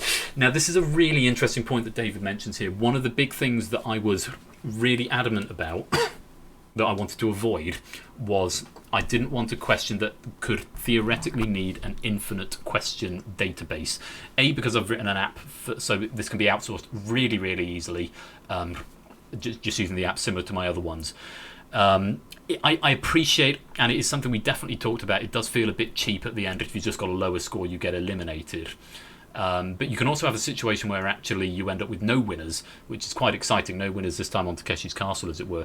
It would be nice to do that, but the problem is if you have a really strong playing game and you get to the end of question 10 and you've still got 6 players left, which, I mean, we have 4 tonight. Admittedly, 2 of them went out. We had 5 tonight, 2 of them went out, and 3 of them got it right and had to be auto-eliminated. It does feel slightly cheap doing it that way, but the point is you could have a bigger score than that if people are being very, very quick and very, very accurate. And I don't want to end up in a situation where you end up, because if you go down that road, you're going to end up potentially with having to have an infinite number of questions. Or it won't ever come to infinite, I wouldn't have thought, but it's something that I'm very aware of, and I didn't want to go down that road. Necessarily. Also, there's a sort of logic about having it slow tick down of points and then medium and then fast tick down and then the points tick down forever at question 10. Or maybe that's what you mean. If your points are ticking down forever, actually eventually they're going to run out. I will give that one some thought. Love the look and feel, although can you fill in players from the top? That's just to do with the way, because when I designed the podium I filled it left to right and then bottom to top. Actually, Brig, to your point, no, I probably won't do that, purely because of the way the camera angle is. You didn't see it tonight because we didn't get to the top row filled, but if you fill the top row, actually the avatar disappears because of the question board for the players in the middle. And that was the least worst option, where you could see the most things without it being so small that it was impossible to read the answers. I appreciate it's quite difficult to read the answers anyway, which is why I've got a debug of what people said. But that was my feeling on that. So I will probably continue to fill them from bottom to top, purely because it just looks better aesthetically, even if it doesn't look better aesthetically, if that makes sense. It means you can see more stuff. I thought the in-game chat was too small to read, even at full screen. Maybe scrap it or hard character limit. If you mean for the question boards, opponent Nuevo, yeah, it's... I mean, I could make the boards bigger, maybe, or as you say, I could have a character limit potentially. I mean, in a way, it's sort of not really necessary because you have sort of got the colours as well. And if it's right, it's right. If it's wrong, it's wrong. If you're right, you're green. If you're wrong, it's red. So you can see, even if you can't see the exact answers. The important thing is I can see the answers. So if someone has typed something, I can condone it one way or another. And generally, those are the answers I will go through. I appreciate it is a little small, and it's something I will bear in mind. Losing by not winning seems a bit anticlimactic. Good point. Difficult of round 2 seemed quite losing round. Yeah, that's just me. I wrote the questions in a hurry. I was aiming to get round 2 a little bit more difficult, and round 3 to be even more difficult still. But that's my bad. And that is something I will get better at as I write more questions for this over time. But yeah, David's highlighted message. I'm just going to reread David's highlighted message. I think you should play to finish, even if it needs a couple more questions. I'll come back to that point. Round 2 feels like the weakest of the rounds. Yeah, we had a lot of people go out in round 1 and not many in round 2. It's because round 2 is probably the easiest in a way, because if you've done well in round 1, you've only got to answer 3, whereas in the first round you've got to answer 5. But it sort of needs a scramble to get to round 2, and you eliminate a lot at the beginning, then not as many going into round 3. Either let multiple win or go into a 1 winner. That's something we did discuss actually, Samson, is that you can have more than one escape artist, and the objective is to get to the end of the 30th question, and if you have survived, you are an escape artist, and you might have people who are better escape artists than others. It does feel a little bit like you're looking too much at a tie. I did like the idea of 1 winner unless they were tied, or no winners, but I will certainly take that under consideration. If these salient points could be re-put into the server when I create the channel, that would be great. Scorecard likes the idea that everyone who survives the final question wins, but only one is the escape artist. That's not a bad idea, actually, Score. That could be a happy medium ground. That everyone escapes, but only one is the escape artist. That's a really nice medium ground. Escape doodlers. Does build right. Panda, wonder if the clock shouldn't refrain from starting until a correct answer is received. There was a moment or two when I think the top player could have intentionally just have a garbage answer as soon as the question popped to be sure others were eliminated. Believe it or not, Panda, that was part of the plan. That was that's a genuine strategy. If you've gone strong into round 3 and you're on 70 and someone else is on 1, which wouldn't happen, but theoretically, you can do that to try and eliminate lower players. That was a genuine plan of action to try and strategize to give an advantage to those top players. Having the clock, I mean, the idea of having the clock means if you end up with a question that nobody knows and nobody wants to answer, you end up in a soft lock if no one wants to answer it if there's no clock. Unless you just mean the clock is invisible but the timer is still there, that could be a thing. But I do like the idea of you've still only got 15 seconds to break the deadlock before the countdown starts. But that was very much a thought. Actually, if you go in with a strong score, you can throw your weight around, and particularly on that last question, if you've got someone on, say, 37 and 5, and someone who answers very, very strongly on 37 just throws the question immediately, so the person on 5 has only got 5 seconds to come up with the correct answer. That could be a genuine strategy and a genuine tactic to, you know, I'm taking a risk that this person isn't going to get the correct answer in 5 seconds, because then when they're out, it stops the clock. If you're the last player in, it will stop the clock, and you will be the escape artist.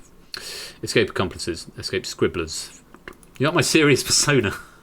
Makes a change after Google that. Google that, I'd figure quite cheery and fun, but this one I'm a bit more serious.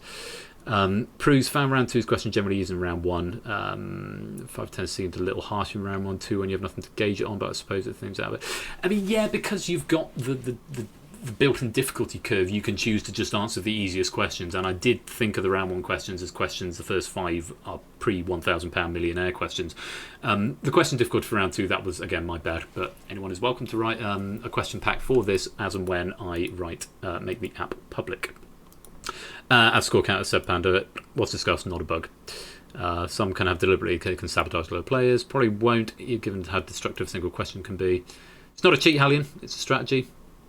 I was wondering that, but the full score loss is pretty significant. You'd need a huge lead to leverage that, I think.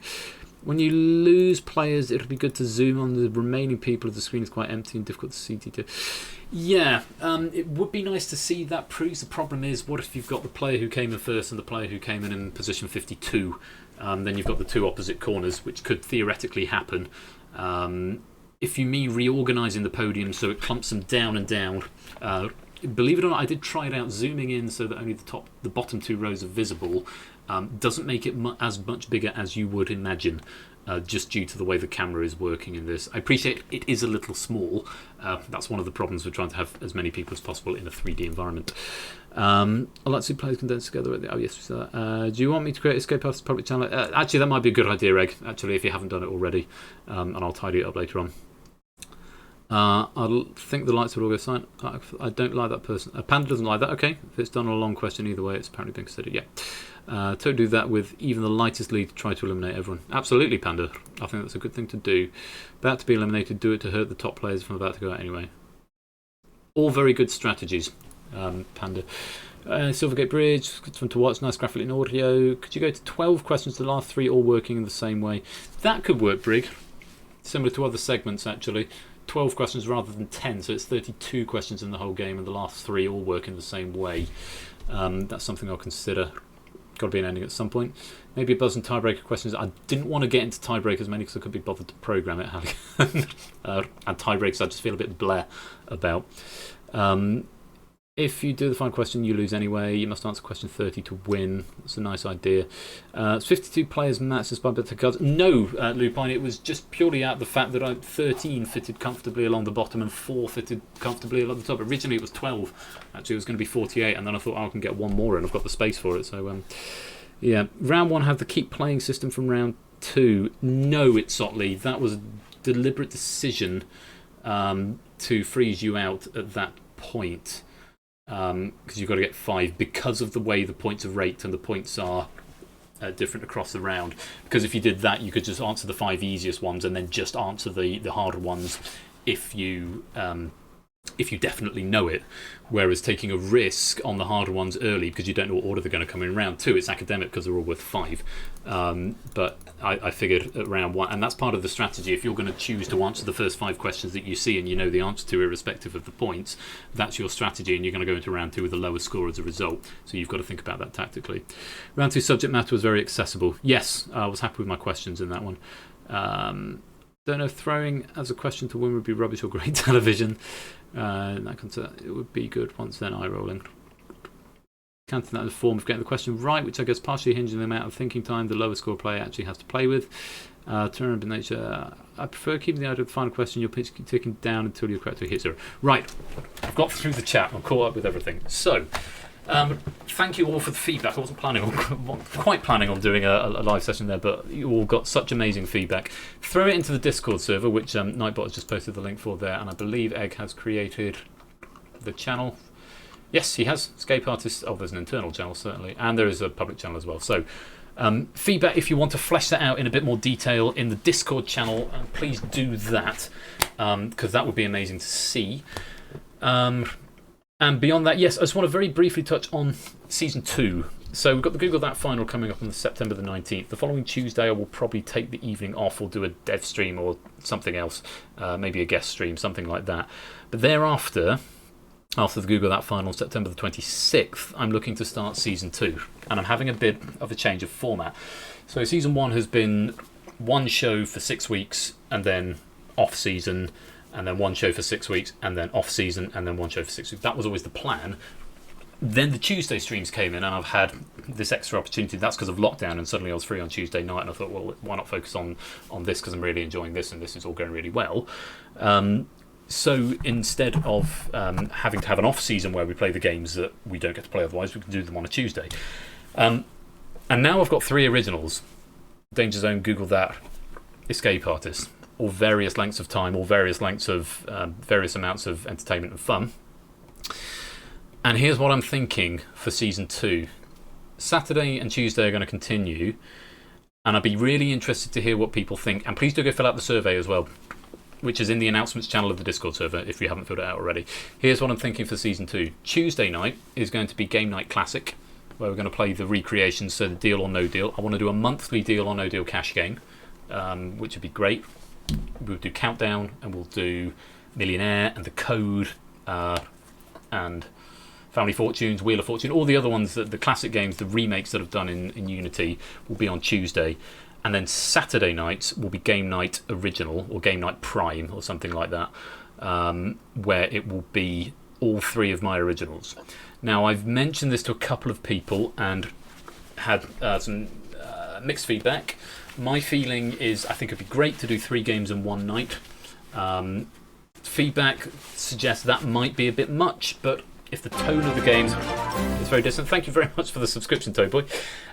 If the tone of the games is very, very different, maybe that's okay. So you start with Danger Zone, which is sort of serious but light. You then have Google That, which is more spectatory, but light and fun.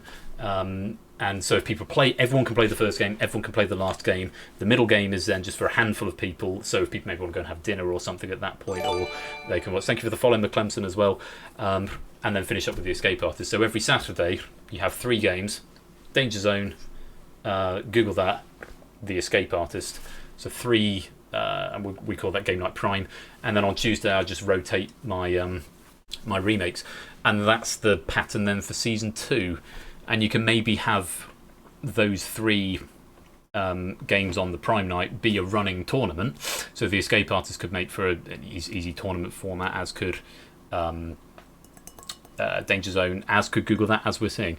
The other alternative is I stick with 2 games on a Saturday night, and I just rotate them. So you do Danger Zone, Google That, and then you do Google That, Escape Artist, then you do Escape Artist, Danger Zone, for example. Puzzle Down, don't know about 3 on one night. Let's go clockwise. So yeah, so that's basically my decision that I need to make. I might try it out. I might do 3 for the season opener, see how people feel about it. Because if it ends up being a stream 7 till 11, because already 2 games of Google That is a 3-hour stream. I mean, it's gone midnight now. So lots of things to think about. I mean, I'm relatively comfortable doing a 4-hour stream. Much beyond midnight is getting a bit much, especially now I'm starting going back to church on Sunday morning. So I'm up on Sunday morning now. But I mean, there's a contingent maybe for it to start a bit earlier and rotate them. So rather than doing them in the same order, you could start with the Escape Artist. But if I start the stream at 7, maybe, or 7:30, then that's there's lots of things to think about there. But that's the plan, is basically to separate out, and it means I can tidy up the Discord as well. Yeah, like a bit of church. Well, I play at church. I work for God. Basically, I'm paid to go to church, which is nice. But yeah, it's quite nice to go back and sort of see people, socially distancing, of course. But yeah, I'm playing the organ for most of it, so I'm not really seeing anyone. Anyway, not the point. The fundamentals of season 2 are going to be, we're going to separate classics and originals. Originals on Saturday, classics on Tuesday. The problem with that is that maybe if people can only come to one or the other of the streams, they don't ever get to see any classics, or they don't ever get to see any originals. So that's something I am very aware of as well. So if you've got any thoughts at all on that, please do let me know, either in DMs or in general chat in the Discord or one of the channels or whatever. Yeah, that's the plan moving forward. Anyway, I've talked long enough. Thank you very much for all the feedback. Please get it down into the Discord as well, and I will continue to ponder it. All in all, I'm very happy with how it's come out. Thank you so much for sticking around so late and making it really good fun. Congratulations to our Google That champions as well, because that was amazing good fun to see. And well done to, thank you again to Proves for his question stack there as well.